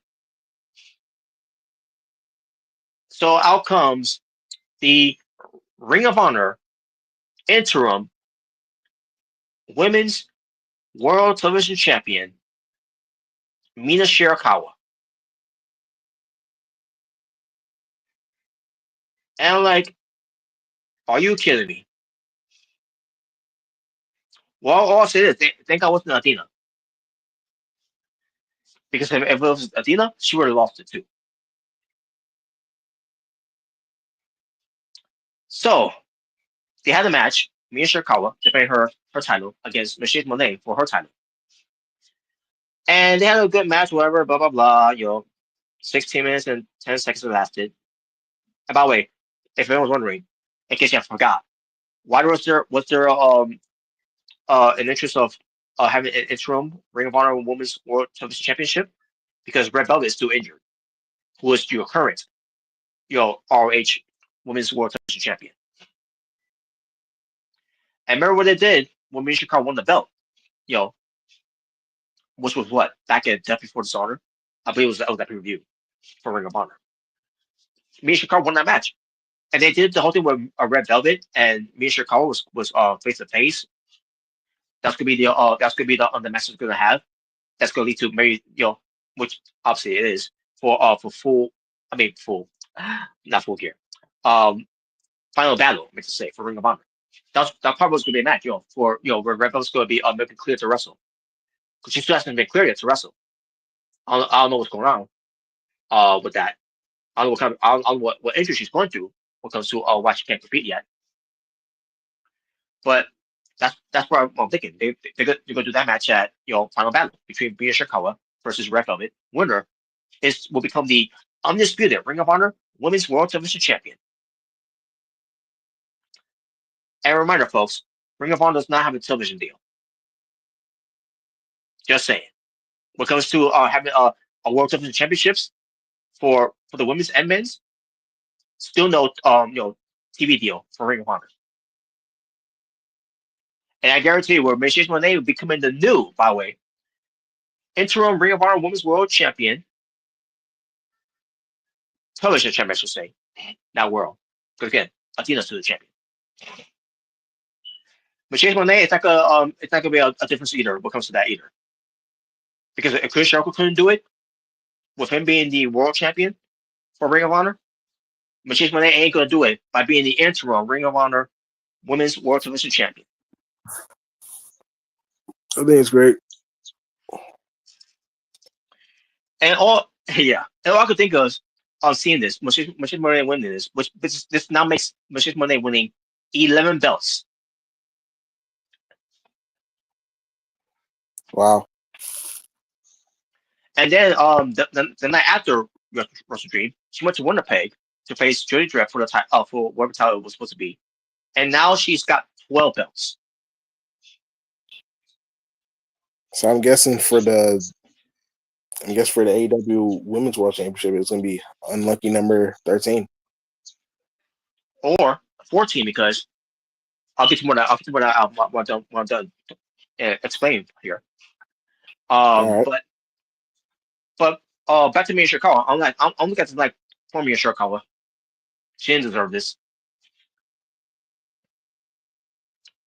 Because I would love to see the match between Mia Shirakawa defending her interim World Television Championship against the current World Television Champion who's out of injury, which I'm pretty sure she could be good to go in December for Final Battle, where they could see who could crown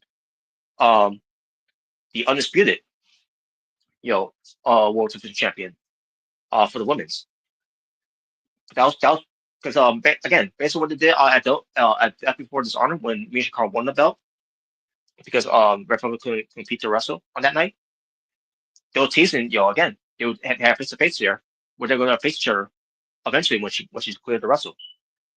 And now they just kill all that because they had to give Mrricanjay Monet another belt, all for Mrricanjay Monet.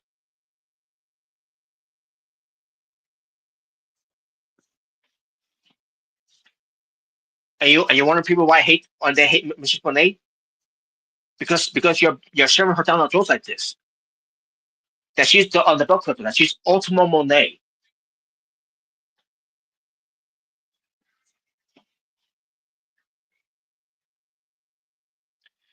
So after the match, when Mrricanjay Monet won and celebrated, Chris Jericho comes back out to redeem herself, I guess.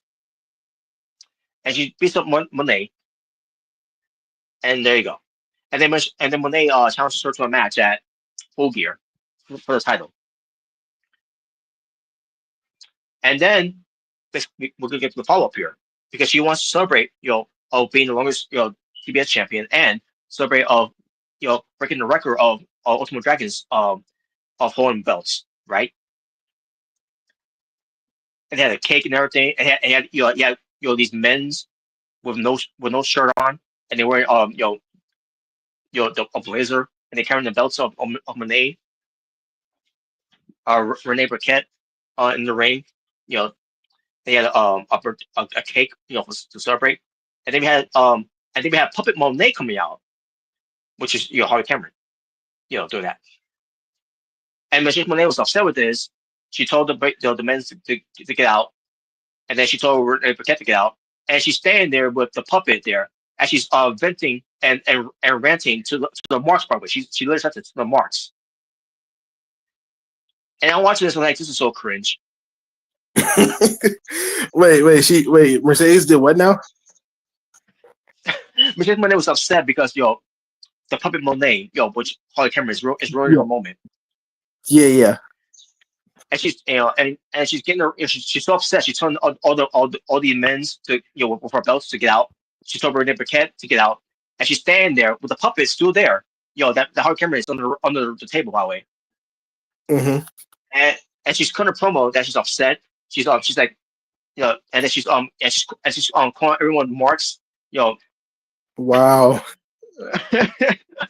She's talking about I'm you, like, Robert. and she's and her camera is still doing her thing, as Puppet Monet, and she's just standing there, letting this all happen. But who's probably saying that she's upset?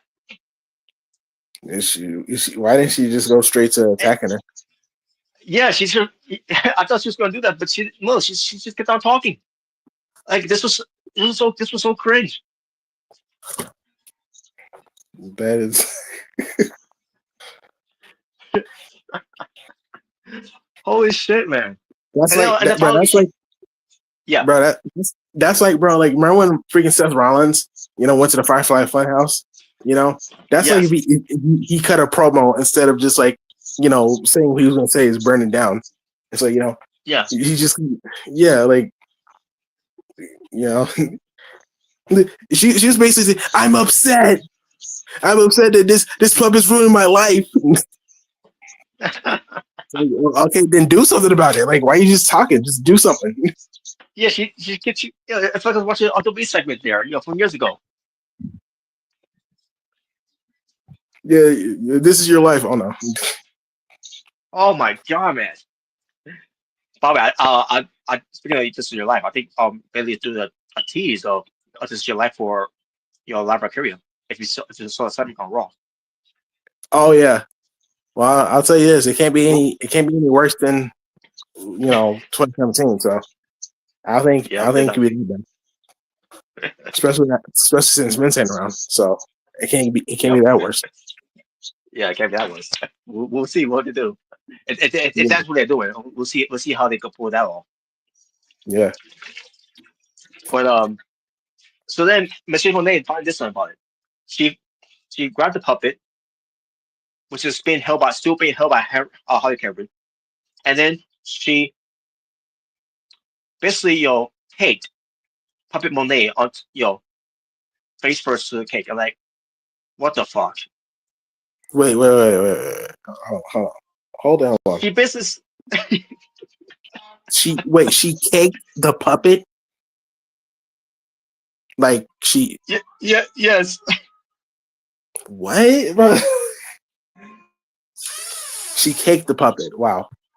Basically, she slammed the puppet's face right to the cake. So she's basically treating the puppet like a real person, basically. Like it's the Muppets. like it's the Muppets. And I'm watching like what? Am I supposed to have sympathy for the puppet? Like what what is this? I'm pretty sure I don't know if the crowd was like, maybe the crowd booed her for doing that. It's like, like that puppet, Yeah, I she think they didn't did. deserve that, man. I Yeah, think they I'm did. sure. I'm Yeah, like, who cares? It's a puppet.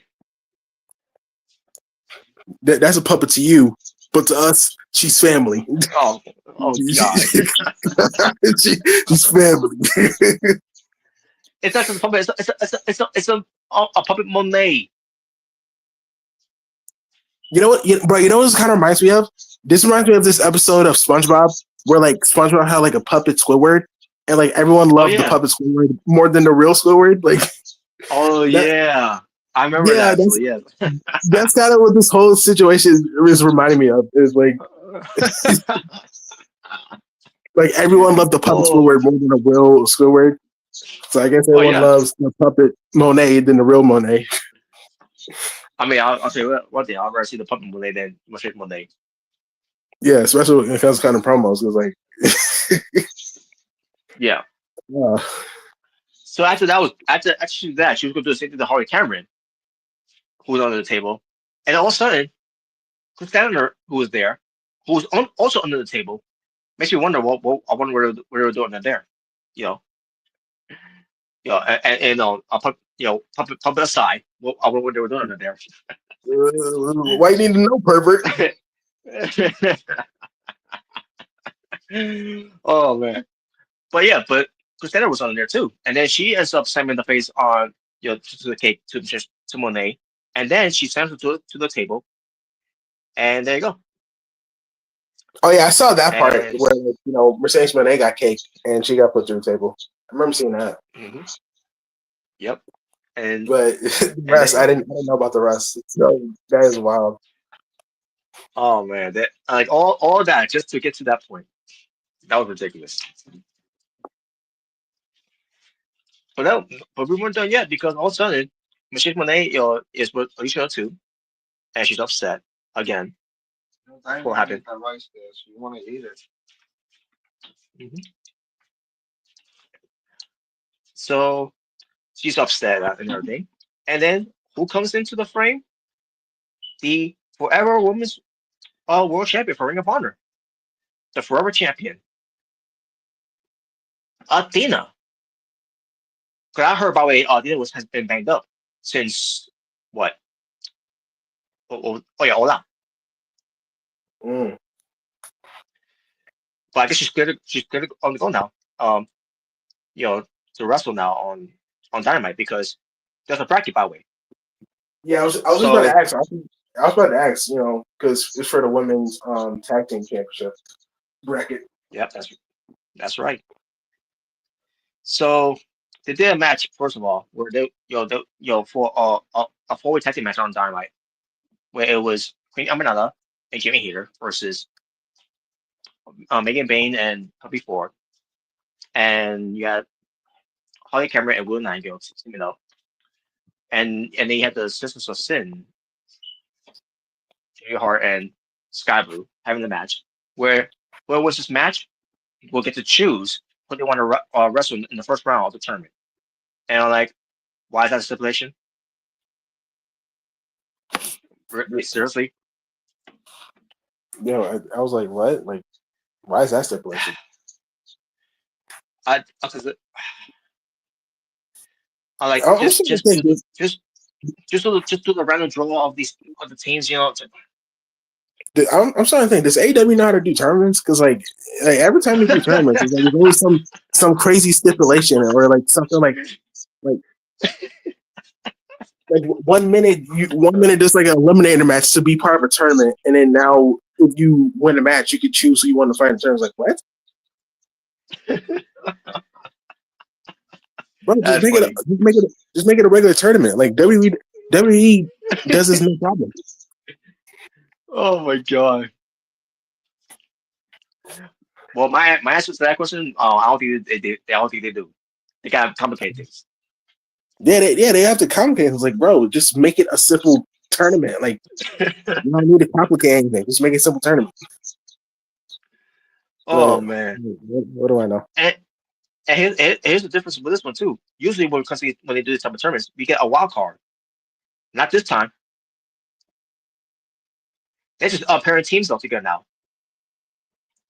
Oh yeah, For I remember the example. whole thing. Yeah, that was the whole reason why we got better than you, baby. Right? Yeah. Yeah. But for example, so you got Jimmy Hater and they won the match by the way. They and again they get to choose who they want to face. But then here's the thing: they announced who they want to face in the tournament, and yet we didn't know who's in the tournament yet. We didn't find out until later on. Before the main event came on with Okada versus Bandito. And I'm like, wait a minute, how can they choose who they want to face if we don't know who's gonna be in the tournament yet? I mean, other saying these four women, they're gonna be tournament no matter what. But at the same time, like, but we still know who's gonna be in the tournament. They saw they can see to the future. That's what it was. They have visions. So basically, because they won, Jimmy Hater and Queen Aminata, they chose the Sisters of Sins. Okay, but again, how we know that those could even be in the tournament if they haven't announced who's going to be in the tournament first? This makes no sense. Ah, so yeah, so Jimmy Hater and Queen Aminata are a tag team. Why? Because they hate the triangle uh, of Wrath, whatever they call, with Tekla and the Sisters of Sins. I already forgot the names. Which is the trios. But yeah, so they're a tag team. I'm like, what the hell?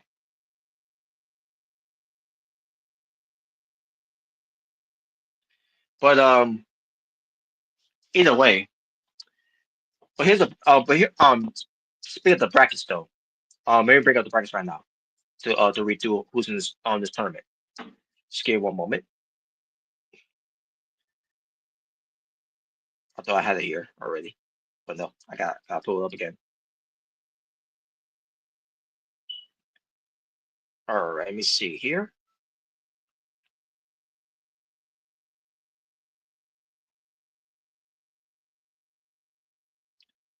All right, folks, just bear with me here.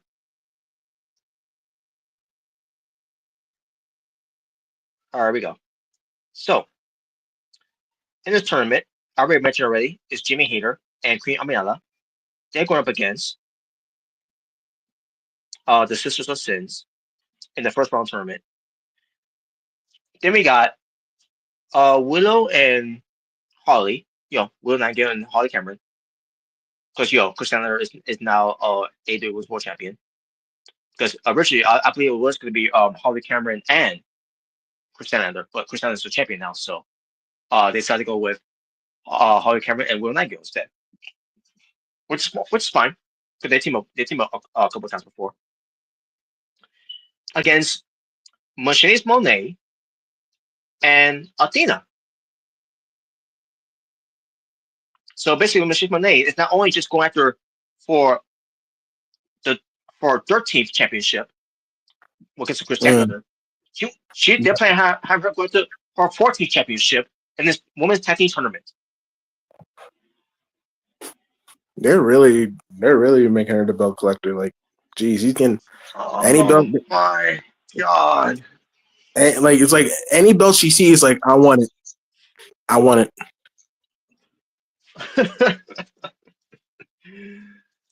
What are you doing? My god, man! And you wonder why people don't want or hate on Mrs. Monet because you keep shutting her down throws about this she's won this belt, she's won this belt, she's won that belt, she's going to this belt.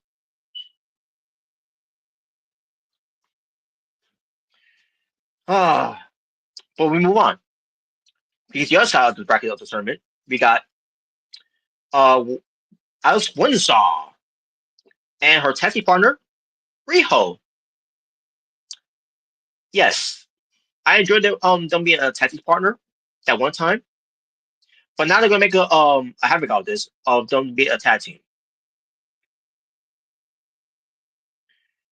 This is where they could have done the whole wild card, Joker, whatever, to see what tag team women's that could be in this match. But no, they didn't do it. You know who I would one way, by the way? Lacey Lane and Casey Carazaro.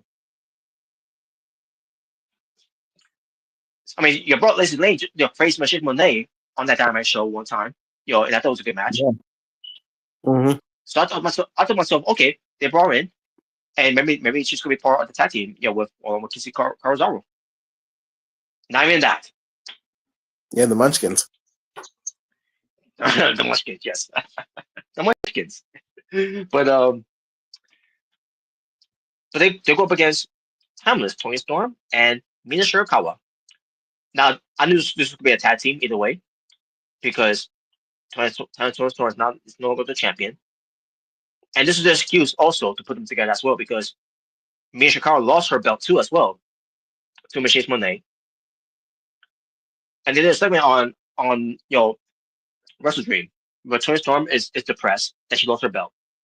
She has nothing, and then Mina Shirakawa came up to her, who just lost her belt to Mercedes Monet, and says, "We still have each other," and they cried together, and pretty sure they wanted to kill themselves off each other like Romeo and Juliet.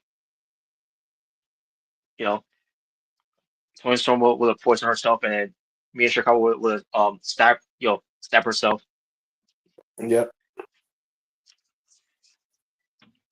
Yeah, that's basically what they were doing. They were depressed and they lost the belts and all that, and they still got each other. Oh man, that. But That's the tag team. I forgot. I already forgot what was the tag team name that Major Carl came up with. For Thomas Storm and Mia Shirakawa. She's been on Dynamite, but I can't remember what it was. So Yeah, I I remember I forgot. liked it. I remember I liked it, the name of it. I figured there was gonna be a tag team after Thomas Storm's reigns over. Um, so Tekla confronted Mia Shirakawa backstage, by the way, and these two have history, by the way, in Japan, Stardom. And now they're gonna wrestle on Collision. Collision girls wrestling each other. Because, the hell with Dynamite, right? Well, whatever. And finally, the final bracket, Making Bane and Flippy Fourth versus Ty J. Tamilo and Anna J. Yeah, they're back together. That's right. Now here's how I see things. Jimmy Hayter and Queen Aminala, they advance. And Message Monday and Athena advance as well to face Queen Aminala and Jimmy Hayter. And then we have Monet and Athena advancing to see who will face them in the other side of the brackets, which I see Tony and Mina advancing. And I see Bane and Ford advancing. And then between those two teams, I see Tony and Mina advancing. So basically, what I'm predicting here in the finals is going to be Monet and Athena versus Tony and Mina.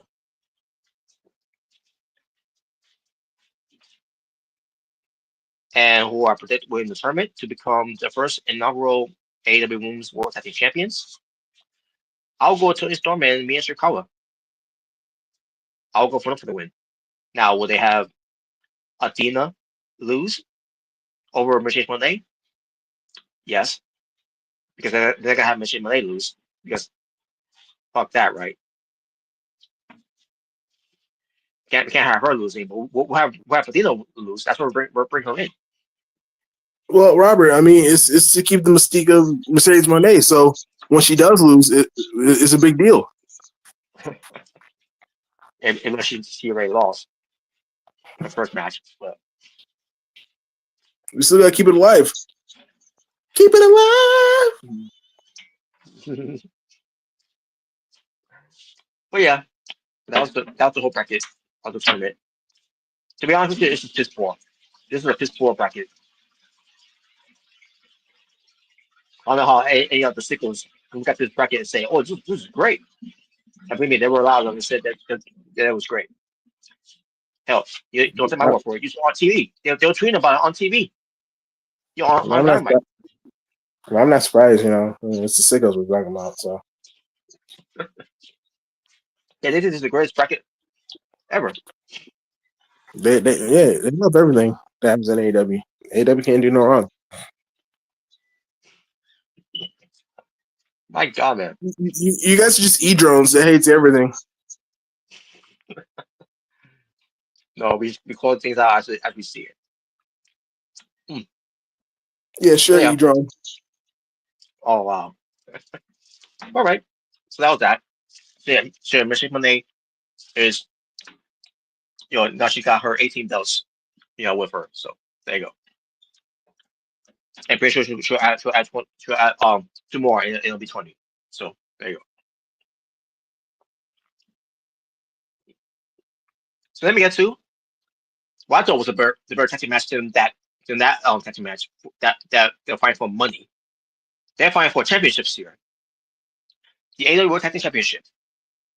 Bandito and Brody King together they are Brodito to take on the Dallas family of Kazuchika Okada and Kenosuke Tatsuka. 27 minutes and 25 seconds to last. So yeah, it was a good match. I enjoyed this match.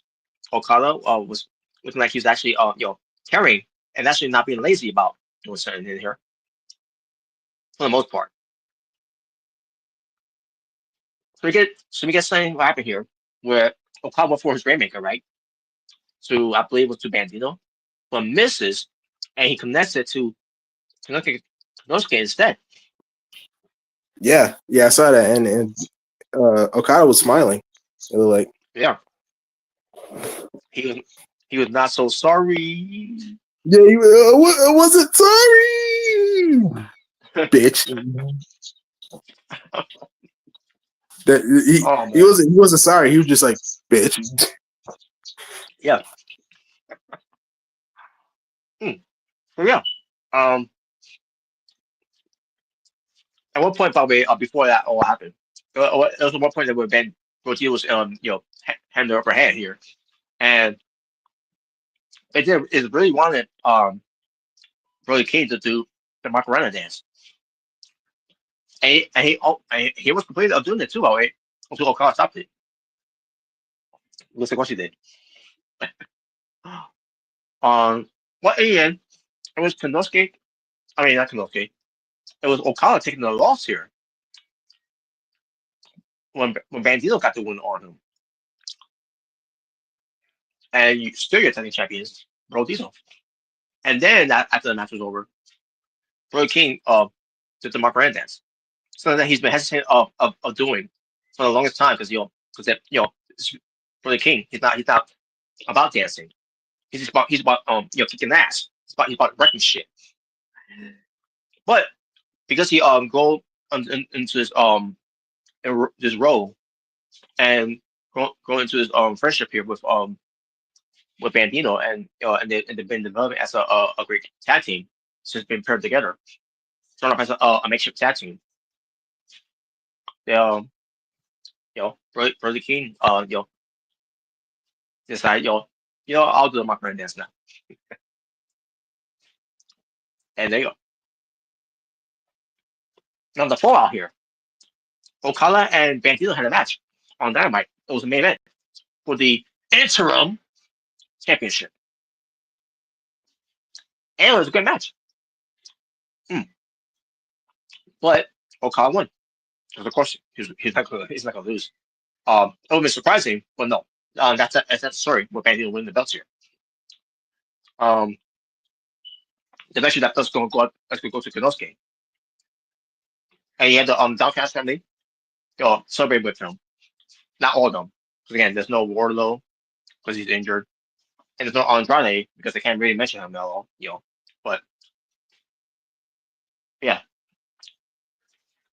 Konosuke successfully come out, right? He came out to his own music, and he looks pissed off.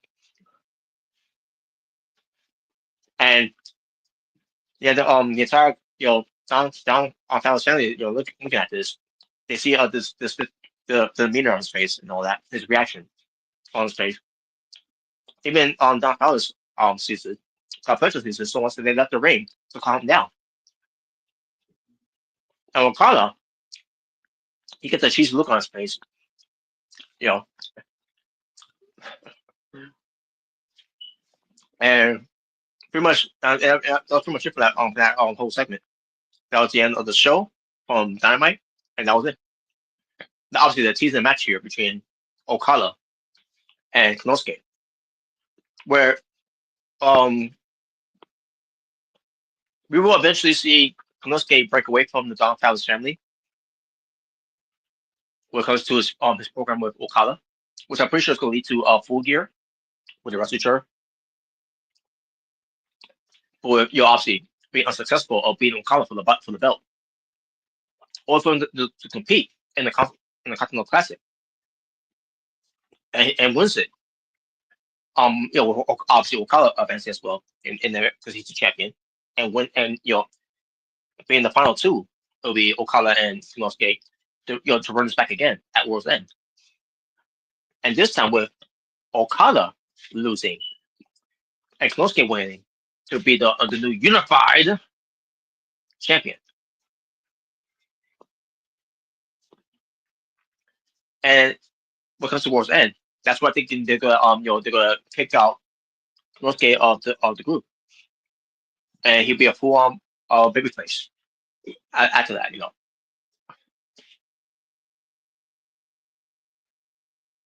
But we shall see. That's what they're gonna do.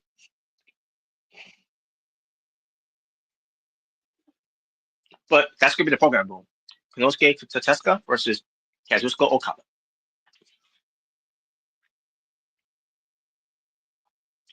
Jay said his phone died. Yeah, it usually does happen like that. We got someone here, Lonnie McHenry. I don't know what that is, but he says, "What's up, fellas?" And AEW sucks. Based on how AEW is doing the shows, yeah, they're showing how much they suck there. Looking for the sickles. Lucky I'm not one of those sickles. That says everything is great because everything's not great in AEW. But I digress. All right. But yeah, but Jaber said Barry died. I'm gonna continue. I'm gonna continue on what's happening here to get to. The Hank and Page defends AEW World Championship against Samoa Joe. 19 minutes lasted. Good match. Very good match. I enjoyed it with the Hangman and Page winning. And after the match was over, and by the way, it took him to do not one, not two, but three buckshot lariats to Samoa Joe to beat him.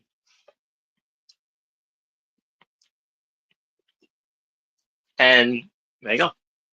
After the match, you had the Ops coming out, Capture Richard Butler and Powerhouse Hobbs. Samoa Joe gets back up and on Heyman's hand, and puts him over, and and all of a sudden, Samoa Joe lowered the boom. He clotheslines the Hangman on the Page, and then the Ops sees this, and they join into the beating on the Hangman and the Page. So it's the entire member of the Ops turning on the Hangman on the Page here. And then they had Hobbs and Shibata holding up the Hangman as Joe got the belt. Is this isn't over, it's not that right? And he hits him with the belt to Hangman. And that was it. So yeah, so the Ops are now full blown heels. And they got booed, after that. Now when the turn happened, I was popping when the cheer happened, but I was popping when the turn happened, with Samoa Joe. And then seeing what on the Ops, George Brown, I thought, oh shit, that turned on heel too, like good. I thought it was gonna end the Ops here, but no, that's not the case. Now I'm pretty sure the fans pop out first and all, but then they still with the Hangman after that and all that, and then they walked away and they booed them. So and then the fallout of this, Hangman, he was not on the show of Dynamite, but there was a video footage after the show of WrestleDream, him putting a promo in in the Miracle Room where he was clearly upset with Samoa Joe and the Ops did.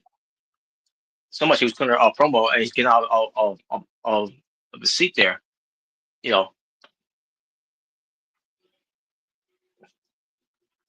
and then you have the trainer there, try to calm him down and have him see it to evaluate to evaluate him, after what happened.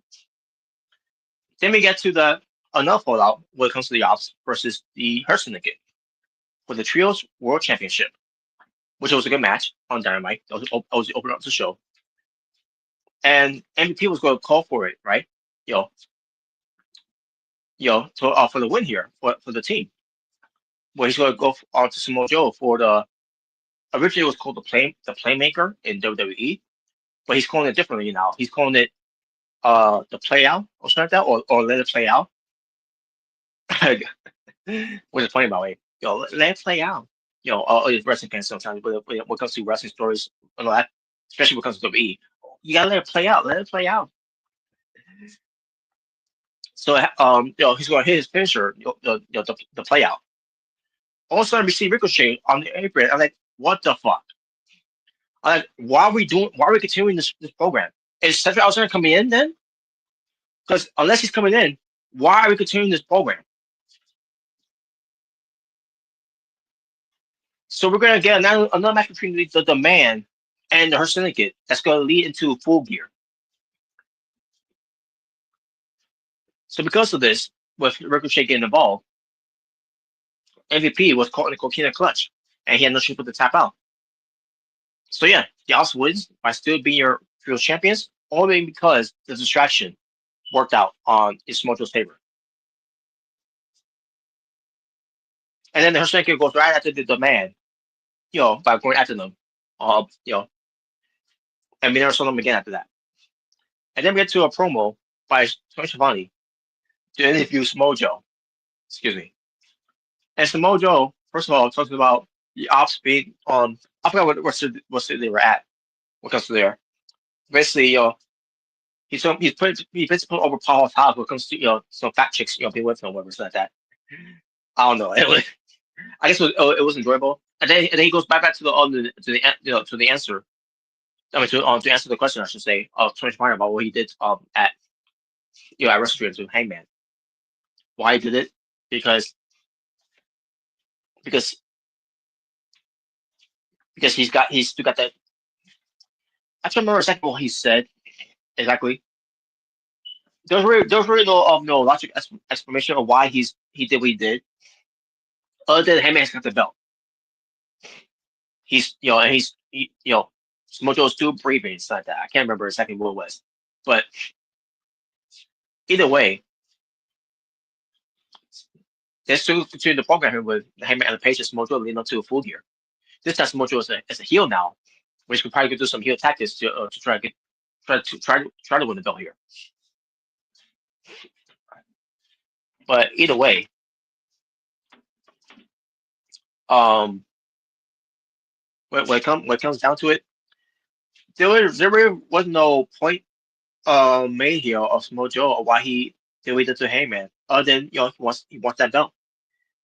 He'll go after any championship belt that he seeks to go after. And Hangman, it's a guy that's got the belt that he wants. So nothing to say about that, folks, when it comes to it. But this program is going to continue. Obviously, because MJF's still out. No one's getting that belt off of Hangman on the page unless your name is MJF. Yeah, I keep the Hangman strong for Mr. I am better than you, and you know it.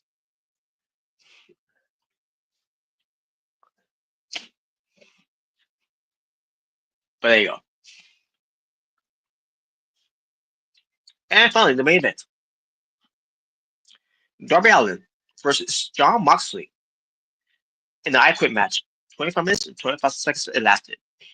Now, at this point in the show, folks, people were already, watching a 4-hour show plus, where the time that they give Just Beef versus FTR going into the pay per view was not advertised. It should not have been on the card, to begin with. So that's some negative points there when it comes to it. And Machine Monet in the match against Misha Kawa and doing Misha Kawa dirty there like that. Takes some points off of it as well.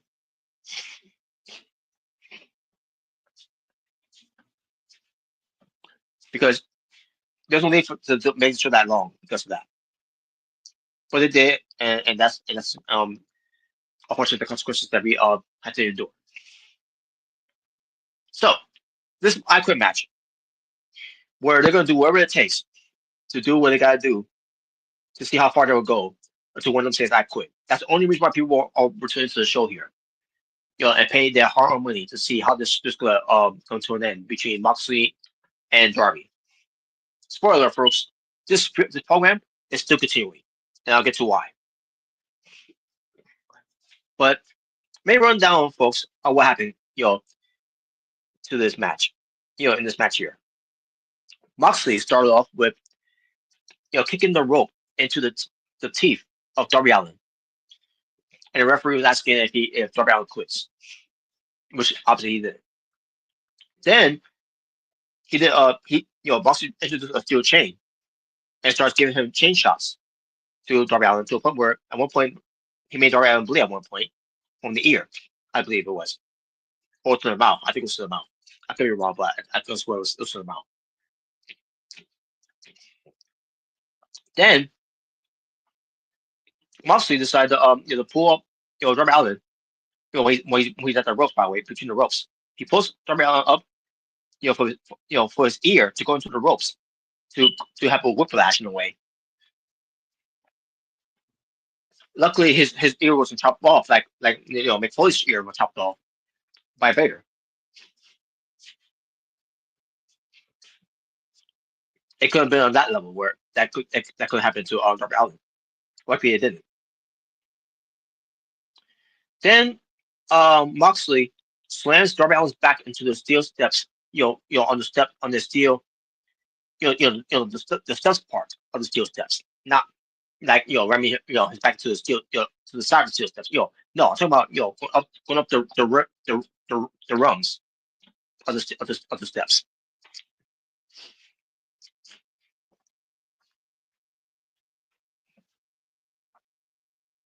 Then we get to Moxley jamming skills into the fingernails of Darby Allin, so much that he was smashing the skills into trying to smash it into his fingers. And even from there, Darby Allin didn't say I quit. And then Moxley's moment to stop there because Darby Allin's turn came about where he had an AEW flag wrapped around the neck of Moxley and hanged him like it was a noose. And then Moxley stopped him by I think breaking the eye or something like that. And then he gets Darby Allin's belt and starts whipping him with the belt so many times. And then his momentum stopped right there because all of a sudden Darby Allin had lighter fluid. Now this is something that Jay Bird mentioned earlier when it came to Darby Allin. Says Moxley on fire. But here's the thing. It was a tease of what Darby Allin was going to do to Moxley, like he did to him at All Out. So the idea for the lighter fluid was going to put Moxley on fire. What Darby Allin was, but that's one of these things that he could not do because of what I heard. The St. Louis state committee cannot allow that to happen. So that's one of the things that was a letdown when it comes to these guys to go as beyond they can to see how far they would go until one of them says I quit. So Darby Allin cannot put Moxley on fire, but he teasing of putting him on fire after putting the lighter fuel on him, and then Moxley ends up wiping the stuff off of him after that. I mean, not that matters. Okay? It was just stick on you, so it's whatever. But that's when his momentum stopped there because Moxley gets into Darby Allin's bag, right? And he just signed too, by the way, to Darby Allin. I can't remember what it was.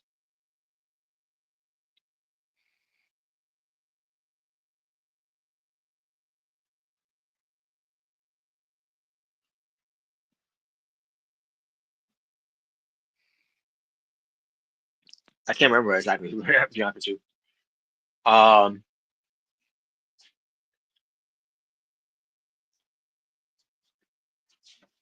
But either way, Moxley stopped him from there. And then he got into Darby Allin's bag and he pulls out a taser. At least they managed to do that, the taser, right? And he tases Darby Allin. And then he goes for something else to ram Darby Allin to the chair or something like that. I can't remember how it was done. And then he puts on the Bulldog choke to see if he'll quit, but he didn't do it. It was around this point of the match where the Dark Fire was coming in. Okay, I remember now. Yeah. Darby Allin was going to do something to Moxley with the lighter fluid, but that's when the Death Riders came in for the save because Darby Allin was getting ready to put him on fire. And the Death Riders, decided to Darby Allin into the chair or something like that. I can't remember what it was. And then we get to this part where after the Bulldog choke onto Darby Allin, Claudio grabs Darby Allin, and he had 2 tables set up off on the outside for Darby Allin to go through, right? But instead of Claudio doing that to Darby Allin, he decided to go the other way, where the broadcast table is at, with Excalibur, Nigel McGuinness, and Tony Schiavone. And he tosses them. And it did this before with Darby Allin before. Since what? Wasn't it All Out? The coffin match? Then again, it was a coffin. I'm trying to remember what other show it was. They did it. Wasn't it Forbidden Door? I could have swear they just did a similar spot to. Oh, this was All Out. I can't remember. No. All Out was a coffin match. So it had to be Forbidden Door. They did that to Darby Allin. Oh, it was on a random Dynamite show. Oh yeah, that's right. It was on a Dynamite show. Yeah, it was. It was a Dynamite show, and that was basically on the same week where Javon Evans was put through a broadcast table by Obafemi on that same week. And then that's when they did this spot with Darby Allin being put onto a broadcast table by Claudio. And they did it here on the show here with Claudio tossing him onto the broadcast table, and it took a nasty bump off of it. So from there, Darby Allin still didn't say I quit. And then the Death Riders put Darby Allin through a table. The 2 tables from the opposite side of the ring. Because again, he refused to quit. And then they brought out a fish tank, and they filled up with water. Unless it was already filled up with water, But either way, the point is they got a fish tank, and they attempted to drown Darby Allin, which they did. Attempt to drown him. When it comes to dumping his hand in the water.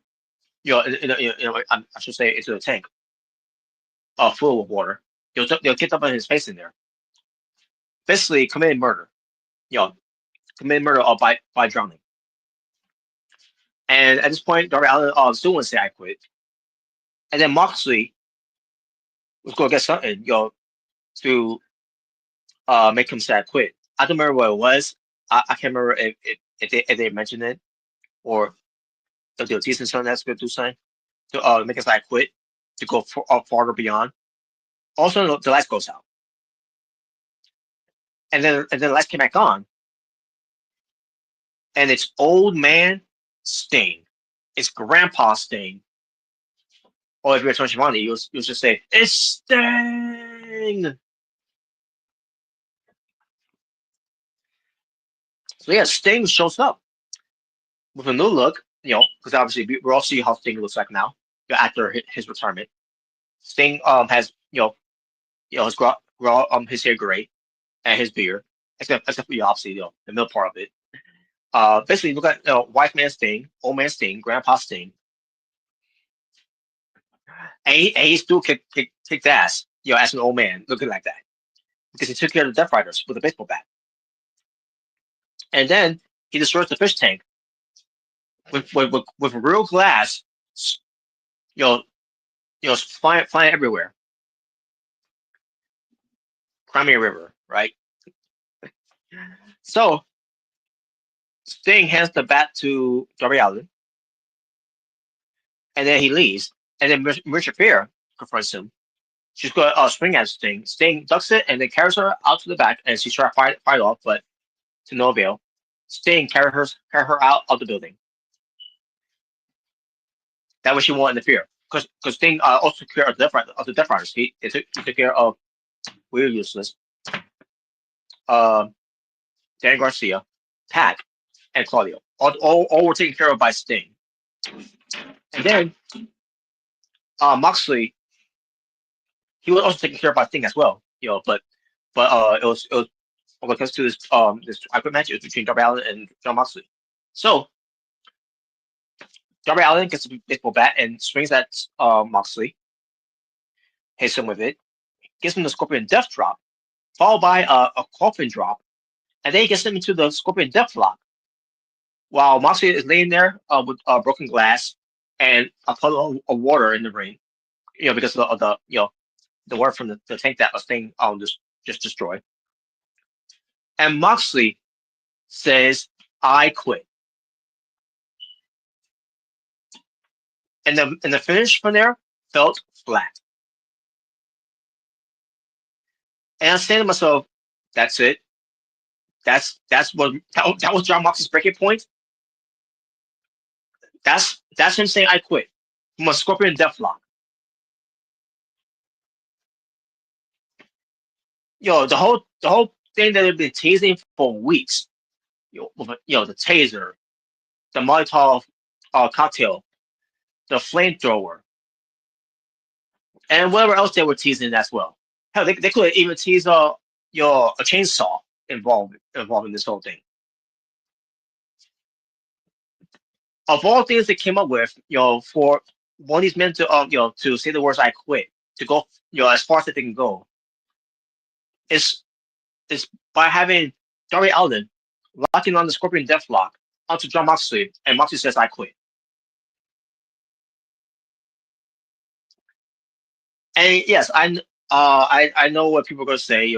The the St. Missouri state was not going to have AEW prevent anything else to go further when it comes to this. You know, which is why they were teasing the whole putting someone on fire. They probably not allowed to do that. There are probably other things they couldn't allow to do, but I could have come up with a better way to this for Max to say I quit than this. So the finish fell flat. And the match itself, it's just one of those indie, outlaw mug show type of match, with furniture that they always do. But I didn't hate it. I mean, other than hating the finish, I hate the finish, but I didn't hate it. The match itself. 'Cause I expected what the match was going to be. I wasn't going to shit on it, that much, but other than what I was calling it as that's what it's called, but still, that's the finish they went with a Scorpion Deathlock. That was Moxley's breaking point to say I quit. That was dumb. I mean, come on, they could come up with something else for him to say I quit. But that's been done, and that's how they did it. And they ran out of time, by the way, because Darby Allin was going to wait on the AW flag that he had with him when it comes to this. And well, maybe if we would have never to add in more time for the show open up with FTR and Just Be, which it was normally a fucking pre-show match, and on top of that, having Machine when they having a match on the show, we would not been in this position where we ran out of time for Darby Allin to celebrate. It's the same thing that you did with Sting from last year's Revolution. But I guess like fall like sun, right? Yeah. Anyways, so as far as the show was, WrestleDream was a better show than All Out, which is why I'm going to give it, to be generous, a 6 out of 10. Could have been better. Obviously, it could have been better. Now the fallout. The fallout happened after WrestleDream when it comes to Darby Allin and Jon Moxley.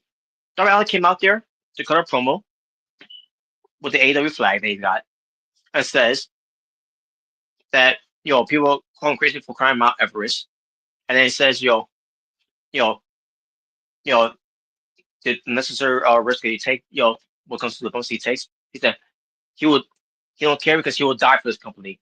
What comes to doing these type of stunts that he will do. And then he says to Moxley and the Death Riders, it ain't over because you know I'm not that far behind. You know that. Basically, that's what the promo was, and then he leaves.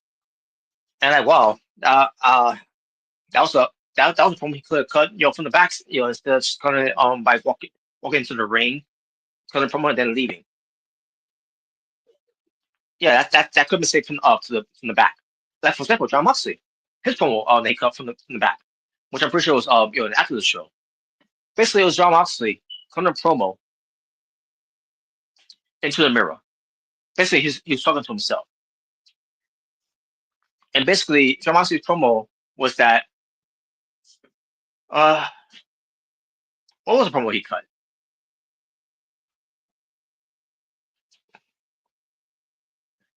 Actually, I do not remember what he was talking about.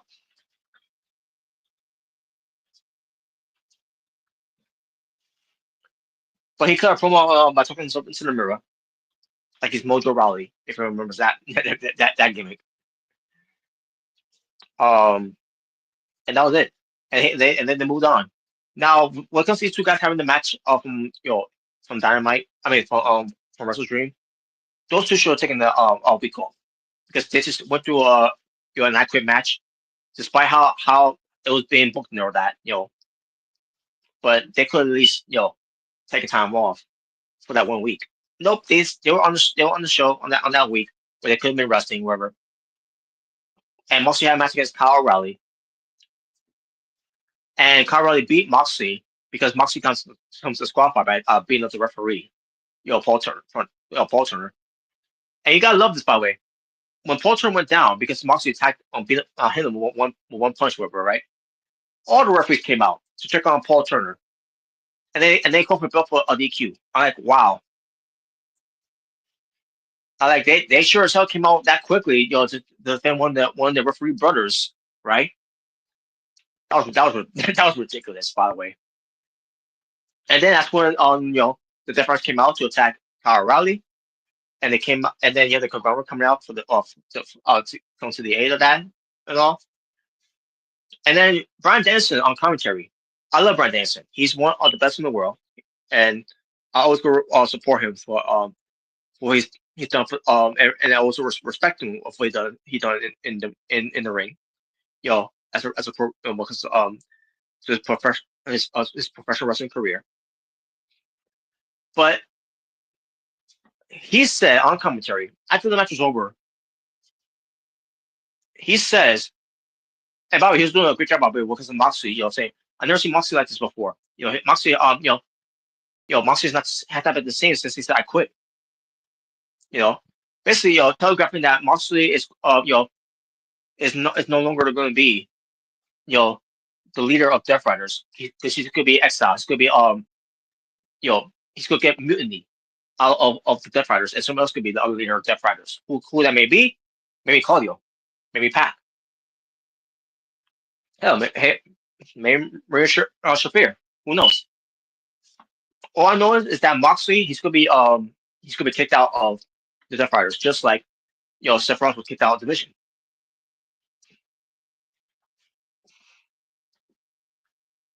And I'll get to why when we get to that part. So, but back to Bryan Danielson saying here about Moxley and Kyle O'Reilly. When it comes to Kyle O'Reilly, basically, Bryan Danielson said that Kyle O'Reilly beating John Moxley is the biggest it's it's the biggest upset win of his career. So I guess it's based on Bryan Danielson saying that, because John Moxley has been pushed like a major player in AEW, which he has. Former AEW World Champion multiple times, former Trios Champions. For being a substitute for Pac, for being a former AEW International Champion for a brief time. Yeah, Moxley has done it all. And when it comes to being that guy in AEW and being in type of matches that he's been in. Yeah, he's been looked at as a guy who's helped AEW during the time even on the dark times in the pandemic. Moxley is that man. He is the man. He is the guy. He's a tough guy. And he's proved it every step of the way. But the Death Rider stuff has not been proven anything other than killing the ratings.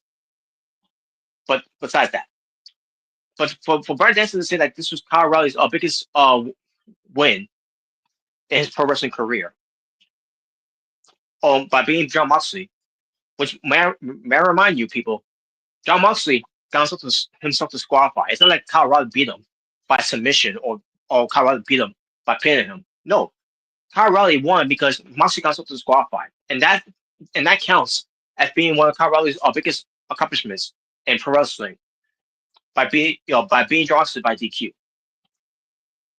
So I guess Kyle O'Reilly winning the Ring of Honor World Title and win the World Tag Team titles with Bobby Fish, Red Dragon, and then when it comes to Alan Cole, when it comes to Future Shock, and win the tag team titles on NXT, and having a series of matches with with Alan Cole in Ring of Honor, but also in NXT. But all those doesn't compare to Kyle O'Reilly winning a match against John Moxley by disqualification, which was caused by John Moxley. I love Bryan Danielson and all, but that was the stupidest comment that I ever heard, if I ever heard one.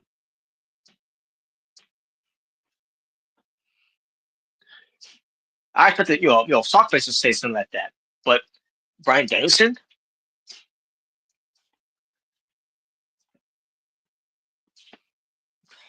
Anyways, and then the Death Riders were having a match against when it comes to Claudio, Dan Garcia, and Will Yuta versus it was Orange Cassidy, Roger Strong, I believe it was, and Tomohiro Ishii, and the Death Riders won. I think they did. Yeah, I think they won. I can't remember, to be honest with you. Because first of all, it's Orange Cassidy in the match. I don't give a shit about Orange Cassidy's matches anymore.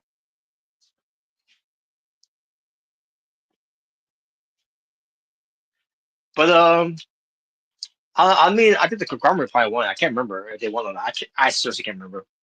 But I think oh no, actually I didn't remember. I think the first did win. They probably did win. And then that's when Pat came out, to be up on the Conglomerate, and Moxley came out there at one point as well, and then Darby Allin came out there, to help out the Conglomerate. And then the Death retreated, and that was it. I can't remember if Will Niger came out there. I think I'll think she was because she's if I'm mistaken, I think her match was before. I mean, I think it was like after the match. I can't remember. I seriously can't remember. But anyways, but maybe get back to this now, folks. Darby Allin came out there for the AEW the Conglomerate, and he's still continuing his program with the Death Riders. I think they're doing the blood and guts stuff with the Death Riders, the Conglomerate, and Roger Strong, and Darby Allin. So basically, we have Moxley, Claudio, Pac, Garcia, and Yuta versus Darby Allin, Roger Strong, Tomohiro Ishii, Kyle O'Reilly, and Orange Cassidy.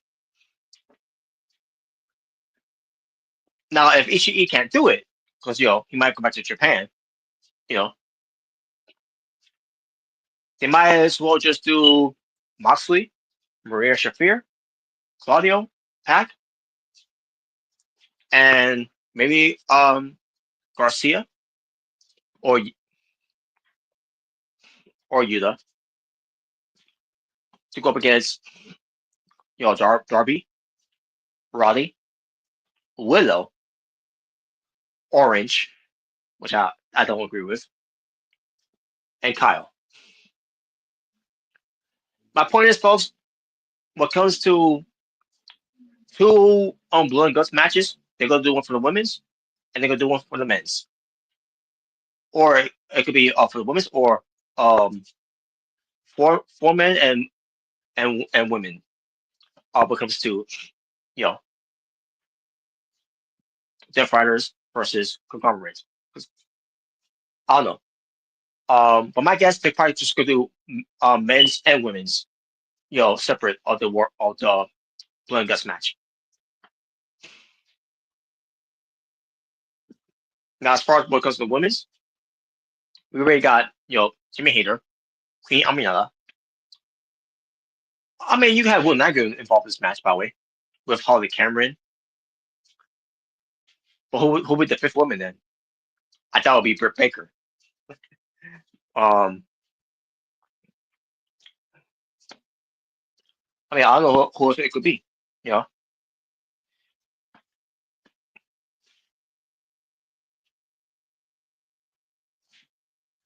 I mean, they can try to pull someone from Ring of Honor, to fight along with them. I don't know. But other than that, who else is there? To team up with the woman's faces side.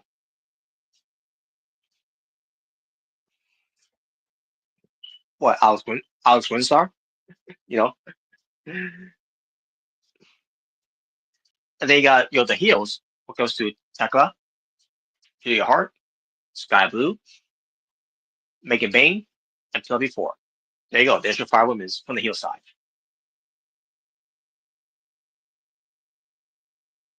That's what I can see them doing. I don't know if that will be the case, but we shall see. But there you go, folks. That's basically it for when it comes to that. And I'll bring this up again. For next time to hear Omega Red. To see if he has anything to say about your WrestleDream. And I'm pretty sure he's gonna do a live reaction. Watch along, I should say, for NXT Halloween Havoc for 2025 on the Saturday. I unfortunately will not be a part of it because I'll be away from where I'm going to be to watch the show. Because I'll be working. I'm not gonna be working all night, but still, I'll be out. So I won't be able to watch it live. But I will catch you on later on. To see how that show ends up being. To see And by the way, hopefully they'll do a haunted house segment. I know they haven't done that in a while. In fact, I think the last time they did it was 2022. Yeah, I think that was the last time they ever did it. Yeah, it was 2022. Or it was 2023, I think it was. It was the last time they did it. I can't remember. But either way. But they haven't done it since then. I don't remember them doing it in 2024. So, which is a good thing. But we shall see what they do on that show as well. Because the Halloween themes that they will do for Halloween Havoc. So, it's been a lot of fun. Again, unfortunately, I won't be part of it, but for those that are going to be watching and whoever, you'll have at it and be have a good time watching it. That's pretty much it, folks. So, with that being said, thank you all for watching. Shout out to Jaybird for being part of the stream, being part of the panel. Shout out to Jaybird as well in the comment section for letting me know what happened with him. That he could give his thoughts for the rest of the stuff that I was talking about here for AEW. Also, shout out to the awesome Colorado fan, and shout out to Lonely McHenry. When it comes to these comments here, in the live chat, and shout out to anyone else that watched but did have a chance to comment in the live chat. And I say if you want to do so, please do so. Be sure to keep it in a positive way. Now, when it comes to I'm gonna bring in Lucas Evans here too, because when it comes to Looney McHenry, he's not being negative with this comment, by the way. He's just giving his opinion about it. You can have your own opinion of whatever, but as long as it's not hatred, like with this one, all this is a hatred because of him saying this because of AW.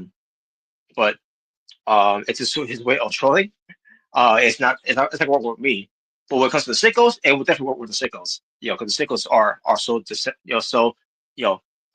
sensitive when it comes to these type of things.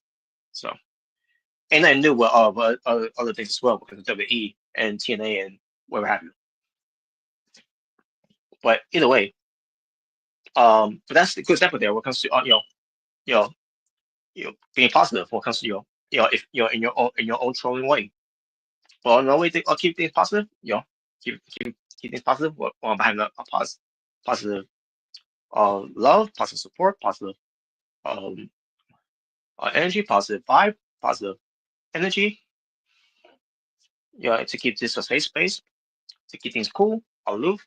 Then for these live chats, where we're going to do BTA or some other things that we do here on my channel here of Natural Born Thriller. So just keep that as that's a consideration of what we do here. So, but folks, this has been episode 256 of Being the Asylum. Next time we do an episode of Being the Asylum, which I'm pretty sure we'll probably do on Sunday. You know what? I think it'd be great if we do it on Sunday. And Sunday will be my last day working for the rest of the season until next season, for April.